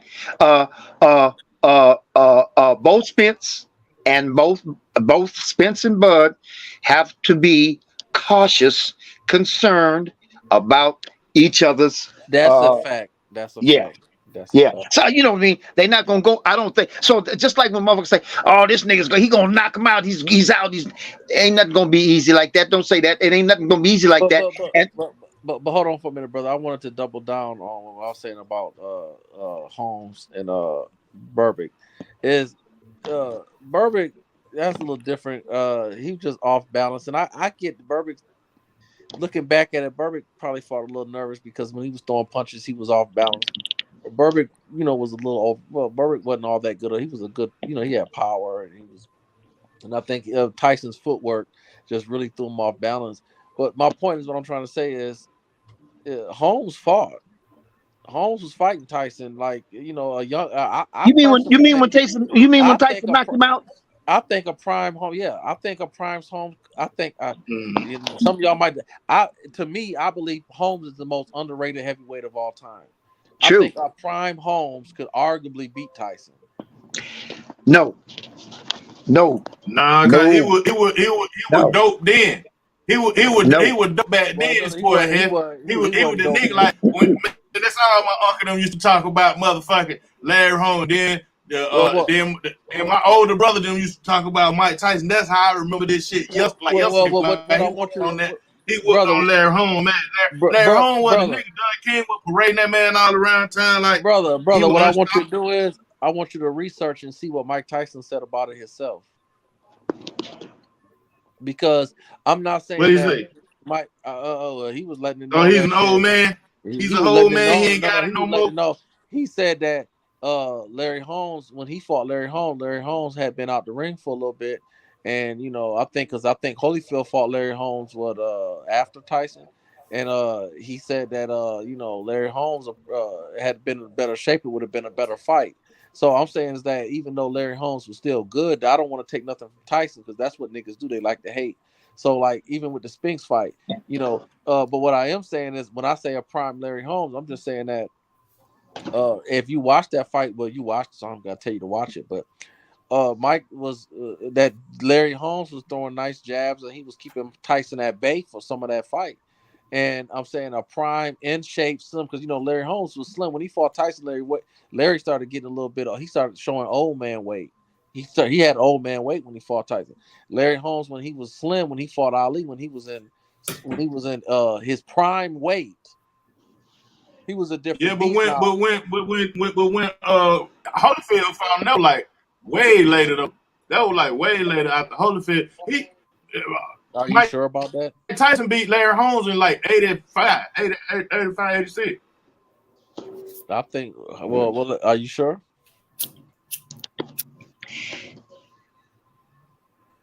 Hey, Heaven, look here. And I'm not in compliance with what you're saying about Larry was keeping Tyson off him for a lot of that fight with that jab. No, he wasn't. He was using that jab to push back. He wasn't using that jab to keep Tyson off of him. He was using that jab to push back and make some distance. So because he didn't want Mike to knock his motherfucking head off, and eventually Mike caught up to his motherfucking ass. No, Larry Holmes was fighting that fight. Larry Holmes was over the heel, and he shouldn't even been in there fight. You know what I mean? He shouldn't even been there with Tyson. But that's an example of what I'm saying about when niggas get it. When niggas get something. Y'all mean Holyfield? He shouldn't have been in there with Holyfield. He was old when he got in there with Holyfield. Yeah. I mean, what's the? You keep saying that. So what was it? What year did he fight Holyfield? He fought Holyfield in like 90, like 92, 93, 94. He fought Holyfield in 90. Well, hold on, brother. That's a big skip. So you went from 90 to 92 to 94. Which year? Nah. I said 92. I started that fight at 92. Yeah, between 92 and 94. 92. Yeah, 92 to 90. That's still a big skip. What year was it? Yeah, it was like probably like 92. But he fought Tyson 7 years before that, bro. Was it? It's actually coming up on the anniversary. It's coming up on the anniversary. They fought June 19th, 1992. Yeah, okay, yeah. So he just pulled up. Yeah, that was way later. And he fought that. And if you can pull up, cause my computer. He had just fought Ray Mercer. He had just fought Ray Mercer before he fought Evander Holyfield. Right. And then how was when what year did Mike Tyson fight Larry Holmes? 4 years. January 26th, 1988. It was 88. Okay, I thought it was before that. He took 3 losses in a row. He lost to Spinks twice, and then he got KO'd by Tyson. Yeah. That 4 years is still some distance. I just wanted to be clear with that. He didn't fight till after Mike Tyson. He didn't fight till 1991 though. Right. I just want to be clear. There's a difference between you know what I mean, 4 years and 7 years though. But 4 years is still a gap though, brother. Hey, that shit crazy. Hold on, this nigga is insane. He had so he didn't fight nobody in 1989 or 1990. Then he started fighting again in 1991.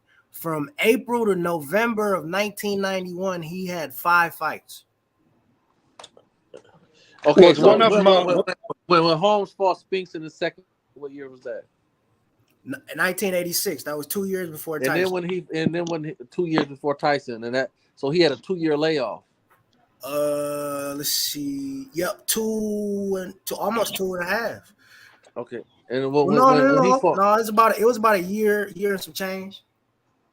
Year and 9 months. January 22nd, 19. Tyson felt like when Holmes fought, when Holmes fought him, he wasn't ready to be in the ring with him.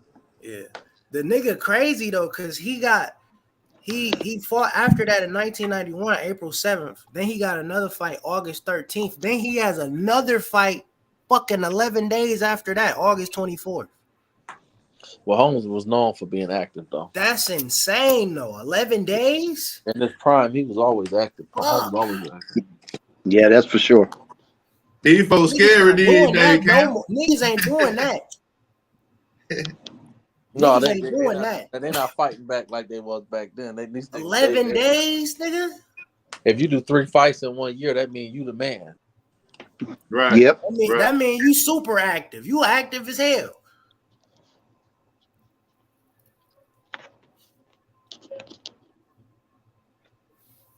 They were getting it in back then, getting it in. But you know, the thing that changed is that television, man. That's what changed to me.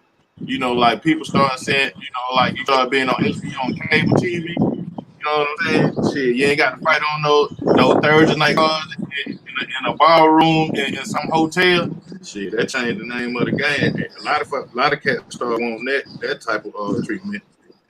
Hey, look at and listen to this. Listen to this. We talk about smart, not necessarily being ring savvy, but being smart, psychologically smart. You know, when Muhammad Ali fought George Foreman, right? Now, you tell me that wasn't smart. I wonder if anybody noticed how smart Muhammad Ali used what the same thing that I'm suggesting that Tank used when he fought Rolly. He sent signals to Rolly, nice clear signals. That's a good point. I'm scared of you because Rolly said before that fight, that nigga, he got a big head. He got them little whatever he called that motherfucking primal motherfucking animal, Tyrannosaurus. Yeah, them little arms. And besides that, anyway, that bitch is scared of me. He's scared of me. He's scared of me. And Tank picked up on that.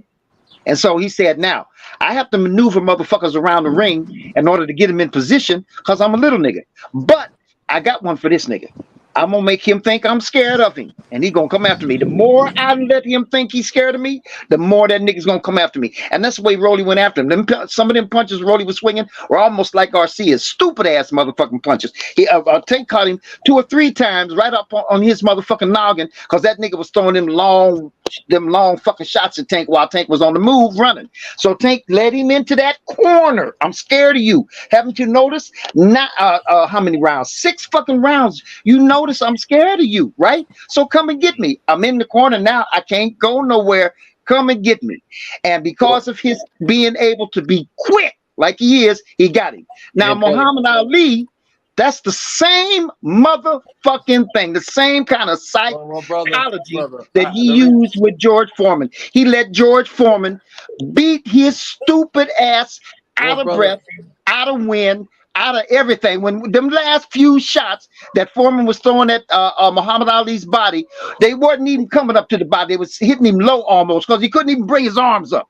Nigga wore himself out before he even got anywhere near Ali. And all Ali had to do was wait till he got. You know, when you get real tired, you get kind of wobbly, like Rolly was. When you get real tired, your stability starts to fracture, and that's all he waited for that nigga to tire himself out. Then the motherfucker hit him one time.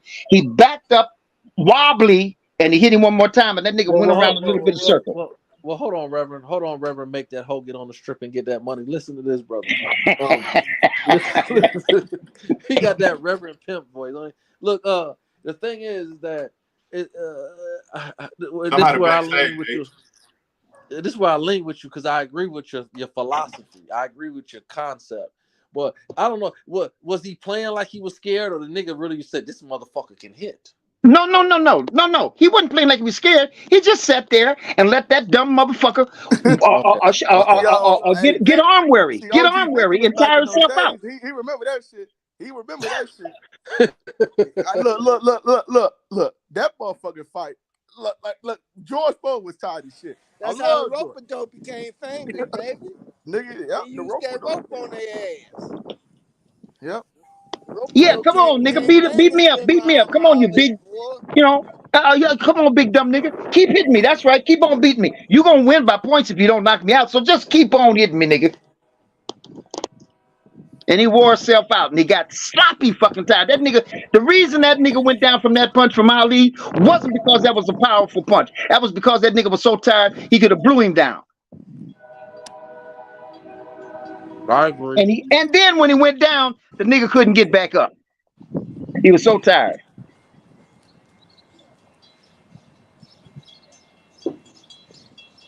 I agree. Spitting that shit today, boy. Excuse me, guys. Had to go get a package for a minute, but Warren G, I'm waiting on you. I'm waiting on you. Man, it's French fry. You don't have to. There you go. See. There you go.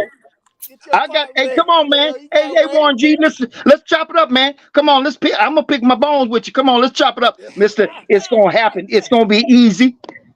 gonna have a fish fry. We're gonna have some Yeah, cars Warren on G, deck. tell We're gonna OG have some we gonna have a spade on motherfucking deck, French fry. and then we're gonna play some bones. Shit. Yo, Warren G, we go. Hey, hold on. We gonna get the macaroni cheese, the collard greens with the motherfucking baked potatoes, man. We gonna have everything on them. And the sweet cornbread. And the Fuck sweet it. Let's just throw some cornbread. sweet bread. Sweet bread And the motherfucking black eyed peas with that motherfucking shit. we got nigga, that French fry. Hey yo, after the fight, hold up, one. Can I just say one thing? After the fight with Errol Spence, everybody, we're gonna have a French fry in Omaha, Nebraska. Everybody's invited. Whoever believed in Bud, everybody's invited to the French fry. Not the Spence fans though. Y'all niggas ain't invited. Y'all niggas I'm coming. I'm coming. Fuck that. I'm coming.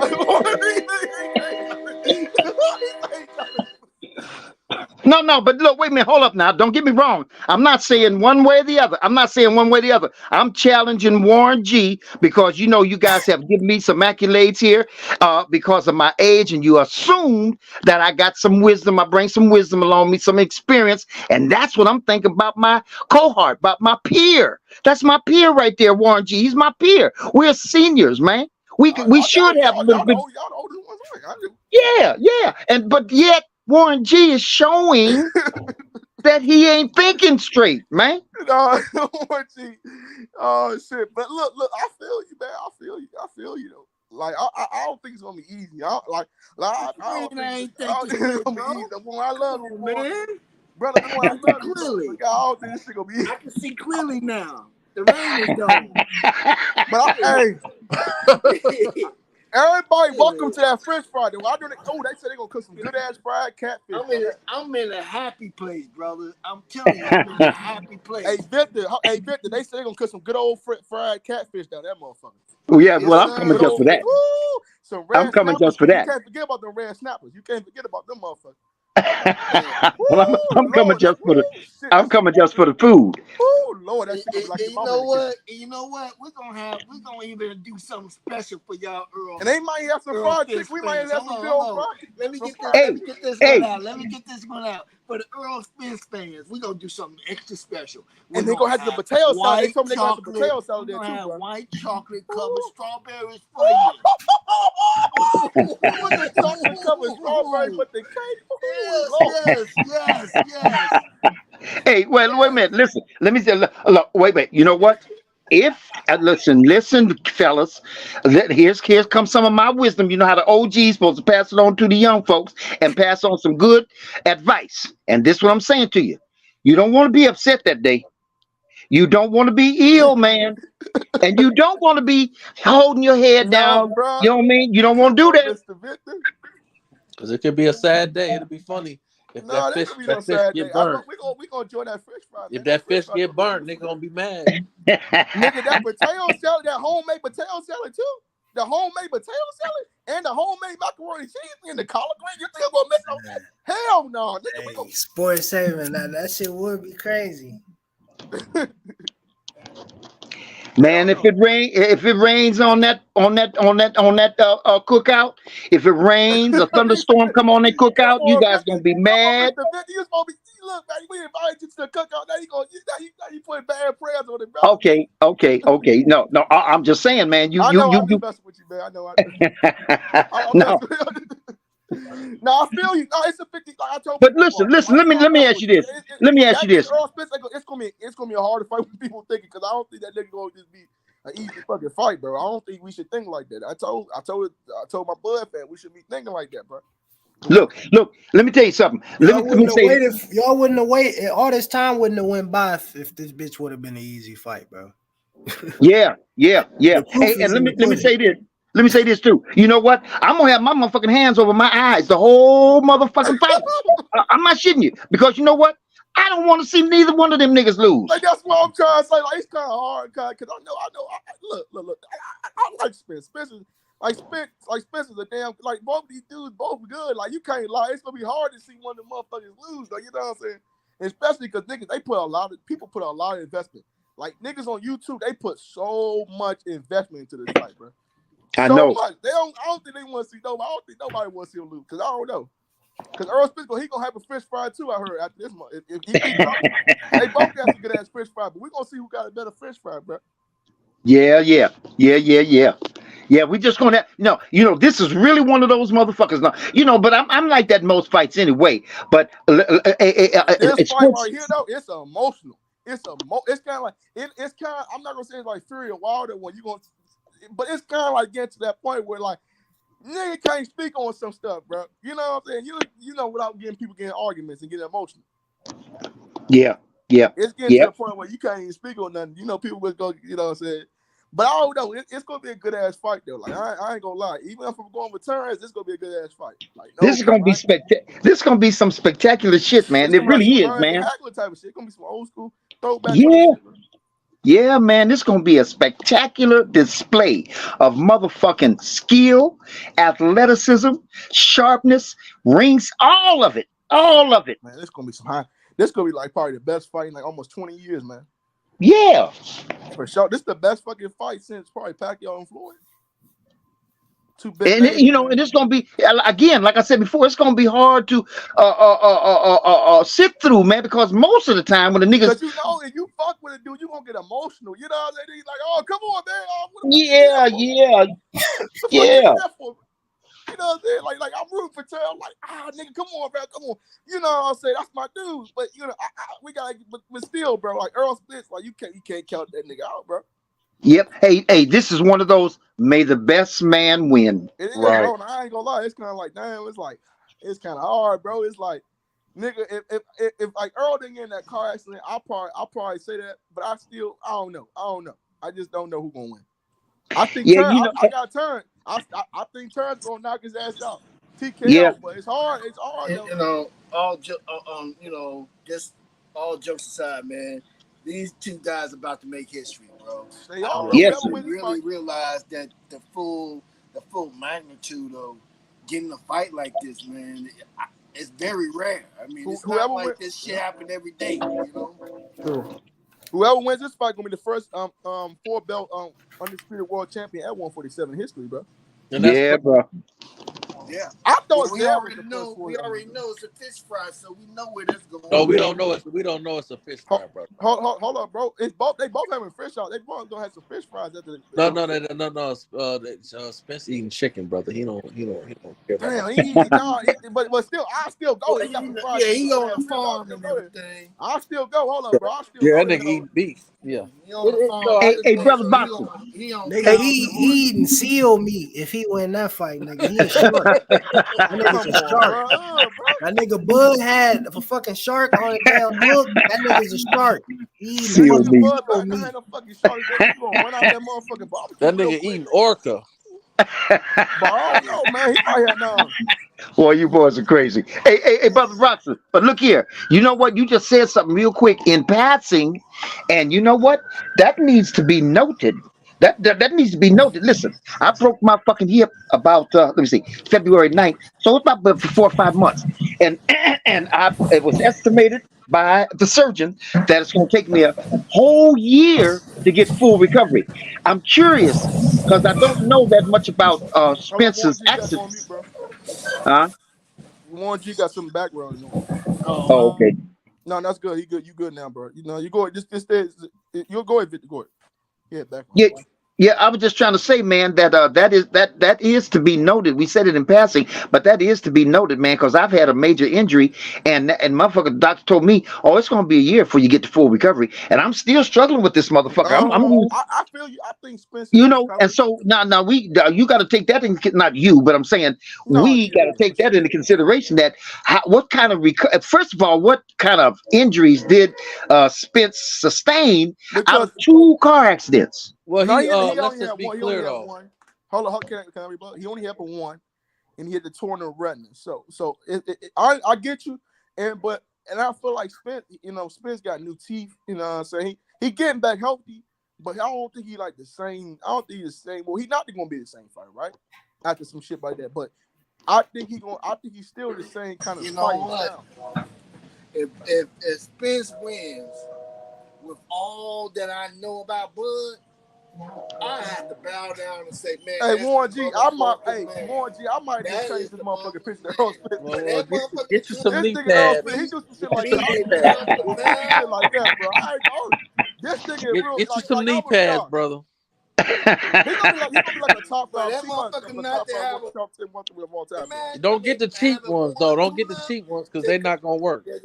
All of that, I would have to just say, you know what? That's the motherfucking nigga. Well, we know that already. We know that already, brother. So don't get the cheap knee pads though. Don't get the cheap ones because I'm younger than you, and when I work and I get the little cheap knee pads, they don't work. Just a dream, right? Dream. Let me tell you. Hey, Warren G. Let me tell you what I learned, Warren G. Listen, Warren G. Hey. You know what I learned, Warren G? Let me tell you what I learned. I can have sex with Holly Berry today. Guess what? And a week, and it ain't gonna take that long, really. But a week later, it's a motherfucking fantasy because I can't retouch that vagina. I'm telling you, a reality can turn to a dream with time. Well, all I can tell you, bro, it ain't happening. It ain't happening. Not with Bud. But I feel you, bro. And I'm just gonna say this. Look, man, I fuck with Bud, but I don't think it's gonna be easy like we saying, boy. I just don't think, bro. Like, look, whenever you heard me say it's gonna be easy. I never said, but I think that we kind of like you had the Errol. I ain't saying you said it, but we can't. I don't know, man. It's kind of like I think it's gonna be a hard fight. Man, I'm not finna second guess myself. Shit, Bud gonna whoop his ass. That's just the bottom line to that. I think so too, bro. Well, that ain't the bottom line. That ain't the bottom line. That's just what you think. I don't know, bro. There ain't no bottom. That's what it is the bottom line. No, that ain't the bottom line. Fish, bro. It's fish fry. Well, he's a shark. He's a shark. Bro, y'all not welcome I to don't fish give a fry, damn bro. what you want to call him. we eat shark too. Shit, we eat some fried shark. Put some motherfucking shit on that motherfucking thing. When the last? Let me ask y'all this. When the last time y'all had shark? Shit, when I went to Florida. I ain't had shark. Never had. I know. Brad, fresh fried, I had fish. I had Hey, look. That's okay. We're gonna have it. We're gonna have it on. We're gonna serve it too as well. We serve everything. And our barbecue, we had some barbecue ribs there too, man. But look, we're gonna throw so much food. Y'all gonna be filled, man. All I'm saying is that I can't pick it. I'm not that wise. I'm an old nigga, but I'm not that wise. These niggas, I can't. I'm not. I don't have that kind of smart. But I'm gonna say this. Bud better not let. Since you guys are talking about how easy it's gonna be for Bud to win this month. Well, forget easy. Forget about easy. Okay, but forget about easy. But you said Bud gonna win this fight. Bud better not let Spence hit him in the motherfucking eye. He better not let Spence hit him in that eye, boy. I'm telling you that. Hell no, bro. And Bud do be getting hit in the eye. He do got. Wait, hold on. You talking about the same? You talking about that dude that hit Spence in the eye? Yeah, I'm saying Bud better not let Spence. Hey, look, let me tell you something. There's two fights where Spence stopped the motherfucker. They stopped the fight. Listen to this, man. He wasn't knocked out. The nigga didn't go down to his knee. He hit him in the goddamn eye. And the motherfucker stopped the fight because they hit him in the eye. I'm talking about his sparring partner. The one that detached Errol Spence eye. Well, let me ask you this, Warren. Let me ask you this, Uncle Warren. Let me ask you this, right? Let me ask you this. Bro, I just see how Bud lose this fight. I'm about to show you how. Look, here's the thing, right? This is the thing that I'm finding funny is that for Bud to stop Spence, okay, it's like Bud ain't superhuman, so it ain't like he can't be touched. Matter of fact, he gets touched quite often. So with that being said, is that for him to stop Spence, now we ain't gonna get into the scorecard, that's a different conversation. But for him to stop Spence, he's gonna have to stand still and he's gonna have to take some shit. Man, you lying like a motherfucker. I'm not lying. I mean, he took shit every fight. Hey, I ain't never seen. Listen. Listen. Damn near every fight. Damn near every fight I watched Crawford. His eyes swollen. His eyes swollen or his cut.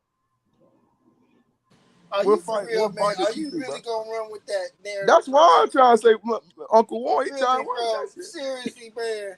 Well, what you mean a narrative? Come on, sports. Come on, sports. I know you better than that. No, I'm not. Listen. Listen. Listen. Let me say this. Well, hold on, Uncle Warren. I didn't say every. I'm just listen what I'm trying to say. All right, man. All right, I'm not trying to say every. This is what I'm trying to say. Okay, so let me start from the beginning so it's no misunderstanding. I am a Crawford fan. I enjoy Crawford. I think he's a more entertaining fighter than Spence, right? That's two of us. Okay, but the problem is that because I watch these fights when I keep it 100, he be getting hit. It's not like hold on, let me finish. It's not like he's some type of Mildred. It's not like he's some type of Mildred Tiller. He's some type of a matrix fighter where he knows a Bud fight. That's what make him special is he fight. He has the ability to elude punches. He has the ability to do certain things that most people can't do. But at the end of the day, he take punches. So what I'm saying is, but come on, bro. Like, don't everybody take punches in bars? We can't. That ain't what I'm trying to say. The nigga be getting hit. Like, okay, me personally, no, I feel what you're saying. Yeah, I see what me you're saying. personally, I don't think he was losing against Porter. Me personally, but hey, and I'll admit, I think Porter was up one round. That's all right. Well, there you go. So I don't. I had it tied. You know, yeah. So what I'm saying is, to my point though, I don't think he was. You think he was, but I'm saying he was getting hit. He was, bro. All right, Spence is a better boxer. Hold on, Spence is a better boxer. He got a better jab. He got the longer arms. He's better. So if he's getting, no, we don't have the long arm. Bud got a 2-inch reach advantage. No, I didn't say he got long arms in Bud. I said he got long arms in Porter. Okay, he don't. Yeah, you right. Yeah, you right. No, you right. Okay, so I'm saying is if Spence, if you feel like Porter was Sean Porter. Bud, let me say what I'm saying. No, if you felt like Porter was winning the fight, I don't, but you do. So if you feel like Porter was winning the fight, what makes you think Spence can't be in a situation where he wins? But I'm not. But you gotta understand, Sean Porter's a better athlete than Errol Spence, bro. Is he? Yeah, bro. Like he's a way better athlete. I don't think so. I'm not saying, but you saying like Sean Porter just don't fight flat-footed, bro. All the time. That's true. That's true. Yeah, that Porter got that herky jerky pivot. But see, Victor Porter used to be a high school running back. He was fucking first conference all Ohio, so he was a That's what I was saying about Porter. Porter was that nigga running back, like bro. Yeah, and you know that's what I was saying about. That's what I was saying about Porter. He's a strong, thick motherfucker. That's a little muscle head right there, man. That's a motherfucker right there, bro. Big old strong. If I can use the Muhammad Ali and George Foreman analogy, I'm gonna use that. But I'm gonna wait till I get to the next stop, so I don't make mess of it. But I'm gonna say this about Terence. Terence learned how to stand in the pocket and take certain hits, but get more out of it than he's getting back from the hits. Yeah, well, based on what? And just listen. I mean, first of all, I think Terence realized that the people that is up against him, because let's just be quite frank about it. Everybody said that they ain't no competition, right? Right? Yeah, some people said that. The last, all the fighters that he fought at 147, other than Porter and Kell Brook. No. Hold on, OG. I'm finna go somewhere with it. I'm gonna get there with it. Because you lost me because you were talking about being in the pocket. Back to it. Other than those two, didn't really have the power to really fuck with Bud. So Bud was able to stand in there and take some shit. Now I'm not gonna sit up here and say that Earl, he gonna sit up in there in front of Earl and take that shit that he was taking with them, with the other fighters. But let's just be frank about it. Bud was doing the same shit that Ali was doing with George Foreman. Yeah, so you ain't. No, I don't know about that. I'm not. Don't take it all the way there. No. I want you to show me how you make that comparison, Uncle Warren. Okay, just the fact that he baiting them, thinking that you're gonna be able to take me out when I'm setting you up for some shit. And what fight? Let's talk about the last fight. Let's just use that one. The white boy? You talking about? Was he not getting caught? No, no. I know he was getting caught. That's why I said he gonna have trouble with Spence. Was he not getting caught? But I can't compare that to Muhammad Ali and George Foreman though. I said you heard me, brother. I said I can't compare that to Muhammad Ali and George Foreman. What I'm saying is he was baiting George Foreman in, thinking that George Foreman was doing something when he was just using that to wear George Foreman out. He made it appear that George Foreman was cooking, that he was working, that he was doing all this work until he finally came out and said, "Okay, that's some powerful now it's my turn." You know, Uncle Warren, that's a powerful niggatry that you just did. That's some powerful niggatry. You can't compare what that white boy did that didn't have no business in the ring with Bud to George Foreman and Muhammad Ali. You know that better than that. I'm not gonna eat your fish if that's what you're telling me. I can't trust your spice. I can't trust your dressing on your fish. Are you going to sit up here and compare that white boy and try to use that as an example for George Foreman and Muhammad Ali? No. I was talking about the bait tactic that Muhammad Ali. Yeah, I know. To get George Foreman. Pour that drink and hit that blunt. You get tired. That's all. That's what I was using. I wasn't comparing them two at all. Well, you brought him up, so you brought him up as an example. Just the fact that, just the way he talked about Tank and Rolling. No. Debated Rolling, thinking Rolling. It's so quiet, you can't hear her. It's so quiet right now. It's just me and you talking because everybody's sitting up there saying, "Why did he do that? Why you compare Muhammad Ali and George Foreman to Bud and that white boy?" Oh, come on, man. No, Uncle G. I can't let you get away with that, Uncle G. I cannot let you get away with that. Are you really finna take that away from this conversation? Okay, I'm shut up. I'm sorry. That's what you're gonna get out of this whole conversation. It's me saying that I'm comparing. What I'm saying is he used, just like Terence, is using bait tactics to make a motherfucker feel like, okay, you think you're getting something. Come on, man. The man knocking out everybody that he facing. Hey, can I run this one by real quick? Have that much power for him to become sitting up in the pocket like that. Hey, let me run this one by real quick, everybody. Listen, I'm talking about Errol Spence, and I said, just cliche, so to speak, and say, Bud better not let Earl hit him in the eye. Okay, but here's the thing that Bud better not do, and this is the example. I use Tank as an example. Let me use another example. Charlo and Rock. Charlo and the Rock, J-Rock. Now, in that fight, J-Rock was winning that motherfucking fight. He was popping Charlo all over the motherfucking place, man. Popping that motherfucker nice, good, clean shots. But when they got in the middle, they was in the middle. It was a funny thing. They was in the middle of this motherfucking ring when this happened too, if you saw the fight. But then J-Rock was doing something. He had thrown a punch, and he was getting ready to throw another one, almost identical to what Tank was. And he was throwing that punch, and Charlo had positioned himself to avoid that punch and maybe even block it. So when he threw that fucking punch, it got a little bit of the ways there, and it hit Charlo on the glove because he was positioned and he was bent, trying to get out the way of that punch. But that motherfucker saw that chin. Fight was over. Quick. He got it before it got away. He got it before he could even pull that punch back.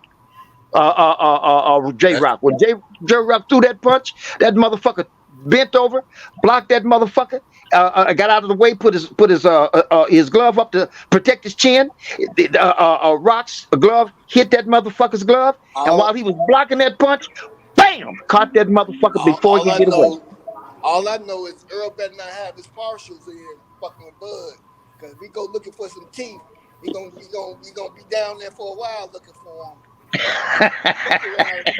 Yeah, that's true. That's true. That's Yeah, true. and that's what I'm trying to He say. better As not wear the Bud, partials then.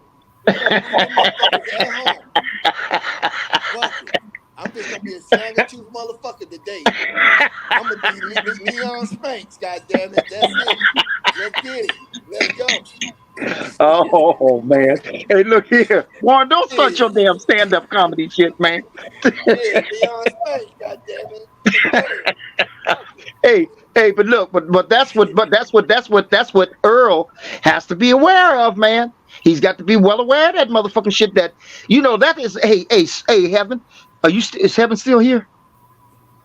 Oh, he's gone. He's gone. Okay, but that's what yeah, man, that's what he's got to be aware of. Warren G. Earl got to be aware of Bud's ability to identify and get it quick.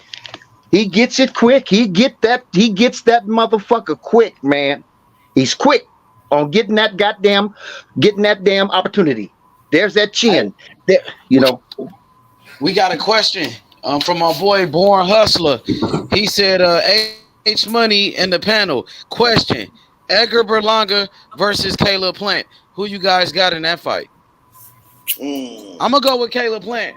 Me, I got Caleb Plant in that fight. I think Caleb Plant can outbox him.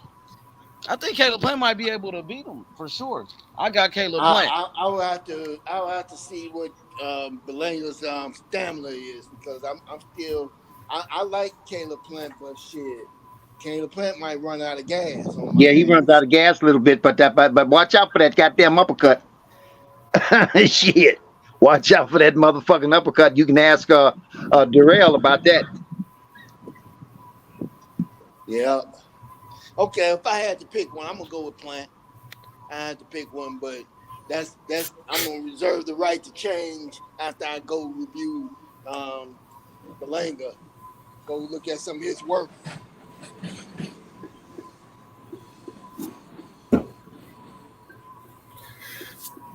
Belanga, the younger fighter too, ain't he? 26. Well, Plant ain't that much older, so I mean, Plant is still fresh. He Oh yeah, he's still in his good shoes. He's still in his prime. He still got a lot of good fight left in him. Unless he still got some miles to go. Yeah, so yeah. I ain't gonna use that as. I will say this: Berlanga do got some pop. Does he? Hell yeah, he got 16 knockouts in 20 fights. Oh shit! Can he box? Check him out. He got some. I don't know. I gotta watch him, but I know he got some fucking pop. 80%. Who you talking about? Edgar Berlanga.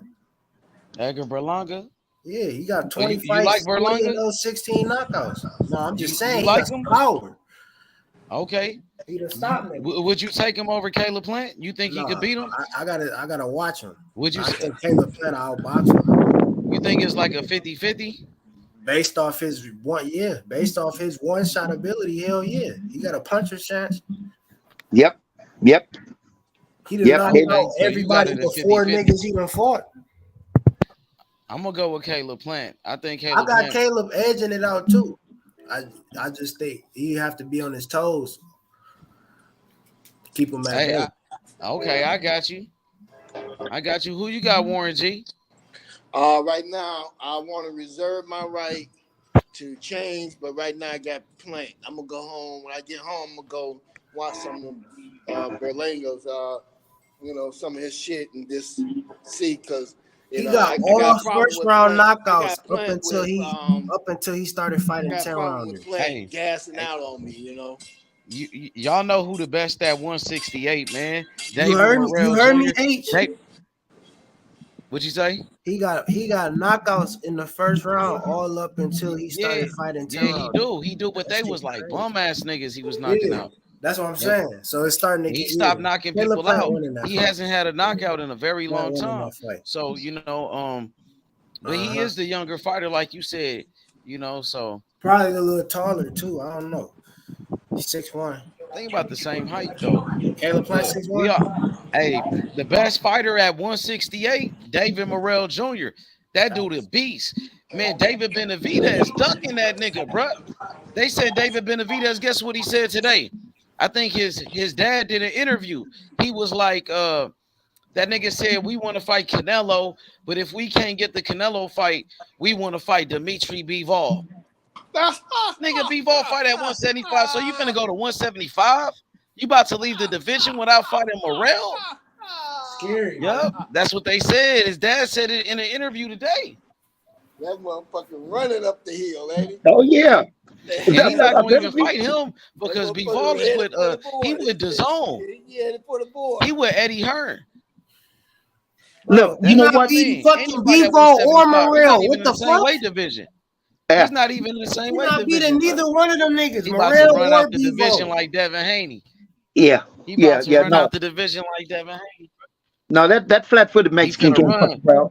Yeah, flat-footed Mexican can't fuck around with Morrell, man. Shit, yeah, a strong black fighter, a strong black fighter. You know what I mean? Tall, strong brother. Can't fuck with him. No, he not. Benavidez showing the fuck can't fuck with him. Benavidez showing the fuck. He's flat-footed. Morrell has ring savvy like a motherfucker, man. And listen, you know what? Let me tell you something. What Morrell did with that one big. It was, you know, that guy looked like he was bigger than Morrell, man. Morrell looked nice and lean and boxer conditioned, and that guy looked like a big, husky, thick motherfucker.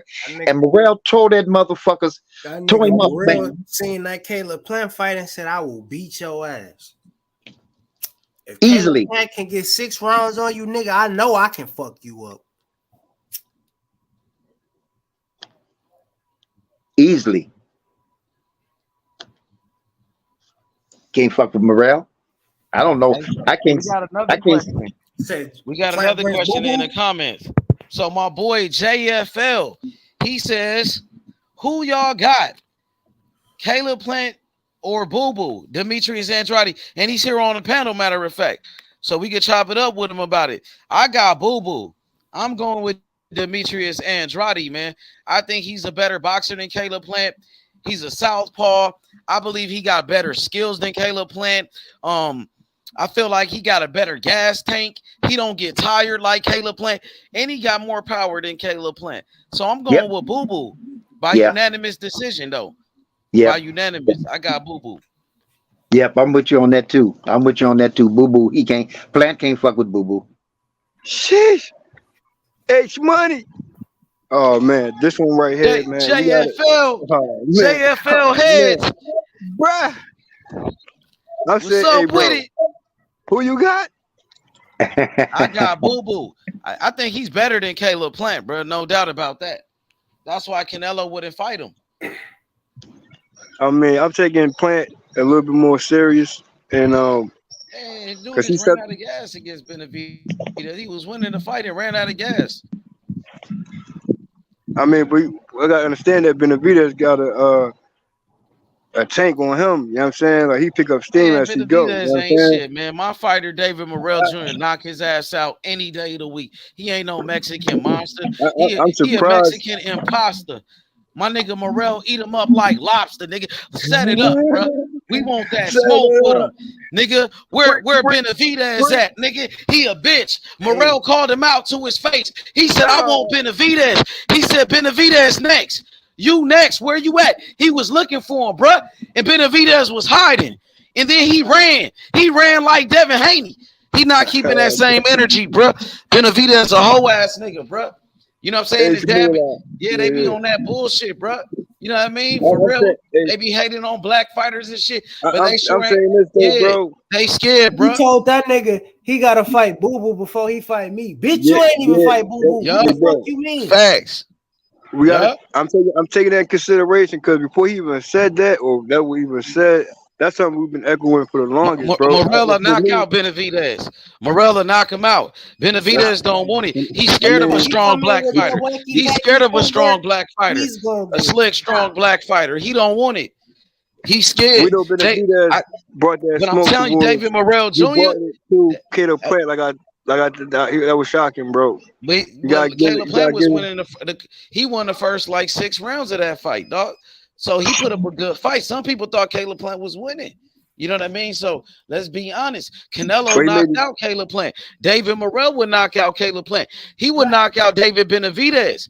David Benavidez, he's scared of David Morrell Jr., nigga. David Benavidez, he a pussy. He won't fight David Morrell. He about to run. He about to run. Him and his daddy, nigga. They some frauds, nigga. It's no What's running. up with it? No, ain't no running. We the same age. We both Yup. 25. I'm gonna move Just up like with you, Devin nigga. Haney and This Shakur. shit is inevitable, nigga. Yup. Ain't Yup. no running. Yeah. You gonna have Facts. to fight me eventually, nigga. Yeah. Yup. You know what's up, nigga? Saying, you know, Hey, JFL, David Benavidez, he's scared of my fighter.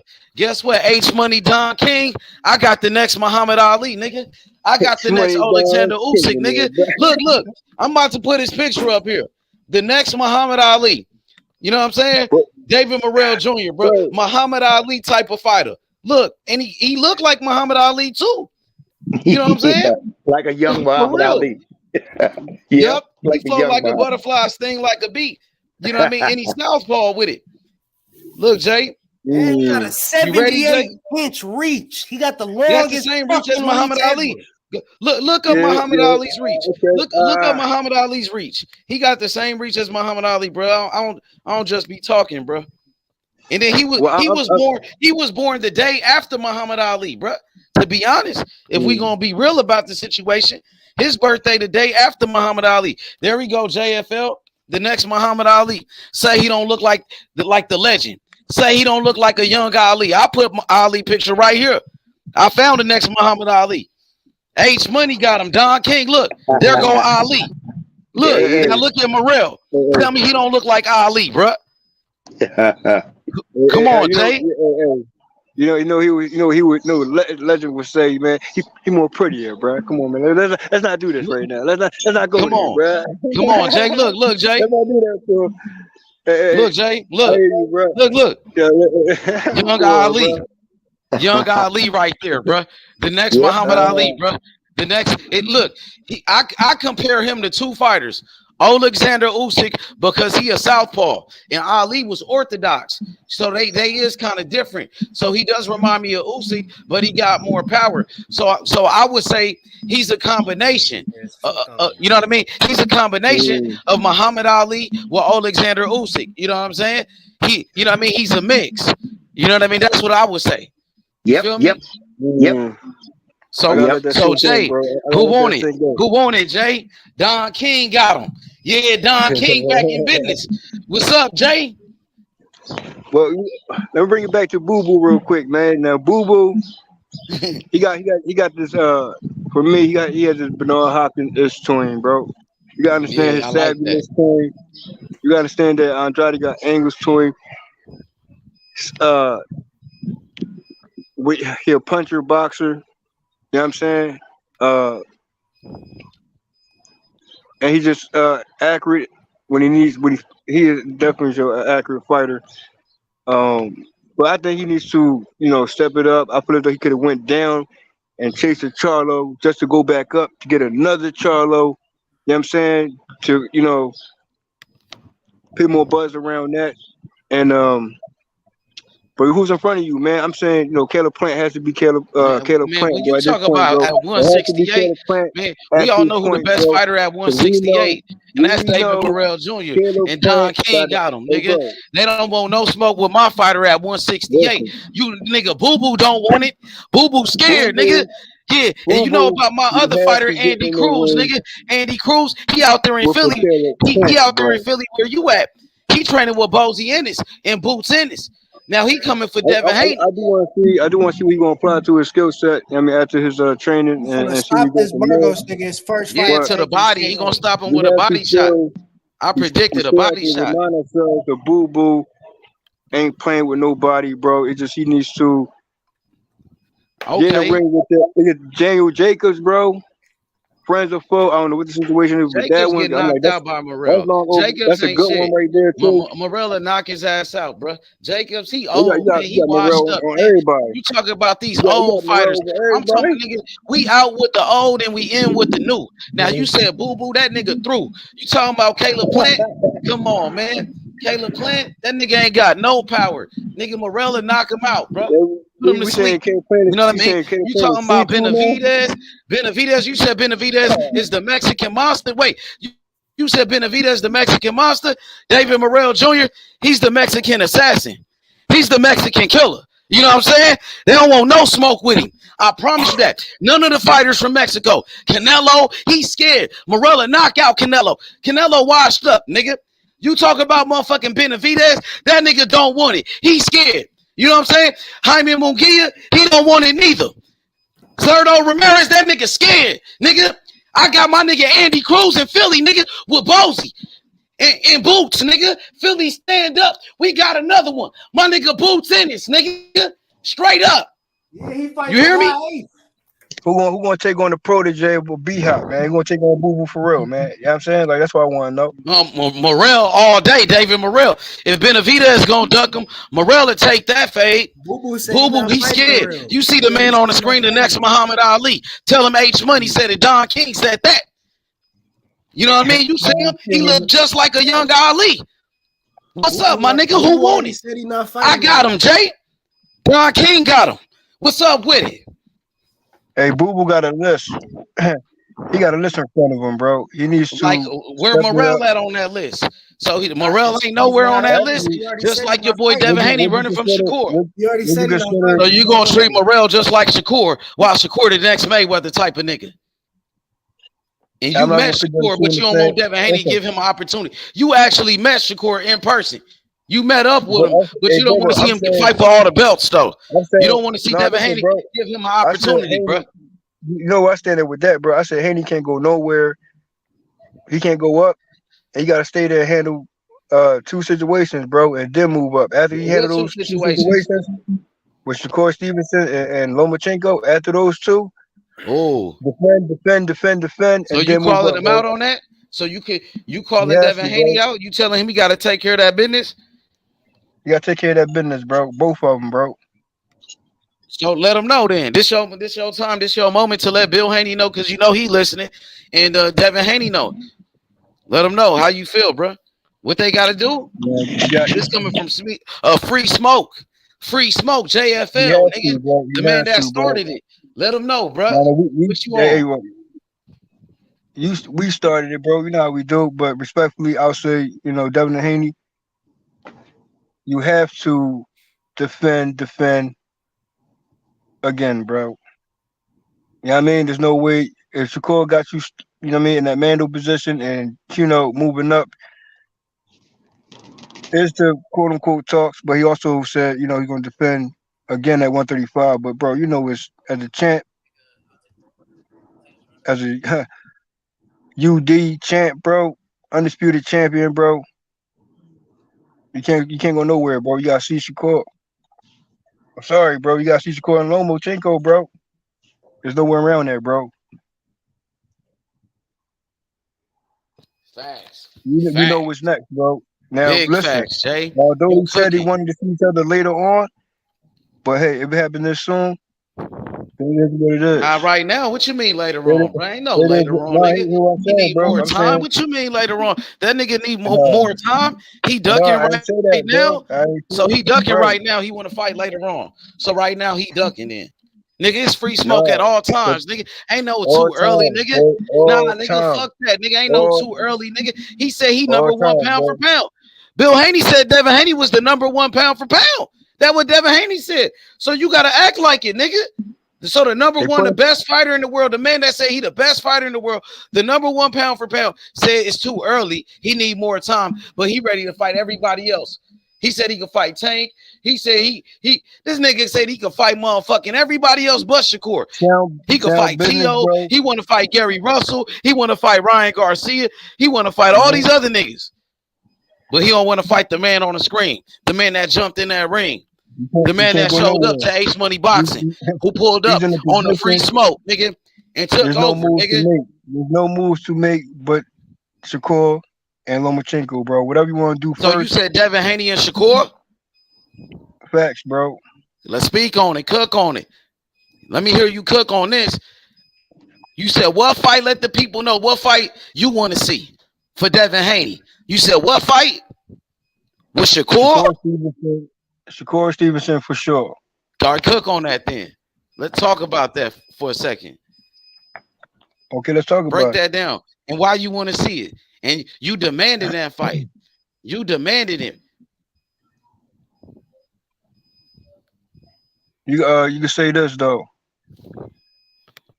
Step aside when it comes to Lomachenko. If you got to handle that situation on a step aside situation, that won't be a duck because you're going to see Lomachenko later on. You know what I'm saying? Or I should go straight to the Shakur smoke, first and foremost, as he claims to be, and establish himself as a Mando. And you got to handle your Mandos, bro. You know what I mean? Period. There's nowhere around that. You know what I'm saying? I know levels to Mandos when it comes to certain other fighters, but this one right here is next. It has to be, bro. There's nowhere around that, bro. I respect that, Jay, man. Yeah, I mean, you a real one, JFL, bro. Go ahead, Victor. Now listen, it's money you've been saying next the whole time.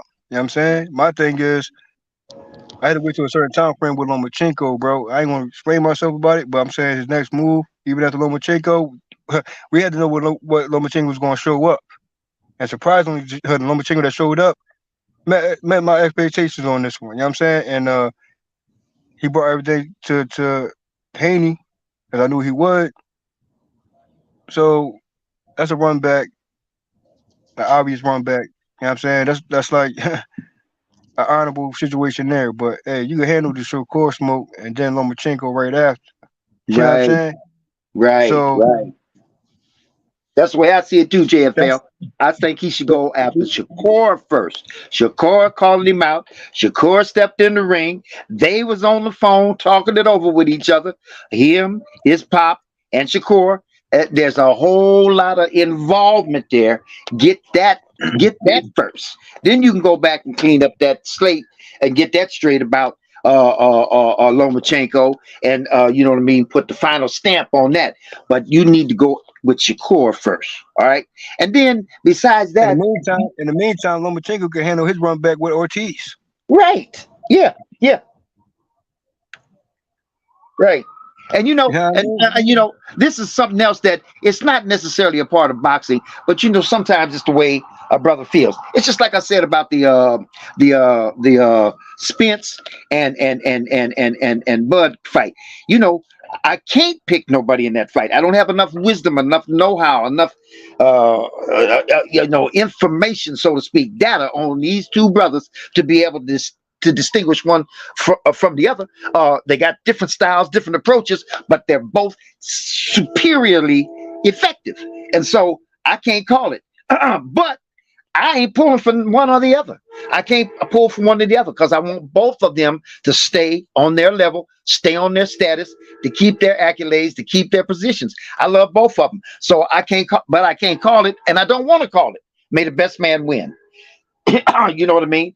But this is the part that I'm talking about that sometimes it's not, because it's probably not a part of boxing, which is, what about the young brother is your friend, you grew up with, you know him, and the opportunity that you could give him. You know what I mean? I know it don't work like that. I know it's a business. You know what I'm saying? But sometimes I'd be like, you know, well, wait a minute. My brother's been here with me, and you know what I mean? He's been busting his ass too, and he's in this game too, and he's a little bit, you know, off the out of sight, out of mind, so to speak. Not quite, not completely, but just, and so let me give my brother opportunity.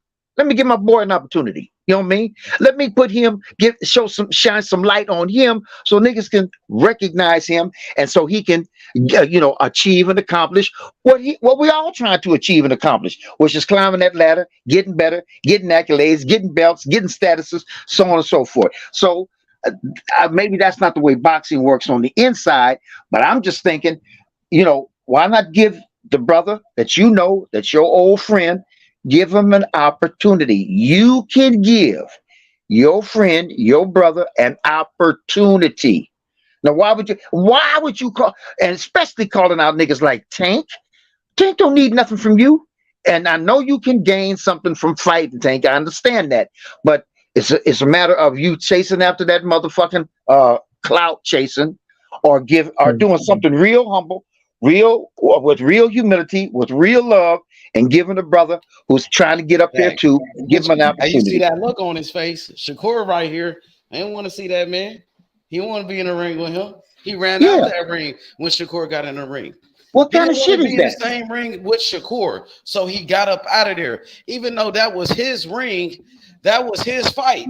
You know, that's like a nigga coming to your house, to your yard, jumped in your yard, broke in your house, got up in there, and then you left your own house. You left your own yard. That's like another dog. You feel me? That's like another dog coming to your yard, and you a dog, and you let another dog run you out your motherfucking yard. You left your food, left everything, bro. That nigga left his belts in that ring. He left everything, bro. He was gone. I'm like, damn, you really don't want to fight Shakur that bad, bro? I know. I don't understand. He jumped in the ring, called out Ryan Garcia. He jumped in the ring and called out Lomachenko. He ran up on Teofimo Lopez and Gary Russell and all these other niggas and Ryan Garcia. Come on, bro. But when Shakur do it to you, you run. You don't even give him the opportunity. You don't talk shit back to him. I know. And you know what, man? That's not a bad look. He said something and ran. He said something and ran with security. He had security with him. He said something and he took off running. Him and his dad. Bill Haney said nothing to that nigga. I remember Bill Haney yelling at George Kambosos. He quiet like a church mouse. He was doing all of that, hooting and hollering. Bill Haney. But when he seen Shakur, he didn't say one word. He didn't even look at him, Bill Haney. Terrified, shook. And then and then Devin Haney's brother, little Bill Haney's son, Devin Haney big brother, he don't say one word to Shakur, but he sure is at that weigh-in yelling and screaming when Devin Haney pushed Lomachenko, saying, yeah, all of that. You know what I'm saying? Where was Church at? Where was DHP? Where was y'all niggas at, bruh? The press conference for Bud and Spence is next week. Ooh, turn up. Yeah, we gonna be talking shit. Hell yeah. Yeah.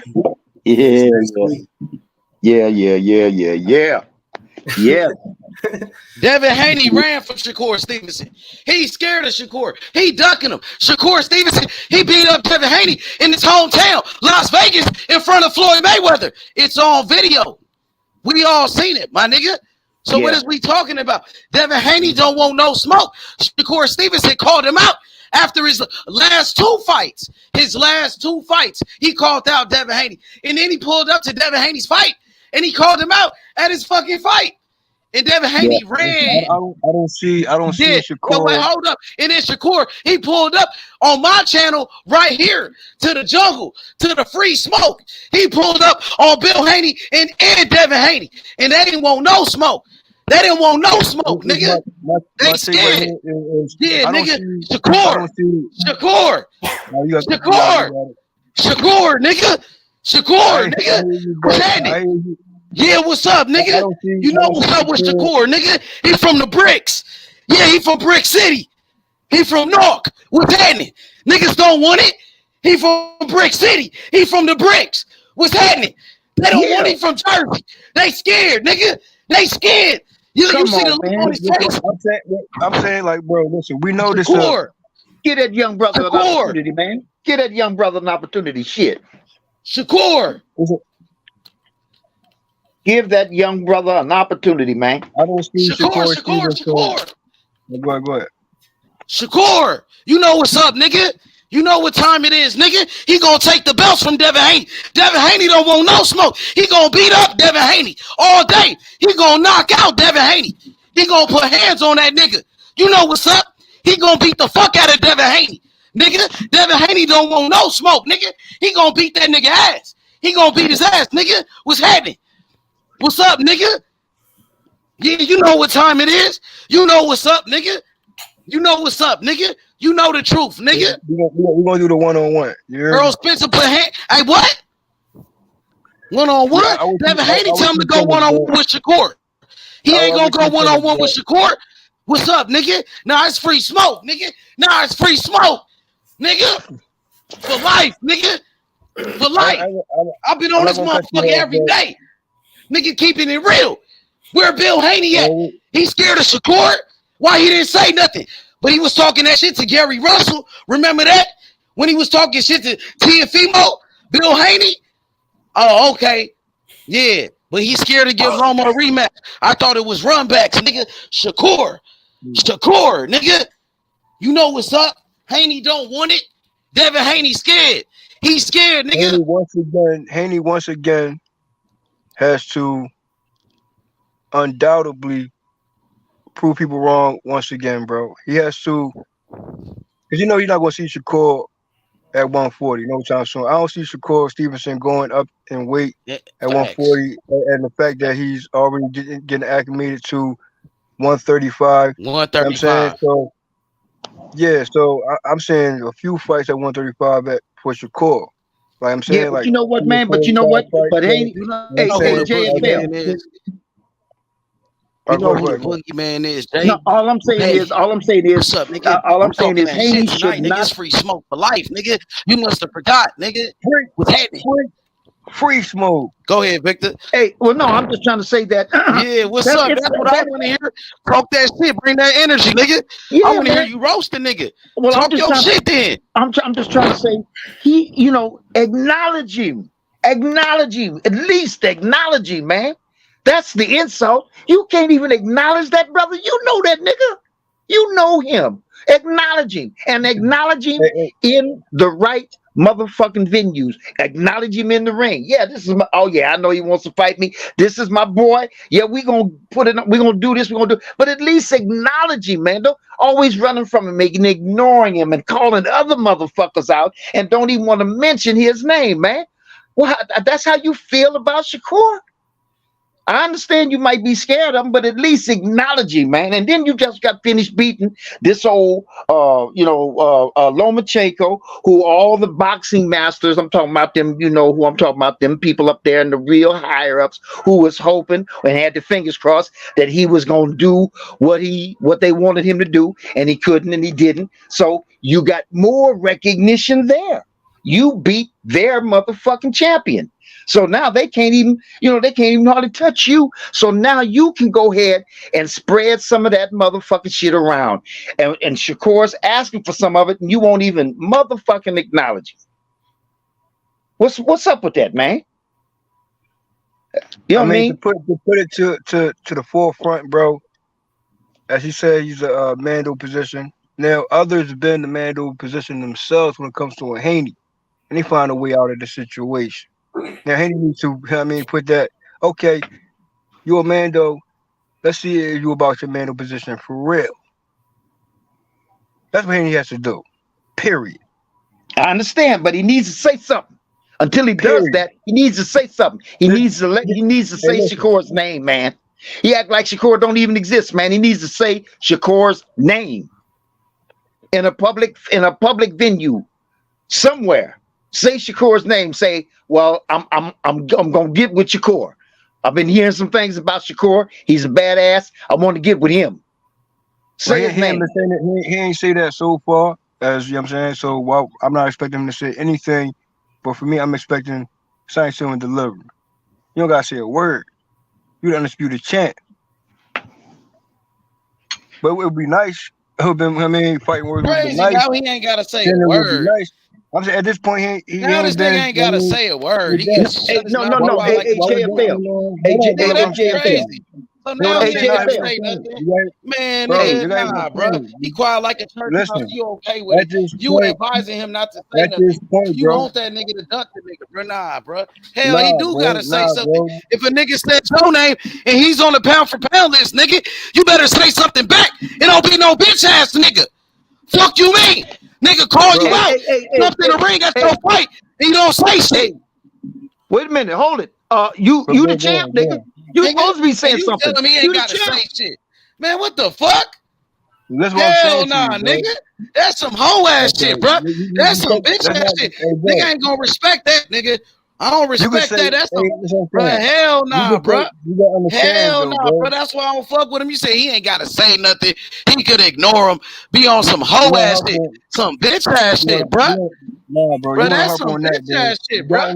I'm for real. You my nigga, bro. That's some bitch ass shit, bro. Bro, nigga. what He ain't gotta say nothing. Nigga, Shakur on the pound for pound list.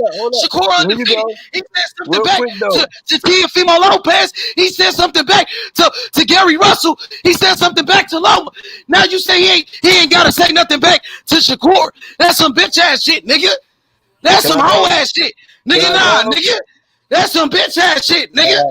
Hell nah, bruh. You want that nigga to act like a bitch. Devin Haney acting like a bitch right now. He acting like a bitch right now, nigga. He acting like a real bitch right now, bruh. That's how you feel. For real. I hear what you saying. For real, nah, bruh. Nah, you don't feel me though, bruh. Nah, bro. That's some bullshit, bro. Nah, fuck that, nigga. Fuck that, nigga. Nah, fuck that, nigga. He gonna say something back. If not, he a duck and he a pussy. He a bitch ass nigga. That's what it is, nigga. He a hoe. That's why he ran out the ring. He was scared. That's why, nigga. Don't say nothing. That's some scary ass shit, bruh. Nah, bro. Nah, bro. Come on, bro. You acting funny now, bro. Nah, bro. I don't respect that, bro. Nah, bro. We don't respect that shit. That's some bitch ass shit. Nigga, there ain't no free smoke. Nigga, fuck that, nigga. Nah, nigga. We want to fight, nigga.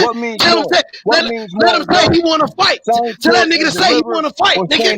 Tell him he want to fight. He's scared, nigga. He a bitch ass nigga. Nigga, fuck all of that, nigga. Nigga, fuck that, nigga. Yeah, nigga, we here for the smoke, nigga. What's happening? Nigga, Shakur. Nigga, Shakur, nigga. What's happening in Brick City, nigga? Stand up, nigga. Yeah, nigga. Them niggas bitches. They don't want no smoke. They scared of Shakur. Them niggas ducking. Y'all don't want no smoke with Shakur, nigga. Y'all niggas scared, nigga. Y'all scared, y'all ducking. Y'all ducking Shakur, nigga. Y'all niggas scared, nigga. Okay. Y'all scared. Y'all scared of Shakur, nigga. Y'all scared of Shakur, nigga. Y'all niggas don't want no smoke. Y'all don't want no smoke with Shakur, nigga.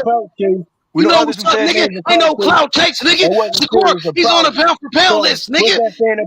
He beat the shit out of Devin Haney. Devin Haney a bitch ass nigga. Devin Haney is a pussy, nigga. He's scared, nigga. Nah, nigga, I want to hear none of that, nigga. Tell that nigga to fight Shakur. Nobody else, nigga. And he's scared of Loma. And he ducking that Loma rematch. He ducking that rematch with Loma, nigga. What's happening, nigga? Y'all don't want it, nigga. Y'all niggas scared, nigga. Y'all don't want it, nigga. You know what's up, nigga. Y'all scared, nigga. Y'all ducking Shakur, nigga. Shakur, he gonna beat the shit out of Devin Haney. Devin Haney ducking him. Devin Haney's a pussy. He's scared. He's scared, nigga. He don't want no smoke. He don't want to fight. That nigga scared of Shakur. That nigga scared of Shakur. That bitch ass nigga scared of Shakur. He's scared, nigga. He's scared, nigga. Now what, nigga? Now what? Now what? He ran. Don't run, come back. Hey, JFL, Devin, he's the champ. He can't go in a hiding. He fell off. Okay, but hey, money. Hey, come back. You know what's up? That bitch ass nigga Devin Haney, he's scared. He's scared of Shakur. He's scared, nigga. JFL know what's up. That's why he dipped, nigga. but you know what's up? Come back, nigga. Yeah, but don't run from the smoke, nigga. Yeah, don't run from the smoke, JFL, nigga. That don't say nothing, man.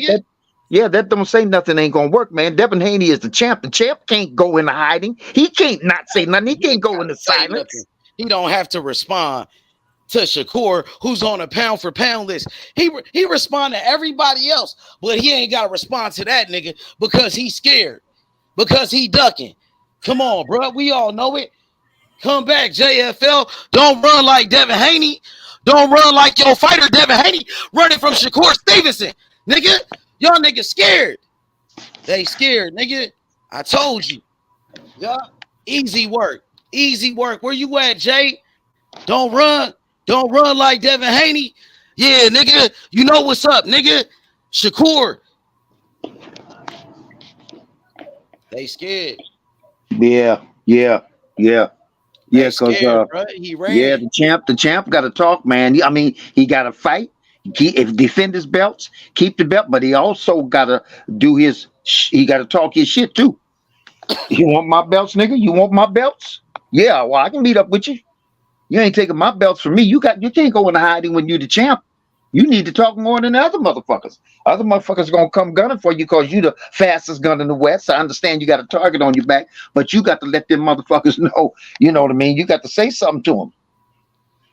Hey, what you think about this comment on the screen? Born Hustler. He said Shakur is the closest thing to the late great Floyd Mayweather. Facts. I agree with that. Right now, as a professional, yeah, because Shakur, he already proved it. He's already been a unified champion. He's a 2-division world champion. He's about to be a 3-division world champion. You know what I mean? And he could become an undisputed champion. But Devin Haney, he's scared of him. He won't even give him the opportunity. Give him the opportunity, man. Give him JFL is back. You know what's up, Jay?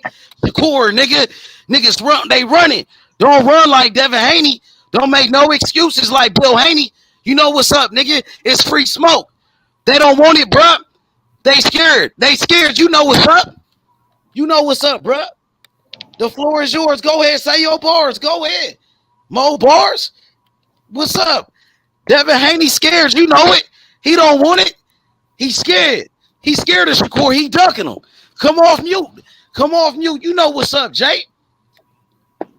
He on mute. But it's all good. For sure. Yeah. No. When you ready, brother. This shit must be fucked up. But go ahead, Victor. No, that's my stance. And look, you know what? And if I'm gonna lose these motherfucking belts, that's why I say this part that I'm talking about, that I'm feeling, it probably don't permeate throughout the whole boxing institution. But my thing is, that's my nigga. Devin is my nigga. So I'm gonna meet his challenge. I'm gonna give him the opportunity. And if I'm gonna lose my belt, that's the nigga I want to lose him to. I don't want to lose him to nobody else. He don't want to give him an opportunity. Yeah. Devin Haney is a hater. Yeah. He would rather give Loma a fight. You know I mean, that's he would rather go fight somebody else. Yeah. He's scared. You know what I mean? Yeah. Ducking him, bro. He don't want no smoke. Yeah. He don't want no smoke, bro. Yeah. Where you at, JFL? Come back, bro. Fix your shit, bro. Them niggas don't want it, bro. Shakur Stevenson want that smoke, nigga. You see the look on his face, and then when he jumped in the ring, you seen how he looked at Devin Haney. Devin Haney was scared to even look at him. Bill Haney didn't even look. They was terrified. They ain't said nothing. Devin Haney said one word and he walked away with security. He ran. He took off with security. You feel me? And Bill Haney wouldn't even look at him. But I saw it. I saw it with my own eyes. Sure did. Speak on it, bro. And you know, you was a witness. He didn't have to go out of that ring. I know the security. He said he was going out with the security. He could say, "Hold on, fellas, I'm getting ready to talk to this man real quick. Give me a minute." You know what I mean? And he could have went over there and talked to him and said something to him. And instead, you know what I mean? He faked it like he was leaving out the ring, being escorted out of the ring, and he wasn't. He wasn't. But I just think that he should give his brother, you know, a nigga he grew up with, him, you know what I mean? They broke bread together, the whole shebang, all of it. They sparred together, the whole shebang. That's your nigga. That's your brother. Give him an opportunity. And if there's anybody that you're going to lose the belts to, let it be your brother. They say, nigga, I brought you up. You took my belts, you know. You took my belts. I didn't think you could, but you did, and I ain't mad at you. Maybe you give me a chance to get the motherfuckers back. You know, I'm just saying, man.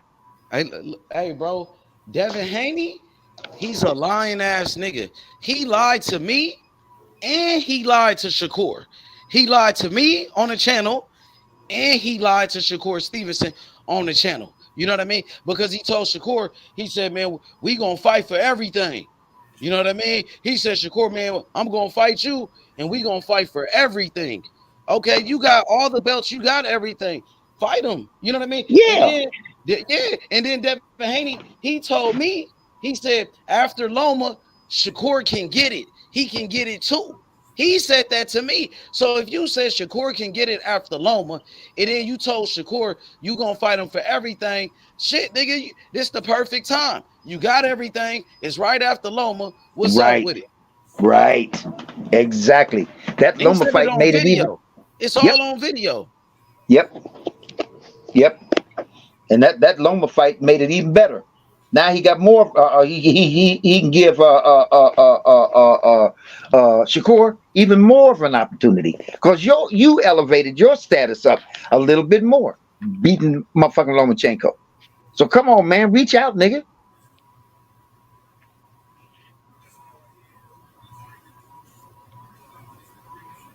Give the brother an opportunity, man. Mm-hmm. Just like Mike Tyson said, if y'all friends, fight me. If that's your friend, fight him, so y'all can Yeah. make money with each other and break bread with them. Yeah, that really, Yeah. man. That's And then the you angle I keep the look at it belts in from. the Like family. You keeping the that's belts cold. in the family, right? You keeping the belts in the family. You Yep. keeping the Yeah. money in the family. Yep. Yep. Because Yep. if I ain't got the belts, then Shakur, my nigga, got the belts at least. You know what I Yep. mean? Yep. That's better than Yep. anybody else having them. That's If you fuck with them like that, exactly. that's better than somebody else having them. You know what I mean? Yeah.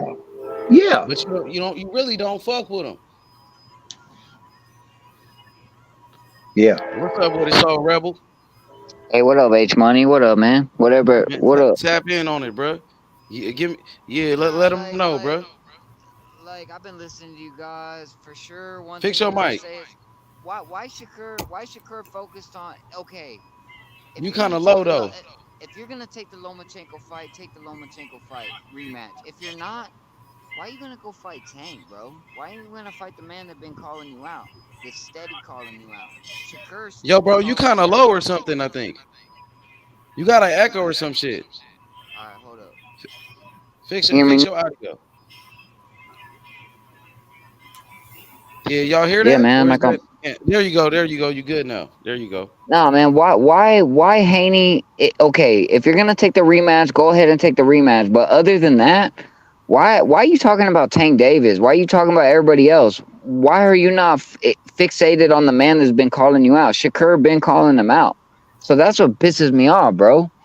That's what I don't understand, bro. The one that's calling you out, you don't want to fight. The person that been calling Haney out, Haney don't want to fight. That's why he walked out of the ring. He didn't want to give that moment any justice. He didn't want to give that moment no publicity. That's why he walked out of the ring. Because he don't want to fight Shakur next, bro. He wants to either fight Lomachenko next or try to get a payday with Tank or go up to 140. But you And know that's, what? But you know? know what? This is what I'm saying too. Even if he doesn't want to fight Shakur, and that would be because he's afraid. I mean, he knows the motherfucking fight game. Him and his father. They should shine some light on Shakur. They can do that. They can shine some light on I understand. Shakur. They got to acknowledge him. They got to talk with him, even if you're talking shit. Just because I'm trying to give this nigga some recognition, I want people to know he's out there and so on and so. Instead, with the way they're behaving, they're keeping him in the dark. That's all I'm saying, OG. That's all I'm saying, OG. The same thing you're saying, bro. Is like he wants to kind of keep him under in the dark a little bit, under the blanket a little bit. He has an energy for everybody else but Shakur, bro. But Yeah, Shakur's the man. one's calling him out. I mean that hurts, man. I'm not kidding you, man. That hurts because I see how a friend it's almost like that shit they say about how money changes some motherfuckers. Now Oh, this nigga got the belts, he's yep. got and then now all of a sudden his friend that he grew up with, he won't even give him some recognition, man. Shine some light on him, help him, give him a hand. Wow, you just said some real stuff, bro. You said some real stuff just then because he won't. I'm telling you, this is just my gut instinct. I don't know everything. None of us know everything. I don't think he messes with Shakur, bro. I don't think we get a Shakur fight for 3-4 years. But that's just my instinct about it. I don't think he will ever fight Shakur the way he acting. He ain't Yep. never gonna fight Facts, Facts, bro. The He way gonna he duck acting, like bro, who He knows? will always duck Shakur. He will never fight Shakur. He don't want no smoke. fight him, bro. He don't want smoke with Shakur, man, because we all know the outcome in that one. Yeah, that you know that I mean H Money's right about that. He is, man. That's unadulterated cowardice. If he's doing this to his friend because he's afraid that his friend might win the fight, that's a coward, man. Well, look, if I play with Loma and I go and take the Tank fight and I get George Kambosos, I got enough momentum to avoid the guy. And that's what I feel with Haney, bro. Haney's a great talent. He's a great talent, but I feel like he's going to do everything but face that guy. And that's, you know, I'm not that smart in boxing, but I know that much, bro. He's going to do everything except face Shakur. It's a bad style matchup for him, bro. Yeah. You know, it's hard to figure out. And it has motherfuckers' attention. By the way, you know, Haney's got that goddamn attention on him where Shakur has called him out. It's publicly known. The whole goddamn boxing world knows it, is aware of it, and he hasn't responded to it appropriately as a champion. And listen, you don't have to be trashy. You don't have to be, you know, you can respond like a man and say, I've heard, I know, I'm aware of Shakur Stevenson. He's a great motherfucking fighter, and he's going to be somebody someday. But before he gets there, he's got to go through me, and he thinks he can. So I'm going to have to give him, you know, something like that, right?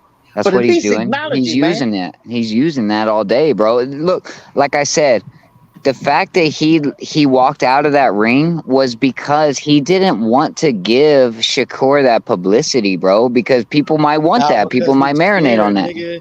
He's scared, bro. He didn't want to give him that publicity at all. He's afraid of Shakur. And H said it. H said it right. Maybe it's straight up. I know. Like I'm scared, I know bro. everything about this situation.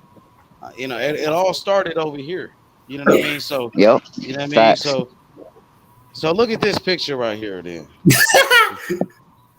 Look at how Shakur look at him. And then you see the people in the back. You see the dude, those are like sanctioning body presidents. You see the dude with the suit? Look at Shakur, the dude with the suit. Look at the TR girl. She even looking like damn. You see the dude with the That's a menacing. He looks menacing on the Shakur. Look like I'm gonna eat your lunch, boy. I'm fixing to take your lunch money, man.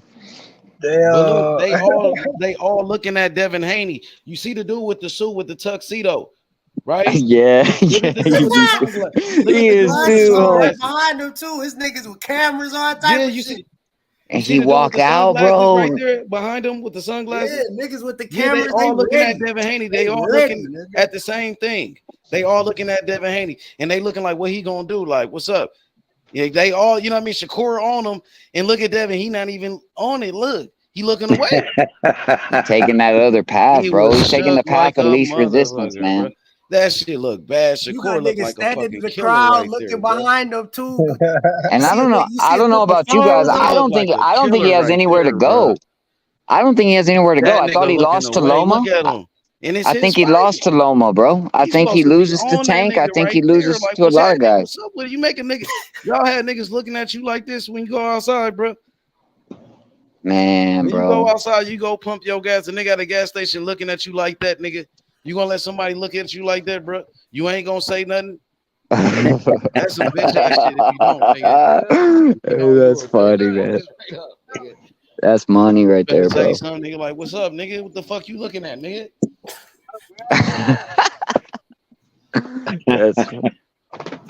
That's money, bro. That's cold-blooded. That's what it is. Cold-blooded. Dang, he wasn't like that with Ryan Garcia when he got in the ring. Shakur looked like he finna rob that nigga, bro. That's what it looked like, nigga. And that motherfucker should have Haney, as far as I'm concerned, Haney should have known better than to even mention that bitch ass nigga's name. Motherfucking Ryan Garcia. Ryan Garcia? Are you fucking kidding me? He who just got his ass knocked. We ain't even worried about him anymore, bro. He ain't even nothing no more, bro. See what I mean? That's the insult. This nigga calls out Ryan Garcia, and that little young nigga right there, sitting across the ring from him, Shakur, is a bad ass. It's Frank Martin, bro. It's Keyshawn Davis. It's Tank Davis. It's Tank, bro. It's Shakur Stevenson, man. We ain't worried about Ryan Garcia. Don't even bring him up no more, bro. What the fuck you calling that motherfucker out? Fuck that motherfucker, man. He's a girl, man. Shit. Facts, big facts, You bro. know, you got all them belts, all them accolades. Went across the water, beat that motherfucker up twice. You showed courage and steadfastness in there, and then you're gonna avoid this potential champ right here. You know, so to me, what do you call it? I like to be. That's what the champ says. I like to be tested. Yeah, I like to be tested. I like to be challenged. You know what I mean? Because I like to prove to myself, as well as everybody else, I can't be beat. And yet, you gonna call out that motherfucking sissy, Ryan Garcia, like that means something to anybody. Nobody wants to see that shit, man.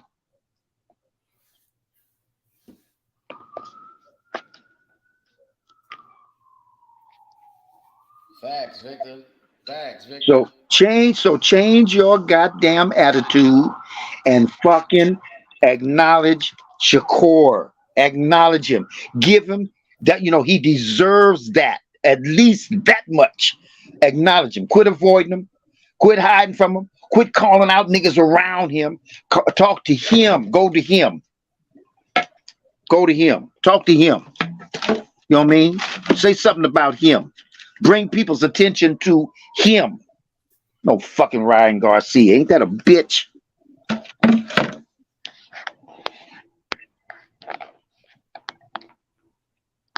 Facts, Victor. Yeah, Go ahead, JFL. Victor. That's how you feel with it. I hear him.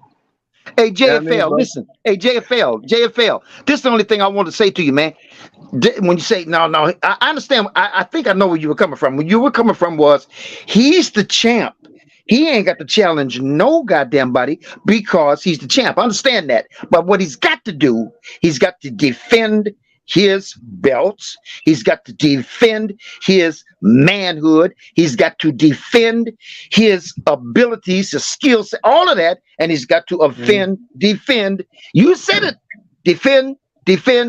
He got to defend his honor. So when somebody calls you a chump, that's what they're doing when they're calling you out. When they say, nigga, why don't you get in the ring with me? Why don't you get in the ring with me, nigga? Why do you think they're saying that? You think they're saying that to test themselves? No, they're saying that because they think you might be the champ, but I know I can whoop your ass and take them belts from you. Well, now what you got to do, JFL? Defend. You got to defend that. You got to defend that. You got to say, no, you can't, nigga. Don't even think twice like that, nigga. At this point, for me, I'm saying, it's about sign, seal, and deliver. Right now, bro, the heat is on. I mean, he stepped in the ring multiple times, and this was a big time right here to, make even more of a statement. Which, of course, Stevenson damn sure did that. You know what I'm saying? And that walk up, I wasn't really happy about that. You know what I'm saying? It was lame. I ain't gonna be stuck on that right now. I'm talking about, I'm gonna say this real quick. All right, go ahead. Look, when he got up in the ring, he got right in front of Devin Haney. He stepped right in front of him, in front of everybody, my nigga. And you see it. So yeah, we see it. We see it. Right across him. He stepped right in front of him. There's a no-brainer at this point, bro. He gotta see Shakur Stevenson, man. If he don't face Shakur Stevenson, then that's a duck, bro. He's ducking him, bro. I'm tired of it, bro. He's ducking his ass, bro. That's absolutely right. And let me tell you something else. Ain't nobody else got up in Haney's ring and confronted him and got up in his face. Yep. The only person that done that is Shakur. Now, who's the real challenger? You understand? Shakur is the real challenger, and you, as the champion, should meet the real challenge. So there might be some niggas out there that are tough, that are bad.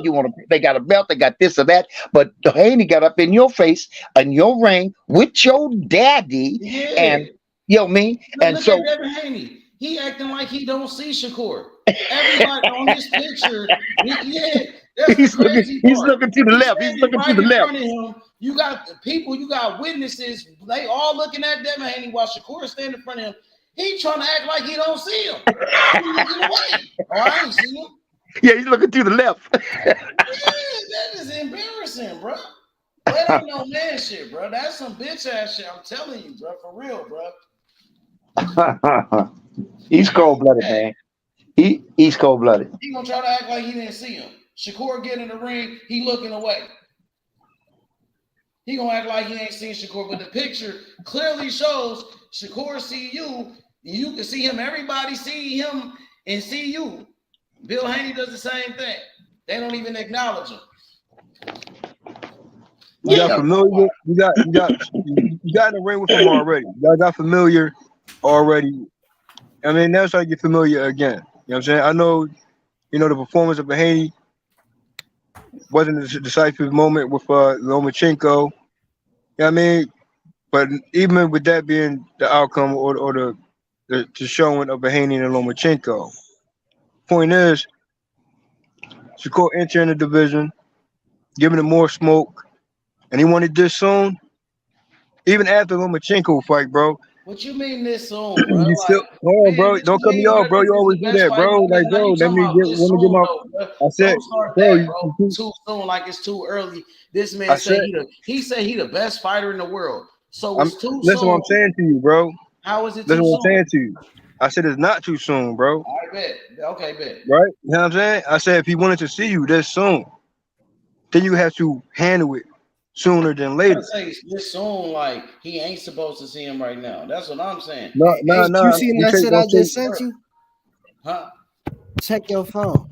Okay, I'm about to check it right now. So even as a champ, bro, you know what I'm saying? That's what you gotta do. For me, I'm like, bro, if you're in that position of Amando, you challenge that shit, bro. Everything's on your side. Your leverage is on your side. Everything's on your side, bro. Everything. So instead of get that shit popping, even after Lomachenko, even after your performance. Now listen, he been in the fight. You know what I'm saying, with Lomachenko. You know what I'm saying? Most days we had the expectations for Lomachenko even going into this fight. Until Lomachenko had to prove everybody else wrong. Like, yeah, I'm still here. You're not going to retire me. You know what I'm saying? So those who was talking mad shit about Lomachenko on some retirement talks. Nah. He said, nah, Nizar with that one. I'm going to bring the smoke like how Haney think I will bring it. So you got to switch Lomachenko putting up a fight with Haney. You know what I'm saying? And he never beat Lomachenko large margin. That's no fighter that Lomachenko faced ever done that. You know what I'm saying? So he got to come back, handle that. What I'm saying is, it's time for Shakur and Haney. Haney, you got to be the champ, bro. You know what I'm saying? Well, there's two things here, bro. There's two things here. There's nothing to be said, there's bro. Shakur and there's Lomachenko. Is he even going to rematch Lomachenko? Is he going to give him that? Is he at least going to give him that? No, he's not. He said Bill Haney said the fight wasn't close with Loma. Loma don't deserve a rematch. So they said no. Wow. See what I'm saying, bro? I mean, I still look at it as, I feel, if Lomachenko was to get that nod, would Lomachenko give Haney the same respect when we keep it moving? You know what I'm saying? Or use that to leverage or whatever. Yeah, I mean, but they ain't happen that way. But I'm saying he owes Lomachenko that, bro. Even Tony Otara came out and said the same thing. No, he got so he's saying no to Lomachenko. He said it yesterday. In a new interview, he said the fight wasn't close. Loma ain't getting no rematch. I mean, body work is one thing, bro, but come on, man. Like, you got to recap the fight. Get mad at him about it. That's what he said. That's what he said, bro. Get mad at Bill, but don't get mad at me. He said that. I'm not mad at no one. I'm just saying, as a champ, you gotta handle both. You said runbacks are mandatory. That's what you told me. Yeah, fucking right it is. Call him out then, nigga. Get on his ass about that, nigga.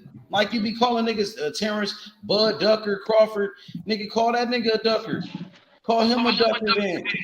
You know, he the new Keith Thurman out here, bro. He the new Keith Thurman. He running from Errol Spence. He got in the ring with Lomachenko, who Lomachenko originally was ducking Haney, bro. So at least Lomachenko redeemed his duck. You know what I'm saying? Now, before I put duck name around Haney, they got to be more official, establish even more. Now, y'all can say it currently, and that's what it's looking like, that's what it's sounding like. Well, I'm saying, bro, before you move up, it's 135 talks, bro. You stay there twice. Or the majority is going to be labeled as official duck. That's what it is. But he ain't ducking Lomachenko. He never had. You know what I'm saying? But I can't put that on him on We that one. already there, bro. We already there, bro. He ain't even gonna fight Lomachenko. I'm telling you, bro. Wait. So if he don't run it back with Lomachenko, that is a duck. Because run backs are mandatory. You said that in controversial fights. So if he don't run it back, in that fashion, yeah, he got to run it back. If he don't, then that's a duck. So, if he don't run it back with Loma, that's a duck. And then say if he don't fight Loma, if he duck Loma, and then he don't fight Shakur, then he ducking both of them. Then his motto is he putting his own face on his own duck tree, and that's gonna be sad, bro. It looked to me like he's happy. He's happy with getting Lomachenko out of the way, bro. He don't want to. How is that even possible, bro? Like he don't want to soak in none of the truth, bro. That it was a close fight. It was a good fight, and the fans demand you get a rematch. He don't want to take it on like that. He's trying to fucking do different things, bro. Hey, Devin Haney is a clown, bro. I didn't like some of that shit he did. I'm just keeping it real. I gotta be honest. Let me get this off real quick because I was thinking about this. I don't like the shit that he did, bro, because he's the one that wanted to fight Loma. I'm the one that was telling Devin Haney and Bill Haney, bro, fuck the Loma fight.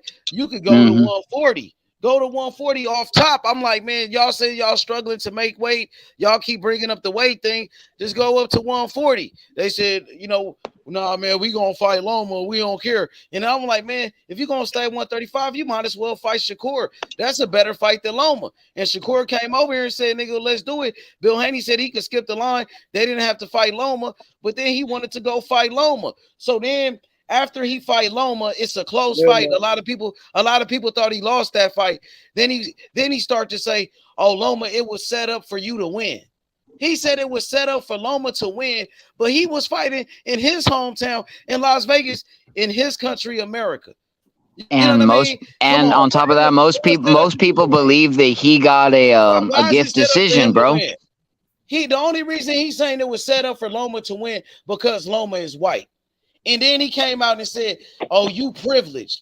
You privileged. Devin Haney, you've been rich since a kid, bro. You've been privileged, bro. Rich. Bill Haney was rich before boxing.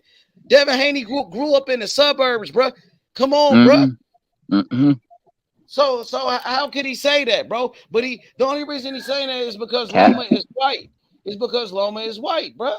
He tried to say, man, oh, Loma, you privileged. It was set up for you to win, bro. You was fighting in your hometown, Las Vegas, in your country, America, and Loma got robbed. On top of that age, we weren't even rocking with Loma like that. It's just the excuses, bro. It's just the excuses, bro. Yeah, come on, bro. Come on, bro. Nobody was rocking with Loma like that, bro. Like, we thought you was gonna beat him. To fight Loma. I'm the one that told Devin Haney, bro, fuck the Loma fight. Loma looked like shit in his last fight. They wanted to fight Loma. They kept pushing the Loma fight. Oh, Loma this, Loma that. Loma. But he said Loma was an old man 3 years ago. And then he starts saying, that man, Bill Haney said Loma didn't go to the war and all that. And then he started calling Loma a war hero. They said Loma deserved to be on a pound for pound list. They was all up on his dick and shit. But after they talked all that shit about him for years, called him a dog, he wasn't good. He was overrated. Come on, man. Now, if it's that simple for him to correct himself based on words, now I'm saying, bro, you can do likewise. Never gonna fight Loma again. He said it was set up for Loma to win, Jay. Correct yourself even with your actions, bro. He ain't gonna fight him. He said it was set up for Loma to win. Why would he fight Loma again? He said the first fight was set up for him to win. He ain't, and then he cussed out Bob Arum, the promoter. He ain't never gonna fight Loma again, bro. He ain't never gonna fight, and then he ain't gonna fight Shakur. He leaving Top Rank. He said it was set up. You wanted to fight Loma. Ain't nobody told you to fight Loma, nigga. I told you not to fight him. Y'all wanted to fight him. Now you want to complain when it don't go your way. Because Loma got on your ass. Now it wasn't even special treatment. We weren't even fucking with Loma like that, bro. Now he want to complain. Nigga, I didn't even tell him to fight Loma. I told you to go up to 140. And then you get in this tough-ass fight with this old-ass man that you was supposed to whoop. And you got all this controversy. Now you got to do a rematch with the nigga. Now you got to fight him twice. Right, bro. Yeah. I told him to fight Shakur. That's how, He said, fuck what I was talking about. Now knowing that what everything Lomachenko brought, I mean, you can always go back to the drawing board. You know that saying, you know what I'm saying? But Shakur, this ain't no drawing board type of talks with this one. You know what I'm saying? For me, it's a protege of a protege taking a page out of a book, and let's see who's who's owning more skills. You know what I'm saying? Who can outdo who? You know what I'm saying? In a matchup, like skill set for skill set, bro. I mean, this is your unseen clash course matchup, bro. Yeah, I mean, we know who the go-to clash course is, and it still is on the table with me, even at 140, even at 135, bro. I mean, 135. We talking about 135 for this undisputed. This is At one of these 135 for undisputed. Devin Haney got all the belts. We only talking 135. But Jay, we only talking 135 because Devin Haney got all the belts. So we want to see undisputed fights. Devin Haney was willing to fight Ryan Garcia. Devin Haney, you know, Devin Haney said he wanted Ryan Garcia to beat Tank Davis. He wanted to fight Ryan Garcia at 135 after Loma. He said, I want Ryan Garcia to beat Tank Davis so I could fight him after Loma for undisputed for all the belts. So he shouldn't even bring up 140 after all the shit he said. And his daddy was like, his dad, Bill Haney, said, we staying at 135 the whole year. We got this on lock. We got the video when he said that. We ain't going nowhere. And now you run it. Just like Shakur said when it got too hot. When it got too hot at 135, Shakur said it. Shakur exposed him. He said when it got too hot at 135, they was gonna leave the division. They was gonna run to 140. And that's what they doing, bro. They some suckers. Why you think I don't mess with them no more? Nigga, that's a choice. Nigga, I could have been fucking with them niggas. I didn't want to mess with them niggas because they start ducking. I seen it, bro. That's your. I talked to the man 8 months about it. Say nothing wrong the whole time. You know what I'm saying? I talked to Bill Haney 8 months about fighting Shakur for 8 months, almost a year. I talked to this nigga almost a year about that fight. He never wanted to smoke. He was ducking. Quick, so he was scared. Yeah. And Devin Haney was ducking too. He was scared. And that's why he ran out the ring. As you can see, Shakur jumped in the ring right across from that nigga, stand right in front of that nigga, And witnesses right there. You see the nigga with the bow tie. He Shakur looking right. The Shakur looking dead at Devin Haney face to face. You know what I mean? Eye to eye. Try to look eye to eye with that nigga. And Devin Haney won't look at him. Devin Haney won't look at him. He's scared. He was scared to look at him. He was even scared to look at him, man. He was even scared to look at the man, bro. Look at the other dudes. They looking. Look. Hey, JFL, the dude with the bow tie right by Shakur, he looking at Devin Haney too. They waiting to see if Devin Haney gonna look at him. They trying to see like what he gonna do. Like, damn, you gonna look back or what? And the dude with the glasses, with the sunglasses, doing the same thing. They all looking at Devin Haney like, damn, what you gonna do, nigga? We all looking at you. And he don't look. Come on, man. Looking at you like you fool or something, bro. Oh, hell no, bro. Yeah, there you go. There you go. That's Philly talk. Talk that Philly talk. Nigga, like State Property, nigga. Talk that shit like Freeway, nigga. Like Siegel. You can't entertain another fighter. Even he can't entertain 140 right now, bro. Like for me, I wouldn't like. There's no other fighters in mind that you want to go to, other than Lomachenko and Shakur. Like you can't look past those two, bro. It's as a fighter, as a champion, in your core, you know what I'm saying? You can't look past these two opponents, bro. Like it's obvious and it's a no-brainer, and you gotta take Wolf on more. That's the expectations of the situation. I'm expecting it to happen. Around the corner, set up a convenient. I mean, set up the date. You know what I mean? And all the leverage on your side with both of them, bro. You got leverage on Lomachenko. You got leverage with Shakur. This ain't nothing but a sign, seal, and deliver situation, bro. You know what I mean? Like, the talk's gonna be the talks. It's about how you handle it. You know what I'm saying? You better do what your master teachers be saying, bro. They want to do it a certain way, but they're not following the the motto, bro. I ain't even gonna go into it, bro. And for me to knowing that the proteges, and that's what it is, yeah, that's the move you gotta make, bro. There's no other way around this shit, bro. Hey, Bill Haney trying to stand in front of Devin Haney, trying to like block him, trying to hide him. You seen that? The Bill Haney standing in front of him, trying to block him and hide him. You know what I mean? He's trying to be a shield, try to protect him. While Shakur got him, though. He cornered him right there. Couldn't block him that time. Shakur got right in front of that nigga. He stood right in front of that nigga. Inside of his ring, in his hometown. Jumped in that motherfucker right after his fight. And that nigga ain't look or nothing. That's some bitch ass shit, bro. That's why I don't rock with Devin Haney no more, bro. I seen that shit 8 months ago. You can take it that way. I seen that coming But 8 months ago, bro. I knew it 8 months ago, bro. And now y'all can see it for yourself, bro. But some people still just don't believe it. They in denial. They in denial, bro. You know what I mean? You not though, Jay. You see it, bro. I hear what you're saying, bro. Keep going. Cook on it. Go ahead, Jay. Let me say, you know. There's nothing else to be said, bro. Like Haney gave Lomachenko an opportunity. When you're the champ and you got all the accolades and you got all the belts and you're undisputed, every motherfucker you get in the ring with, you're giving them an opportunity to elevate. And you know you the champ. So you're saying, no, nigga, you ain't taking my belts, and you whoop their asses. They still elevated a little bit because they fought the champ. They made it. They put the best foot forward, and they fought the champ. They just couldn't pull it off. But you gave Lomachenko an opportunity to do that. So what the fuck are you doing? What's the holdup with giving your nigga an opportunity? Give him a chance, man. Give him an opportunity. Get your ass in that fucking ring with Shakur and give him the same motherfucking opportunity you gave to a motherfucking stranger. I mean, you knew of Lomachenko, you knew his name, but you ain't buddies with him. You ain't grow up with him. You know, you niggas didn't run together. What the fuck you give him an opportunity for, and you won't give Shakur an opportunity? On top of that, bro, you gotta also look at it as this, too. You doing at the same time, this will prove this. You're doing it for legacy and you're doing it for your Skrilla. I understand. I know. Yeah, you're right. You're right. I understand. Position, period. And you know this. Yeah, I know. You got everything. So by taking this on, you're more proving the legacy aspect of your career, bro. Right.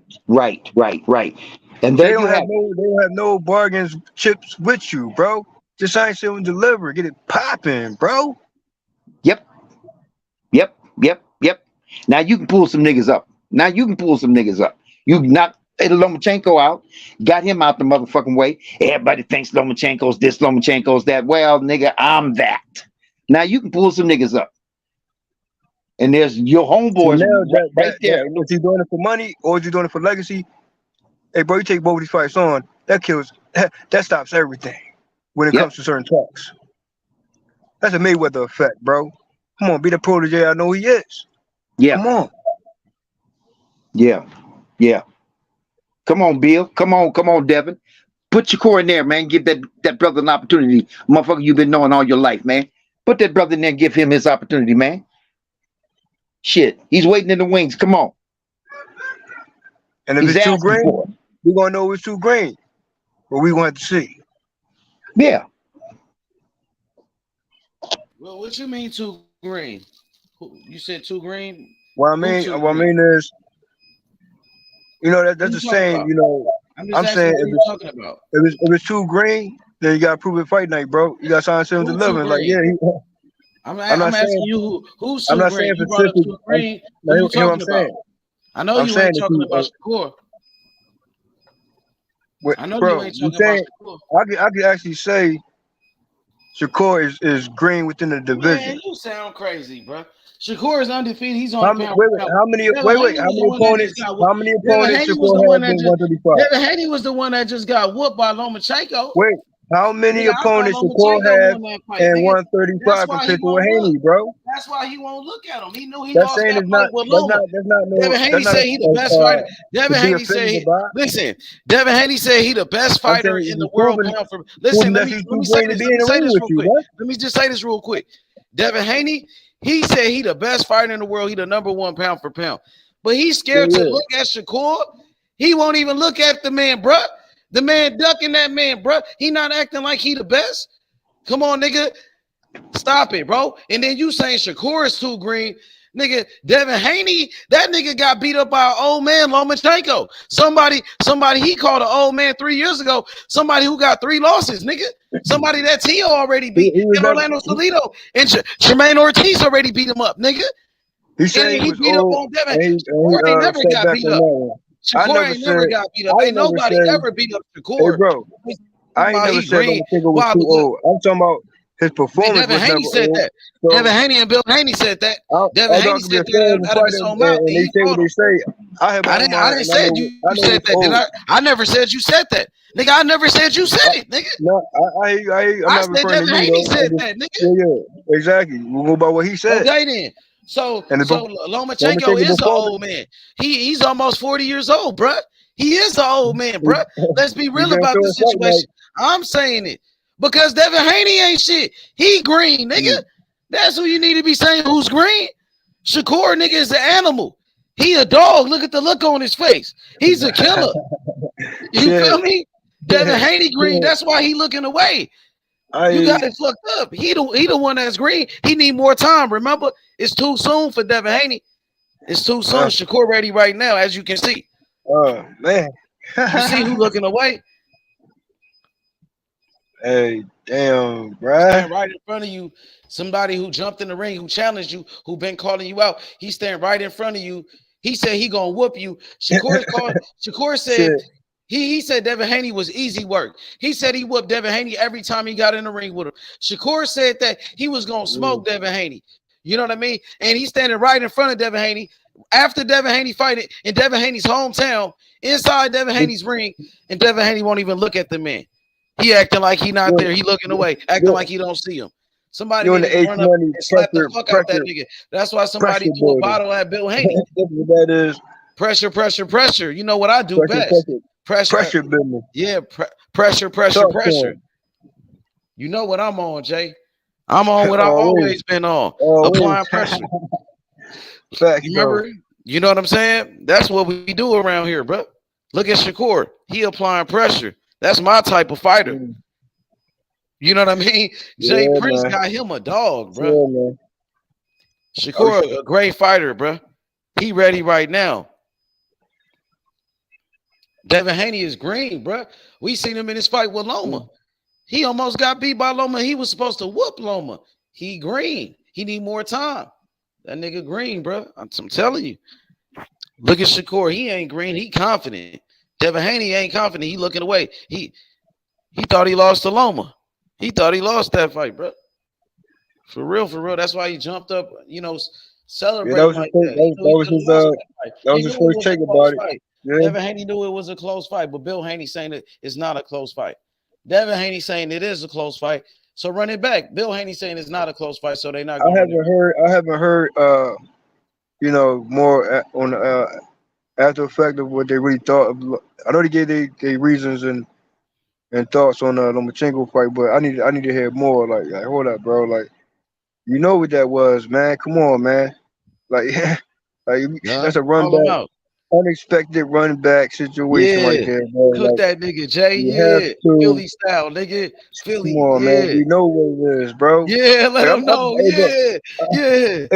Hey, bro, I'm still calling for the matchup with Mean Machine and Robinson, bro. And I'm still saying that's old. I got you, but let's focus on this one first. You know what I mean? No, I'm saying though, like, we gonna cook on that, but I'm saying like certain run backs, I feel as though like that's not on the level of this type of running back. Come on, man. Like, they might bypass that shit and fight 2 years later, 3 years later, who knows? But I'm talking about, like, Jermaine Ortiz and Lomachenko, that might be a 2 year situation. I mean, a year situation, or never a run back, which is just to be considered. But you a Devin and James Haney, and what they have that what you have that they don't is all the straps, my man. Yep. You know what I mean? Hey, H Money. I got to step off, H. I got to step off, H. Okay, Victor. Okay. All right, I'll holler at you, man. I appreciate you, H. Thanks for letting me on. JFL, my man, Shout out to Warren, bro. and My man. everybody else on the panel, man. I'm gonna talk later. Okay. 100. All right, then. Hey, JFL, go ahead, cook, Jay. Break that down for the people, man. Get into your bag, man. Go ahead, it's on you. Man, I've been on my chill with this shit sometimes, bro. I'm shaking my head like, hold up, man. We not doing this, bro. We're not going to avoid this fights, bro. We're not going to just nah, bro. At all costs, you gotta take these fights on, bro. You know what I mean, as a champ, you are. Come on, I can't really say anything further than that because I'm expecting it's a no-brainer, and you know what you do at this point. If any other champion in that position, bro, they know exactly what to do and what's expected of you. You know what I'm saying? So, got in the ring with you to make it even more official. What more can you ask for?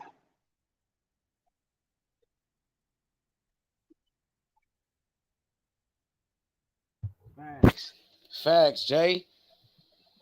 Yeah. Yeah, let them know, my nigga. Get into your bag, Official bro. call out, Look, official nigga. call outs, Yeah. official call outs is the official call outs, and we know what that that's what I'm looks saying. like, Yeah. bro. Yeah, You know? Jay, drop them bars on them. You know? More bars. You know what I mean? Yeah. Next is next, bro. Next is next. Facts. Big facts, Jay. Get them, Jay. Bruh. Don't let me down, bro. Don't let the boxing down. Don't let this moment down. Who you talking to? Who you talking to? Let him know. Put a name on it, Jay. Call him out by name, Jay. No subliminal. Let him know. Down the dream, Haney, bruh. Oh, and who else? Bill Haney? You gotta be 10 toes down. You know that talk, bro. You know them talks, bro. Yeah. Not 9 toes down, not 8 toes down, not 5 toes down, bro. You talking about 10 toes down talk, Ace Money. Facts. Big facts, Jay. Not too many people built for that 10 toes. Not too many people built for the 10 toes down talks, bro. That's why I be like, you know what I mean? It's level with the cylinders, bro. Facts. But the moment it's gonna speak for itself. Like, there's no more words, bro. Big facts, Jay. Facts, bro. Drop them bars on him. More bars in his motherfucker. Let him know, Jay. Off the top of the dome, nigga. There's money with the bars too. You know how you do. I mean, I know you're speaking on Shakur, and I'm speaking on Haney, bro. And it was crazy what you said was, you know, even Mike said what he said, and I riding with Mike the entire way. I probably at the every fight with Mike Tyson. Ben was on and still on, and what he did when he came back here and represent. You know what I'm saying? And took care of long overdue business, even with a Roy Jones, bro. So that I ain't gonna go into that mindset right there. That should inspire all for real. On a whole nother level. You know what I'm saying? Shakur been in the gym with Roy Jones. You know, Shakur been in the gym with Roy Jones recently. And so has Haney. But that was back then, though. He ain't been in the gym with Roy anymore. That was a long time ago. But now I'm saying, like, right now, Roy Jones been in the gym with Shakur, like recently, like all the time now. They be in the same gym, bro. They getting these pointers. They perfecting their craft. But Haney ain't with Roy no more. Shakur is with Roy now. That's what I'm telling you. Shakur is the one with Roy Jones right now. Haney ain't been with Roy Jones. He been with his dad. And I feel like his dad been, you know, I don't think Bill Haney's a real trainer like that, bro. To be honest, bro. And it showed in that Lomachenko fight. You know, he really let Devin Haney down. Devin Haney needed help. He didn't know what to do. And Bill Haney, he didn't know what to say. You know what I mean? And I think Devin Haney, he needs a real trainer. He needs a real trainer, bro, like a Bozy Ennis or something like that. Well, somebody like a Bozy. He really need to be working with somebody like a Bozy Ennis, you know, because if he going to 140, he could mix it up around saying with certain trainer talks. And I ain't gonna go that far with it because you know the Bill Haney's not a real trainer. He's not a real trainer. No, I'm not gonna go that far with it, bro. He's not a real trainer. I will because I know the dude. Bill Haney don't know what the fuck he doing. He be on people YouTube channels running his mouth when that nigga is supposed to be in the gym. You know what I'm saying? Bill Haney is I, not a real trainer, this my what nigga. He's this what I'm not, bro. saying, He's bro. more of a promoter, if anything. He's better at running his mouth. We know you gave 2 showings when it comes to a Camboso. Nigga, Bill Haney retired before as the trainer. You know Bill Haney retired before? 2 different type of showings, I remember when Bill Haney bro. retired as the trainer before, bro. That nigga need to step back down as the trainer. He retired before. You saying step down? I mean, Yeah, well, he should bring somebody in or bring somebody else in. You know what I mean? Like before they used to have Floyd Mayweather Sr. Before it was Floyd Mayweather Sr. with Devin Haney and Bill Haney. But Bill Haney got rid of Floyd Mayweather Sr. He got rid of Floyd Mayweather Sr. And then he had another trainer, Ben Davison, with him. Ben Davison used to work in the corner with him. And they had Mickey Bay. Now it's only Bill Haney in there, bro. Well, we know that, Bill Haney, shout out to Trill Bill, freak. Bill Haney is a control freak, bro. He want to be in charge of everything, bro. Go ahead. I'm saying Bill Haney want to be in charge of everything. You know what I mean? I mean, listen, wait. I expected Trill Bill to be in that corner with a Haney when it comes to Lomachenko.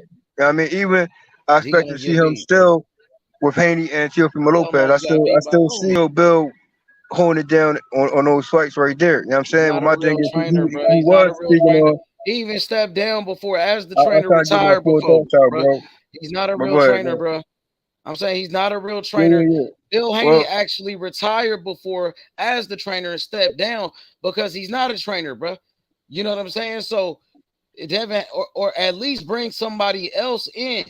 They got to bring back Floyd Mayweather Sr. Bring somebody else in, bro. You know what I mean? He can step aside. He can still be in the corner, but he don't know how to step down, though.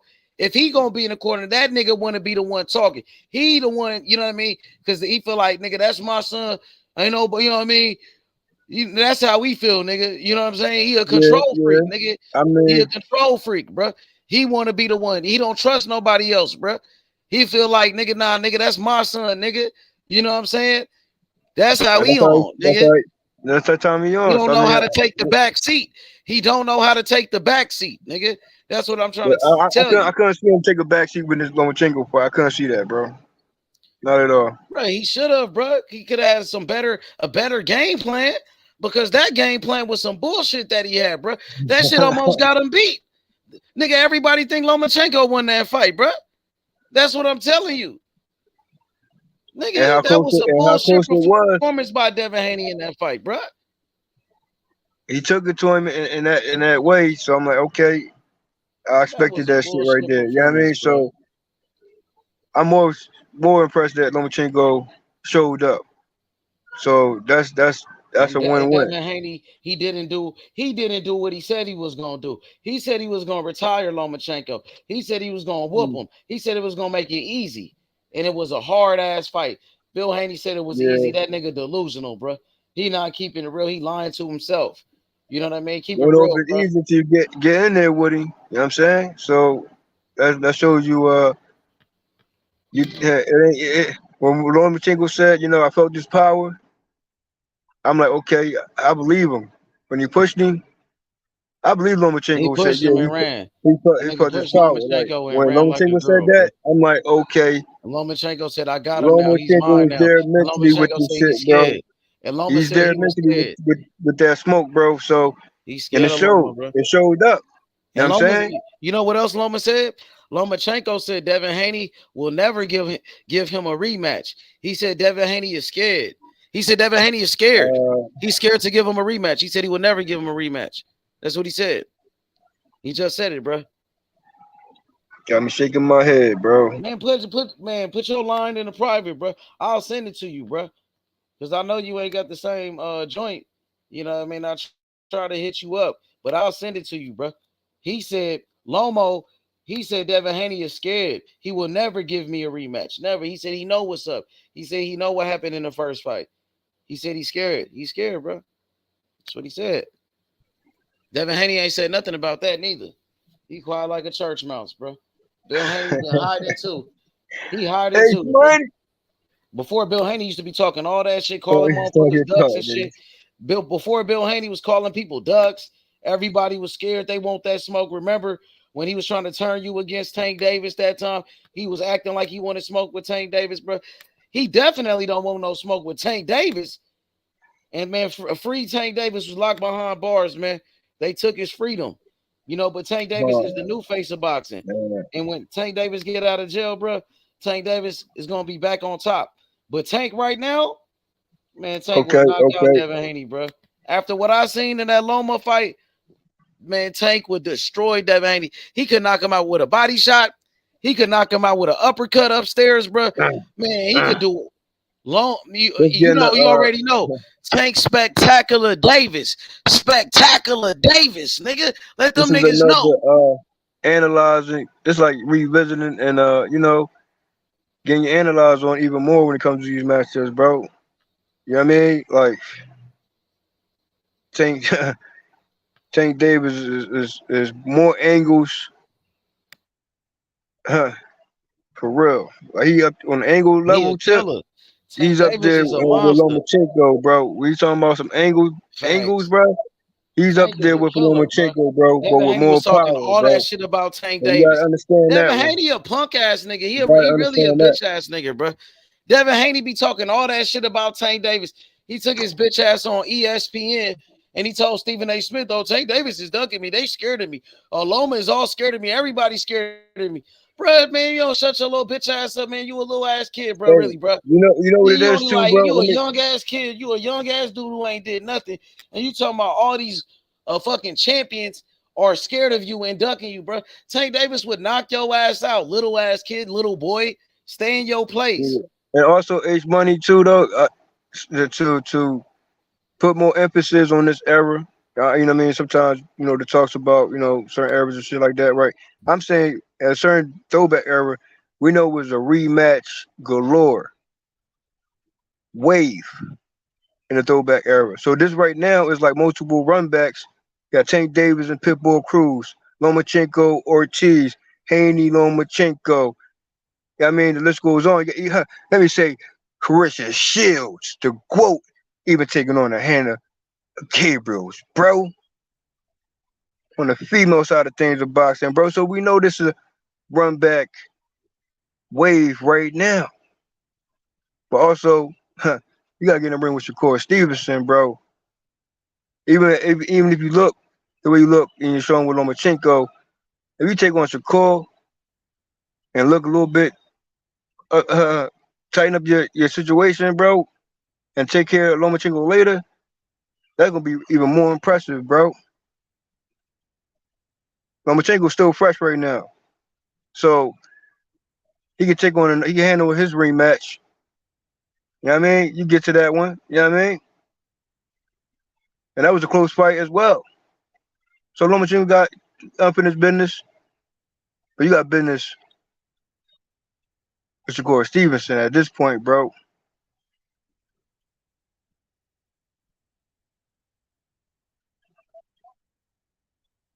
You know? Or we could do the other way around. Lomachenko, then Shakur. Either or. Hey, facts, my boy. Facts, JFL, you cooking. And we got the big homie on the panel. My boy Taco. What up, Taco? It's Taco Tuesday in this motherfucker. Man, what's happening, man? Bud. What up, Taco? Shakur. Hey, you see that look right there? Hey, you see Bill finna run. Bill finna run. Look, he ain't even look back no more. He ain't look back, and then he told security to go get Devin. Look, he like, oh shit, they go secure. That nigga gone. That nigga boned out, Taco. That nigga boned out, huh? Hell yeah, bro. Look at that nigga dad look swole by little Loma, bro. What you think Shakur's gonna do to him? He got beat up by Loma. Look at him. Look at the side of his face all swole up. Nigga, that's why he didn't want to take those glasses off. That shit crazy. They ain't want to take those glasses off, nigga. Shit, normally he be trying to show his face and shit like, oh, nothing to him. I ain't get touched, nigga. Shit, that nigga got them glasses on, nigga. Shit, yeah, man, but yeah, man, you know what it is. They don't want no smoke. They don't want no smoke, man, with Shakur Stevenson. Look at Shakur. Look, he look like he's some food. He look hungry. Look, that nigga look hungry. He look like nigga, he a shark, nigga. He like a little fish or something like that, or maybe tuna. Like that nigga look like nigga one of them seals, and he look like a great white nigga coming through. Nigga killer whale type nigga coming through, like nigga like him smash. Hey, man, Errol Spence looked fat, man. Look like he got another fat camp. You know what I'm saying? You know what I mean? That nigga belly and shit, nigga like got a belly, he only even got a 6-pack, man. Y'all seen that video? Man, put the video out talking about the pictures, bro. That nigga look fat. That nigga fat. No, I didn't see it. What video? They just had a little video of him training and shit with his shirt off and shit. Nigga look fat, bro. That nigga fat, bro. I swear, bro. Nigga trying to be like, oh, I see what Spence trying to do. He gonna come in there kind of big and use this weight. Nigga, you niggas stop playing. I don't want to hear none of that shit, bro. Nigga, you go look at Bud picture, nigga, when he got the black shirt, nigga, you can see the 8-pack, nigga, no homo showing, nigga. Like, nigga, I'm ready. Nigga, this nigga got a whole full belly, Ace. That nigga almost got a roll. That nigga belly there looking like mine, nigga. Shit. So, I thought Earl was in shape. I thought he was in shape, Taco. That nigga, he fat shape, nigga. Shit, nigga. We know once he gets to the scale, he gonna look like he got a 6-pack. That ain't the 6-pack. That ain't the kind of 6-pack you want. You know what I'm saying? You don't want that shit. That's that inflatable. That's why I say Bud need to go to the body. I swear. Watch. People gonna underestimate Bud going to the body. Watch. I think Bud gonna put some body work on EJ to slow him down. You feel me? You know what I'm saying? And that's how he could get around that pressure that EJ gonna put on him going to the body. You know what I'm saying? Because you don't see a lot of people going to EJ body, and I think that he could counter EJ to the body too a lot, especially if EJ once he get EJ cadence down. You know what I'm saying? And his punch rhythm. There's only one word and theme since this whole thing jumped up, bro, surrounding this fight. And I'm always say that, and you know. I'm pretty sure we all echo this. This is a deep waters type of matchup right here, bro. That's it. That's all, man. You want to be a big fish? To prove it, you know what I'm saying? Or is it a crawfish? I'm just saying, bro. Is he little fish? Like, bro, it's deep waters on this one, bro. We know what deep waters means. This matchup right here, bro. Sheesh. Ain't going nowhere. It's not, bro. Bud gonna knock this nigga out, bro. Telling you, bro. Watch, he gonna catch that nigga, bro. He gonna break him down and catch him, bro, when something you don't see coming. And he ain't gonna hit him with, like, it ain't gonna be it's gonna be accumulative of hitting him when he don't see it coming.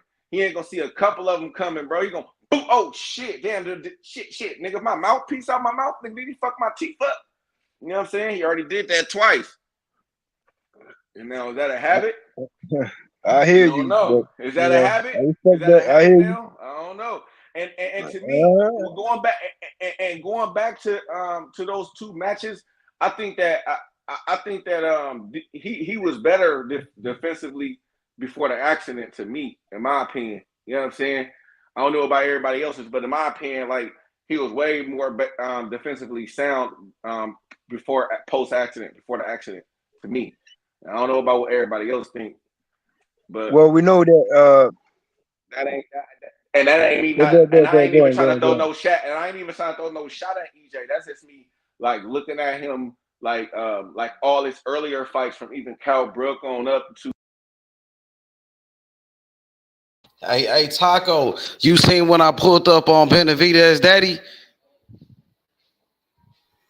I still got no picks on this one, and I don't know why. Hey, Taco, you seen when I pulled up on Benavidez, Daddy?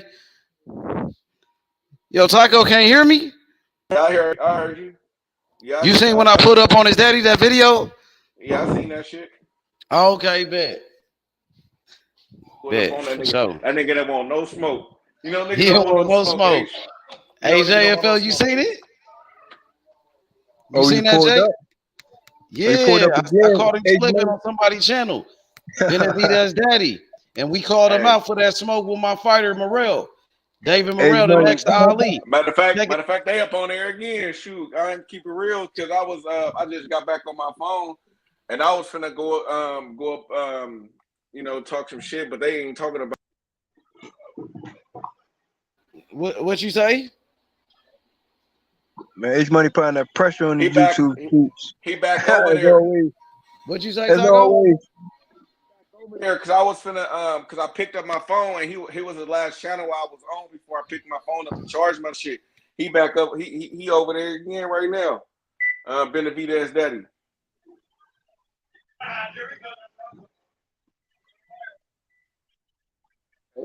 Them niggas don't want no smoke, bro. Don't want no smoke. Ain't even no point though. You feel me? Because niggas ain't gonna want no smoke. You know what I'm saying? Because they know they don't want to see Morrell for shit, bro. I'm gonna keep exposing them though, Taco. I gotta expose them like we already exposed this shit with Devin Haney and Shakur. Now everybody on it. You know what I mean? So now I gotta expose this nigga. Show that he a duck. Have everybody on that shit. Hey, bro, niggas be really don't be trying to give you your credit because like you be keeping this shit popping and niggas don't be liking to give you your flowers though. You know what I'm saying? Like niggas be, especially like with Keyshawn. I think we be doing it together though. I would say we though. Davis, I would say we though, because I gotta give you your credit too. I think we really keep that shit going together. You know what I mean? And yeah, you right about that shit. Hey, bro, because that whole shit. That Keyshawn, hey, bro, wasn't nobody talking about Keyshawn Davis and that one nigga you talking about, Andy, bro? Wasn't nobody Cruz, talking about that they shit, all, bro. yeah, they trying to get on it too. They be seeing what I be talking about. Yeah, them niggas be looking at what I'm talking about and trying to talk about what I be talking about. Real shit, bro. They be trying to take the nigga shit, bro. Real shit. But them niggas be trying to do it in a slick way, though. I be they do, that shit, but bro. I don't be paying attention to them, though. Like, that's why I don't even pay attention to it. I just do what I do. You know what I mean? So I guess, we some trendsetters. We set in trends and shit. We starting fights and shit. You know what I mean? They want to talk about the fights we talk about. You know what I mean? Whatever fight we talk about, they going to be on all they talking about this one. Let's start talking about it. You know what I mean? Type shit. That part. Yep. Facts. I don't be saying nothing, but I be peeping that shit though. But I'm like, be watching your shit.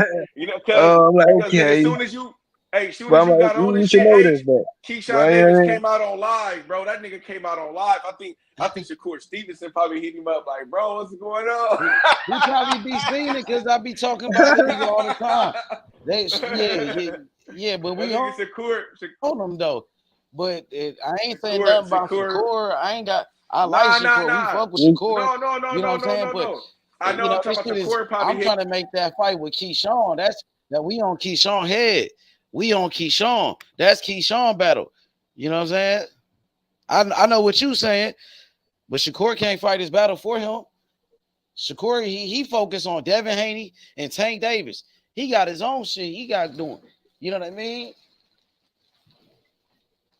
Hey, Taco. We on Taco. I ain't here. Yeah, I'm here. My shit keep cutting off, bro. Hey, I ain't hear nobody talking about that shit, H. And as soon as I heard you talk about it, then he do it live, bro. Real shit, bro. I'm like, damn, bro, this shit. I'm like, nigga. I'm like, bro, niggas be on here. They be in the background. Andy right now, bro. Yeah, they be in the background stealing the sauce. I'm gonna leave that right. I just keep it going. I just do me, bro. I don't get worried. I don't worry about that, bro. Yeah, it's all good. Mm-hmm. But nigga, shit, at least you know you. Oh, he went out again. I don't know what. Okay. That nigga Andy finna tear shit up, though. He finna tear shit up, bro. That nigga so nice. I can't wait for his first fight. I want to see, you know what I mean? I want to see what he does. I'm trying to get the knockout, bro. He trying to stop a guy Keyshawn just fought against. He fighting a guy that Keyshawn just fought against. A guy that Devin Haney fought against. A guy that Mikey Garcia fought against. And he going 10 rounds in his first fight. He the first fighter to go 10 rounds in a first fight since Lomachenko, bro. You know what I mean? So, man, we got big plans for Andy. I want to see what he do in that first fight, bro. You know what I mean? And I want to see Andy get the knockout, bro, because that's going to make a statement. If he knock a guy out that's never been knocked out before and Keyshawn just fought against him, and this is his first fight as a professional, that'd be nice. I want me to do both of them. That'd be nice, bro. For sure. Who you say you want his first fight to be against? No, he already got his first fight. No, It's so coming up. he requesting again for his first debut fight? His first fight, he wanted to fight Keyshawn Davis, but the guy he's fighting against is a guy that Keyshawn Davis just fought against. Yeah. His name is Juan Carlos Burgos. Keyshawn Davis and Devin Haney fought against him, and Mikey Garcia, and nobody ever knocked him out. So this is his first fight. In his first fight, he's fighting this guy, and he going 10 rounds, just like Lomachenko did in his first fight. Man, we trying to get the knockout, my nigga. He training with Bozy Ennis and Jerron Boots Ennis. He out there in Philly. Look, he out there with Boots. Check him out. Him and Boots. Boots is coaching him right here. Check him out.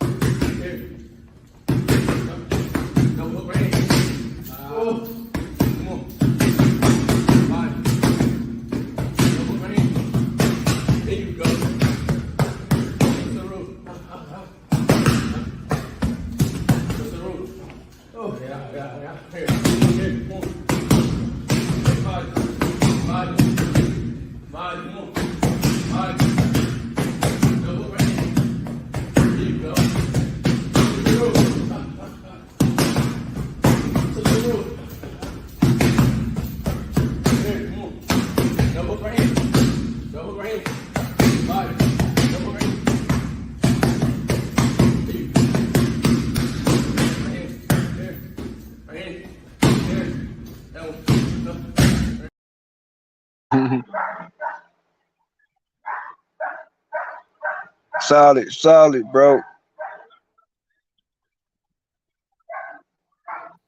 You know what I mean? Hey, Jay, you in Philly, right? Always. Yo, Jay, you in Philly, right? For sure. Always, Yo, bro. JFL, you in Philly? Shit. Yeah, but that's my fighter, bro. I want you to pull up to the gym over there on Bozy and Boots. I'm locked in with them. I got Bozy number and everything, and I want you to, if you can, hey, bro. If you can, though. Listen, I'll be on my move. You know what I'm saying, you know what I mean, I can pass through. You know what I mean, there's certain gyms out here. Yeah, I want you to pull up. Yeah, we gonna. Hey, but I'm not saying. Hey, Jay, listen, because you know this. I give Jay, respect listen. Hey, my boy, listen. And all that stuff. So, but listen though. All right, go ahead, bro. Go ahead, bro.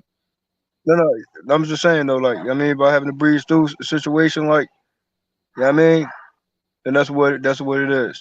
There's not gonna be road talks, huh? But yeah, but you know they're my peoples though. Anyone, Bozy, that's my people though.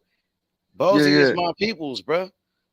But I got Bozy right now, brother. Bozy, bro. He coached my fighter Andy Cruz, bro. I'm saying if you in Philly, listen, bro. If you in Philly, I'm saying I want you to slide to the gym and do the interview with Andy and Bozy and Boots. You could pull up. Come on, man. You bro. You my nigga, bro.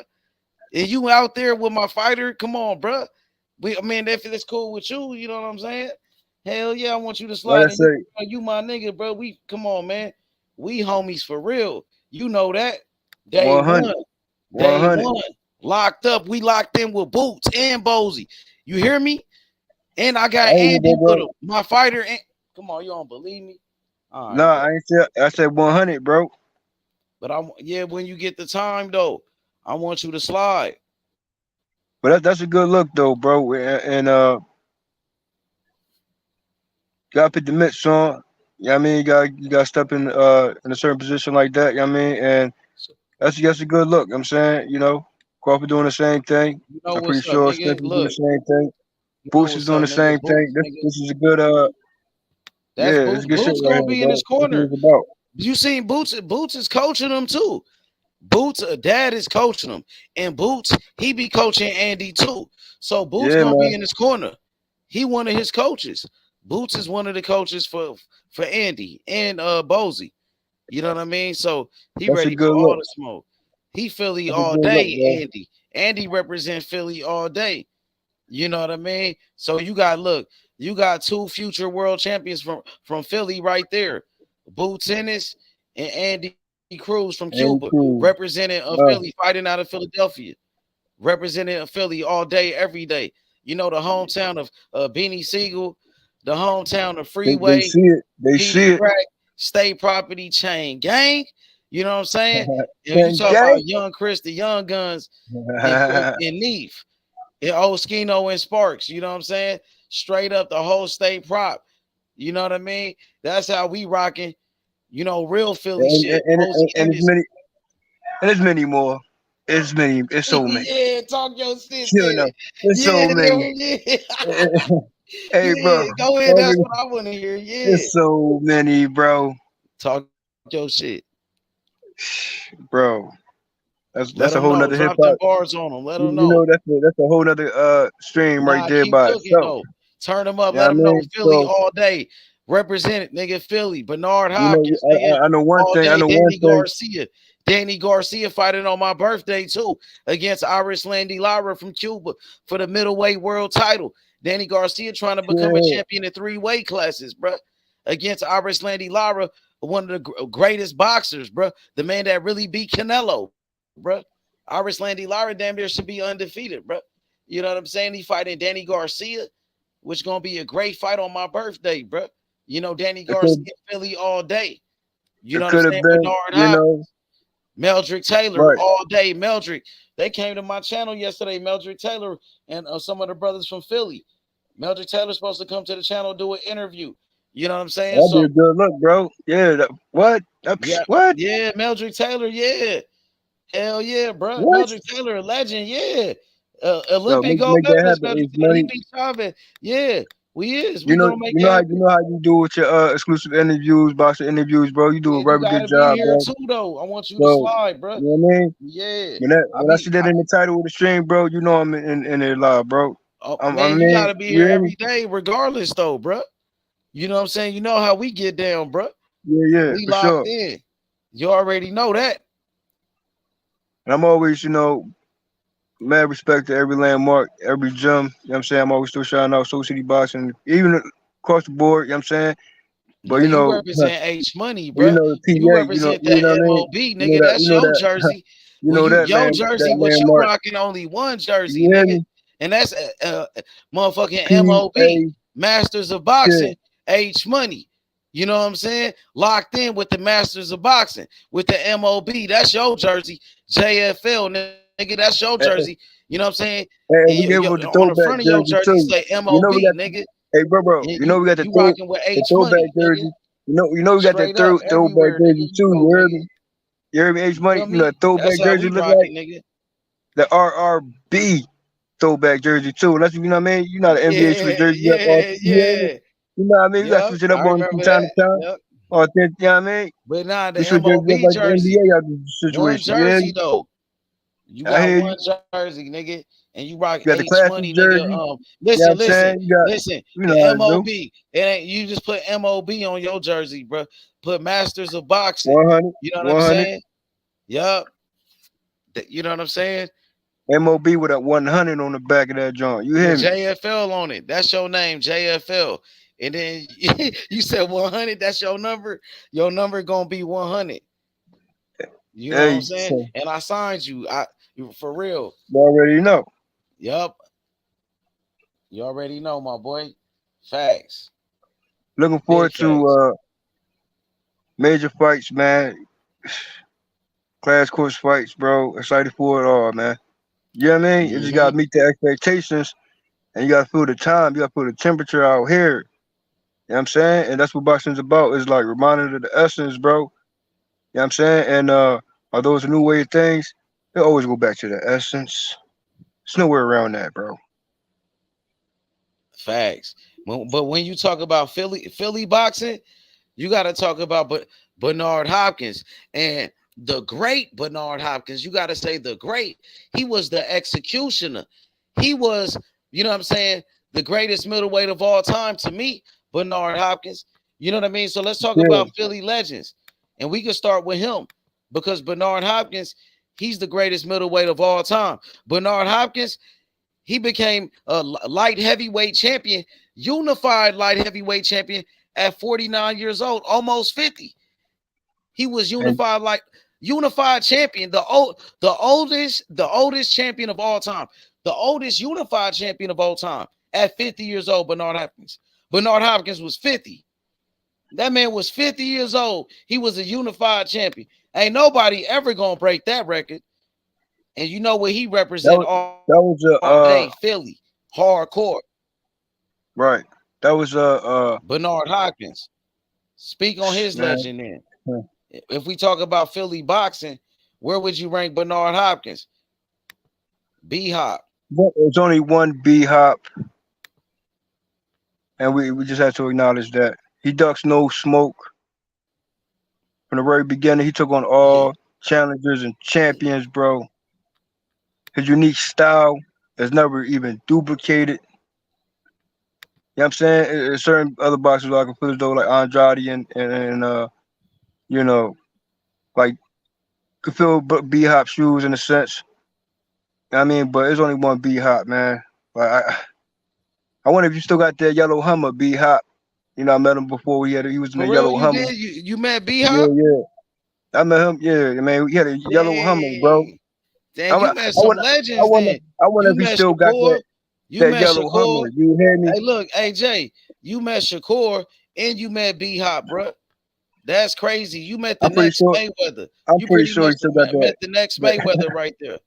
You met the next Mayweather, and then you can say you met probably the greatest fighter ever in Bernard Hopkins. One of the greatest fighters ever, for sure. For sure, man. Like, you know what I mean? He stand-up dude as he still is today, you know what I'm saying? And you know, your classic man right about now with it. Hey, I'm still saying B-Hop return to the ring. You know, exhibition is on and popping. You hear me, B-Hop? We need you back in that ring, my man. Nah, he old.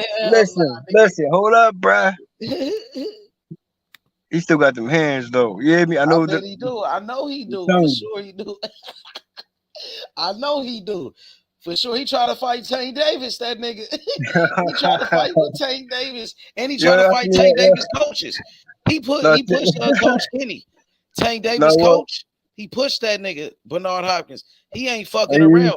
And he looking for Bill Haney. You know, he had to set it down real quick. B-Hop wasn't saying, bro. B-Hop like, hold up. Bill Haney, bro. Yeah, Bill Haney was talking shit about that nigga. Yeah, classic, man. Bill Haney bad. B-Hop right about now. You hear me? But he pushed I Tank Davis coach. He pushed that nigga. I was like, oh shit, Tank, why you got it? Come on, Tank. Like, okay. It is what it is with that one though. But yeah, but other than that, bro, who did it like B-Hop, man? You know what I'm saying? Nobody ever. Come on, man. Like he beat Roy Jones Jr. He beat Winky Wright. That nigga beat Antonio Tarver, nigga, the man that knocked out Roy Jones Jr. Antonio Tarver, nigga. That nigga beat Felix Trinidad, knocked him out. He beat Oscar De La Hoya, knocked him out. That nigga beat Kelly Pavlik, whooped his ass. That nigga beat a lot of niggas, bro. He beat Glenn Johnson, and Glenn Johnson knocked out Roy Jones Jr., nigga. That nigga beat killers, bro. We know this, that man. Nigga is a legend, bro. That nigga is one of the greatest, bro. You feel me? But anyways, though, Philadelphia, they started off with Joe Frazier. What you know about Joe Frazier? Smokey Joe, man. Yeah, Smoke. He got the gym out there in Philly, don't it? Hey, bro. I'm saying on the strength of Philly, bro, you gotta make that back into a boxing gym, bro. Just saying. Mm-hmm. You need that, you know what I'm saying? Currently situations surrounding that, you know what I'm saying? I walk past it every day, bro. It's in the hood, though? Yeah, it's a special landmark between, you know what I mean? Dang. Yeah, I mean, I say, you know, well, I'm just saying though, them niggas gotta turn that back up, man. That's crazy. Yeah. It's a lot of my landmarks even on that strip. You know what I'm saying that need to be reopened, refurnished, and hopefully that's a good spot for a boxing gym. You know what I'm saying? You know what I mean? It still is. You know what I'm saying? Even I ain't gonna speak on it because that's, you know, bigger than what I know. You know what I'm saying? I'm not gonna go that route with it, but I would like to see, you know, restored how it was originally. You know what I'm saying? So that's just me though.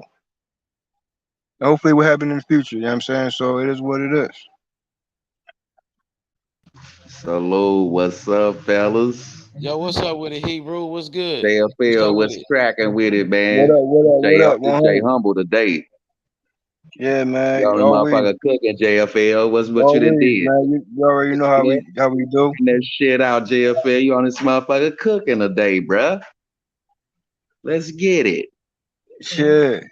But what's the Alexander? He was another potential B-hop in the protege talks. Like how I feel Andrade is, and those two fighters right there.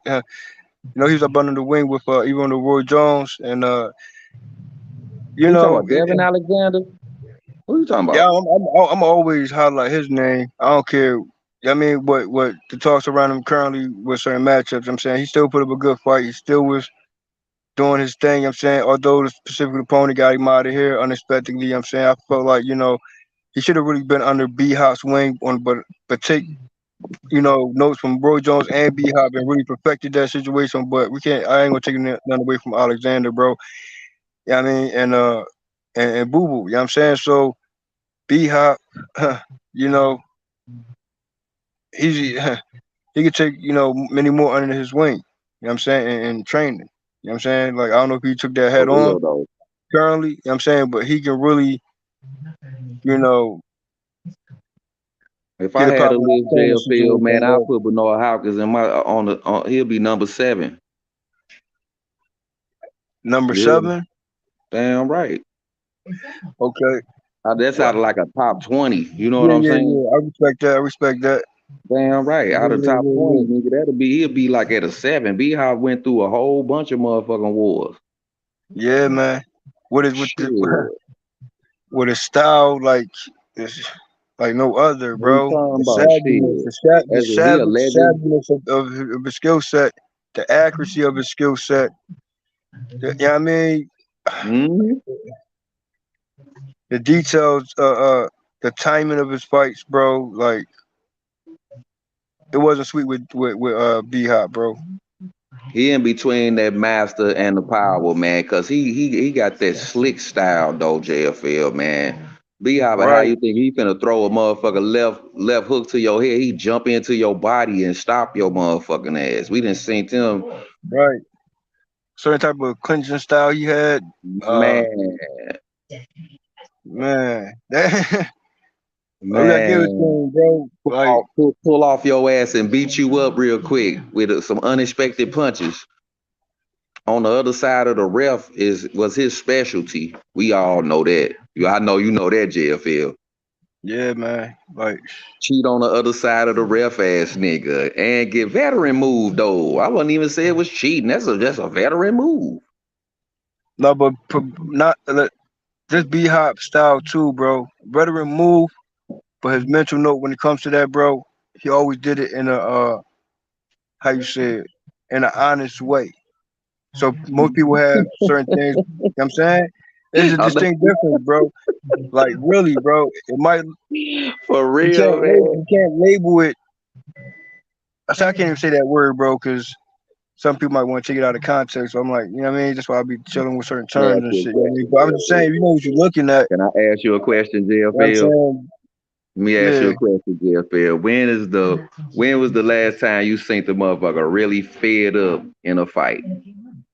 And they just couldn't take it no more, so they just started doing what they wanted to do. In what way, though? And just like that. A motherfucker got fed up. I saw a fight where a motherfucker got fed up and they started doing what they wanted to do. So I'm asking you, have you ever saw a fight where a motherfucker just got fed up in the fight at what was happening and they just started doing what they wanted to do? Okay. In front of the ref, in the ring.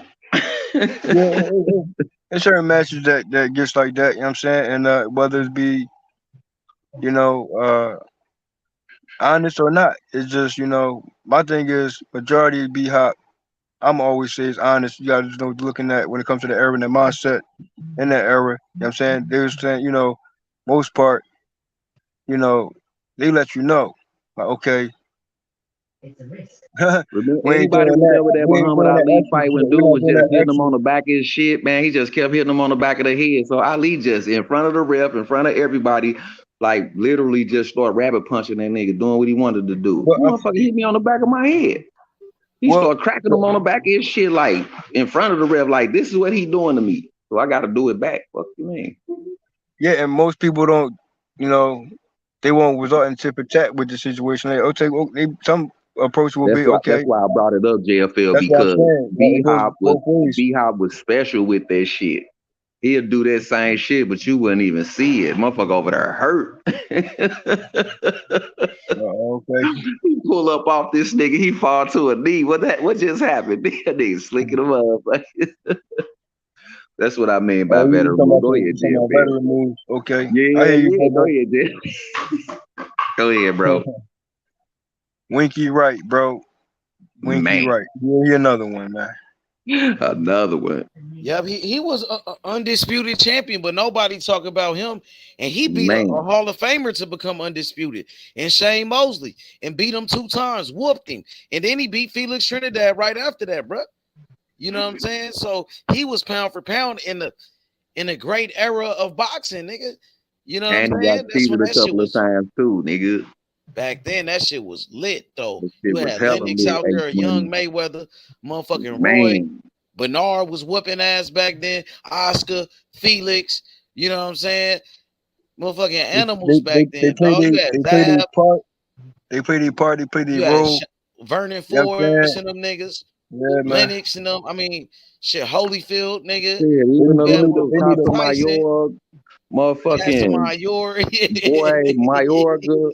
We had a whole bunch of motherfuckers. Freitas, Prince Nassim, Mike Kelly, Manny Pacquiao coming up. We had so many motherfuckers, boy, out here just doing their thing, man. It was Mosley, Morrell ass nigga.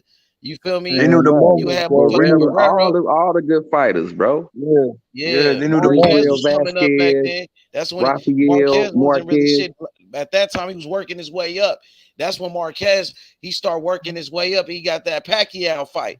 You know what I'm saying? But no, I was talking about Raphael. Oh, yeah, right. His brother. Yeah, his brother, Raphael Martin. It was a dog. He was a dog. And he had those wars with Vasquez. They fought each other like 4 times. Yeah. It was some greats. Oscarino Freitas. You had motherfucking, we already know about Sanchez Salvador. We know about him, the poker face master.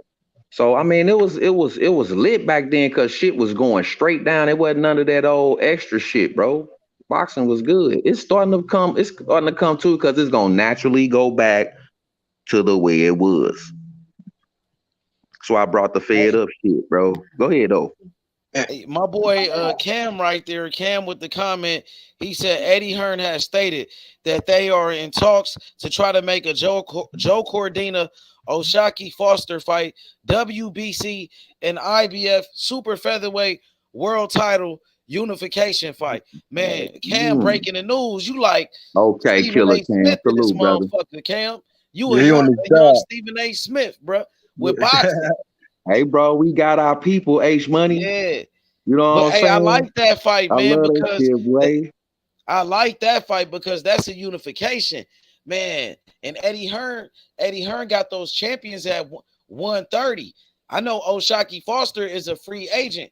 Maybe they try to sign him. And you know, Eddie Hearn just signed Regis Prograis, and that's Oshaki Foster. That they friends. He friends with Regis Prograis, and maybe Eddie Hearn trying to sign his friend, and Regis trying to help him out, help him trying to get that deal with DAZN and Eddie Hearn, help him trying to get paid and shit. But man, I kind of wish I don't see nothing wrong with that. Man, 130, Eddie Hearn got those fighters, man. He really ain't got fighters at 135. You know what I'm saying? He got Andy Cruz at 135, but Andy, he ain't got no champions for Andy to fight right there. Devin Haney got all those damn belts. Man, I wonder if Andy could go to 130 just for one fight to get those belts from them niggas. We'll fight the winner of that fight, become unified champion at 130, then come back up to 135. You know what I'm saying? Because he got those fights, so he just got those belts right there at that weight division. But that nigga big. I want him to stay at 135. But damn, I just want him to get. He got a big fight right there. He could win that fight, just whoop them, snatch those belts and shit. And Andy really a little nigga, he could move up in weights and shit. He could have been a champion at 130, moved up to 135, became a champion in like Lomachenko. So who gonna fight him He at started off at 130? 135. He started Who off gonna right fight at him at 135. 130? H. Who gonna fight Andy at 130? But I'm just saying they got the Eddie Hearn. Eddie Hearn is promoter. He promote those guys at that weight division. Like Cam is saying, they working on a unification. I'm like, damn. I wish he could That's just snatch setting up for those belts. somebody then, huh? Shakur Hey. had those belts at first, didn't it? Shakur had the WBC. He had the WBO. What else he had? He had a couple of belts from Oscar Valdez, and then he dropped those belts. He dropped those belts right there. So I think Oscar had the WBC. He had the WBO for the unified. Yeah, 135 is where the big names is at. So they want him at 135. Like, you know what I'm saying? So maybe they setting up for a 135 fight with Andy. Shit, Andy they skipped move up. 130 for sure though, because he could make 130, I think. But he skipped that weight division for sure. He went straight. He big as shit. 130, that's big. Yeah, but that's a good fight right there. I think I would O'Shaquie love to Foster. see that fight. I want to see some fights, man. But I like O'Shaquie Foster, bro. I hope Eddie Hearn sign him, because if he move up to 135, we can do it. Andy Cruz and O'Shaquie Foster. When he move up to 135, Andy could fight him. Andy could whoop everybody on the zone over there. You know what I mean? He could fight the winner of that fight. The winner, if the winner of that fight come up to 135, I want Andy to fight the winner of that fight, my nigga. Fuck he do that shit, man. He gonna get like 3-4 fights in a year. He I big as shit. That nigga active, I want to say this, though. Fucking their ass up, man. Hey, Money, I gotta jump off real quick, bro. You know what I'm saying? And, all right, yeah, JF, real quick, though. okay. My side note right now, real quick, though. You know what I mean? Respect to Shakur Stevenson. You know what I mean? Haney, you know what you gotta handle, bro. But here's another twist. Plot twist. Here's a plot twist. Here's a plot twist of the situation. No, I'm saying, hey, put B Hop real quick back on the screen, man. H Money. I got you. Real quick, bro. It's respectfully, bro. I'm saying, yo, hey, Tevin Farmer, bruh. You get in the mix, bruh. You get back in the mix. 130 or 135, Tevin Farmer. Don't let him sleep on your name out here. You gotta come back and remind them what it is. You know Tank's still there. You know Shakur's still there. You know Russell's still there. You know what I'm saying? We know, come on, man, I go down the list. You know Ryan's still there. Hey, Tevin Farmer. Back in the mix, my man. Facts. Oh shit, nigga, you get what? Kevin Farmer, nigga, motherfuckers on your ass. Yep. You get back in the mix to get on your ass, boy. And I'm saying, you know what he said when you come to Shakur Stevenson and Tevin Farmer. You hear me? That's a whole other shit. Come back to Tevin Farmer at 135. Tevin. Get Go Tevin straight Farmer in to the ring. He from Philly. Andy out there. He fight in the same weight division. Andy will whoop that nigga Tevin tomorrow, nigga. Get Tevin in the ring with Andy Cruz. He in Philly with Bozy. He'll whoop that nigga Tevin at 135. With Andy. Andy only got one fight. Shit. He ain't even finished. He got no fight yet. He'll beat that nigga. At all. Yeah, we calling out Tevin Farmer. Call him out of retirement. What he doing? He don't want a payday? Andy will serve that nigga. Man, serve that nigga some gumbo. Everybody nigga. At 130. 130, he gonna serve every motherfucker body through there. Colbert too. Colbert ass up too. Yeah. Shout out to H Money Boxing, man. We get the best live stream fight commentary, the boxing exclusive interviews on YouTube. Free smoke as always, 10 toes down. Yes, sir. For sure. Shout out okay, to the Jay. In the panel, bro. All right, Jay. All right, for Jay, sure. Okay, tap in. Yo, Cam with the comment, man. Appreciate it, Cam. You know, he said Alexander Usyk co-promoter Alex has explained that Usyk will finally have a fight in front of his home fans when he defends versus Daniel Dubois. August 26th. Fight set in Poland. Over 1 million people. Damn, what the fuck? Boxing is a worldwide sport. He white. Yeah, to go with his A game, you know bro. I mean? Like, he a worldwide star, Alexander Usyk, bro. He fighting in Poland over, he said 1 million people. How could he fight with him? That's a lot of people, bro. I mean, what you mean by a million? Like a million people? Dang, a million people in Poland? Or did he try to put that V on the end? Oh, a million people live in Poland? For sure, yeah. So he said a Oh million yeah, people. it's over a million people over there. Yeah, Yeah, most over a definitely. million people. Poland. Okay, so In they Poland, gonna over get a some million money out people. there. 1 million people. Yeah, that's big time. Yeah. Big time. So I thought he from Ukraine. I Yeah. thought he was Ukrainian, but he fighting in Poland. That's gonna be big, bro. He just signed with a promoter in Saudi Arabia. Like, so you do got these European stars in boxing, like global stars, maybe not in America, but you got guys like Tyson Fury selling out in the UK. Over 90,000 people at his fight. Over 90,000 people. He breaking records. Dang. Check this out, my boy Cam. Cam said millions of Ukrainians flee to Poland after the war. Okay, Yeah. facts. He said that bitch finna be packed. Big time. That was all the people that didn't want to fight, want to have nothing to do with that shit. That's a good fight. That's a vacated. good ass fight right there because That shit gonna be Dubois, lit. Dubois, young heavyweight with a lot of power, and Usyk, Yeah, he got a remember chance. he came up from the cruiserweight division, so he's a small heavyweight. He's not a real heavyweight. Dubois is way bigger than him, and he's young, and he got power, but Usyk got the skills, and we know Dubois. He took a loss. He took a loss before to what's his name? Joe Joyce. Yeah, Joe Joyce beat him. You know, he broke his face up and shit, and he got dropped like 3 times in his last fight against this bum ass dude. But he got back up and knocked the fuck out the dude though. So he is kind of dangerous. So Usyk gotta watch him. Yeah, he got power. You gotta watch that motherfucker. Yeah, that's some Deontay Wilder shit. I ain't saying he got power like Deontay, but I'm saying that if he catch your ass though, he's strong. That's a mule you fucking like with. a motherfucker.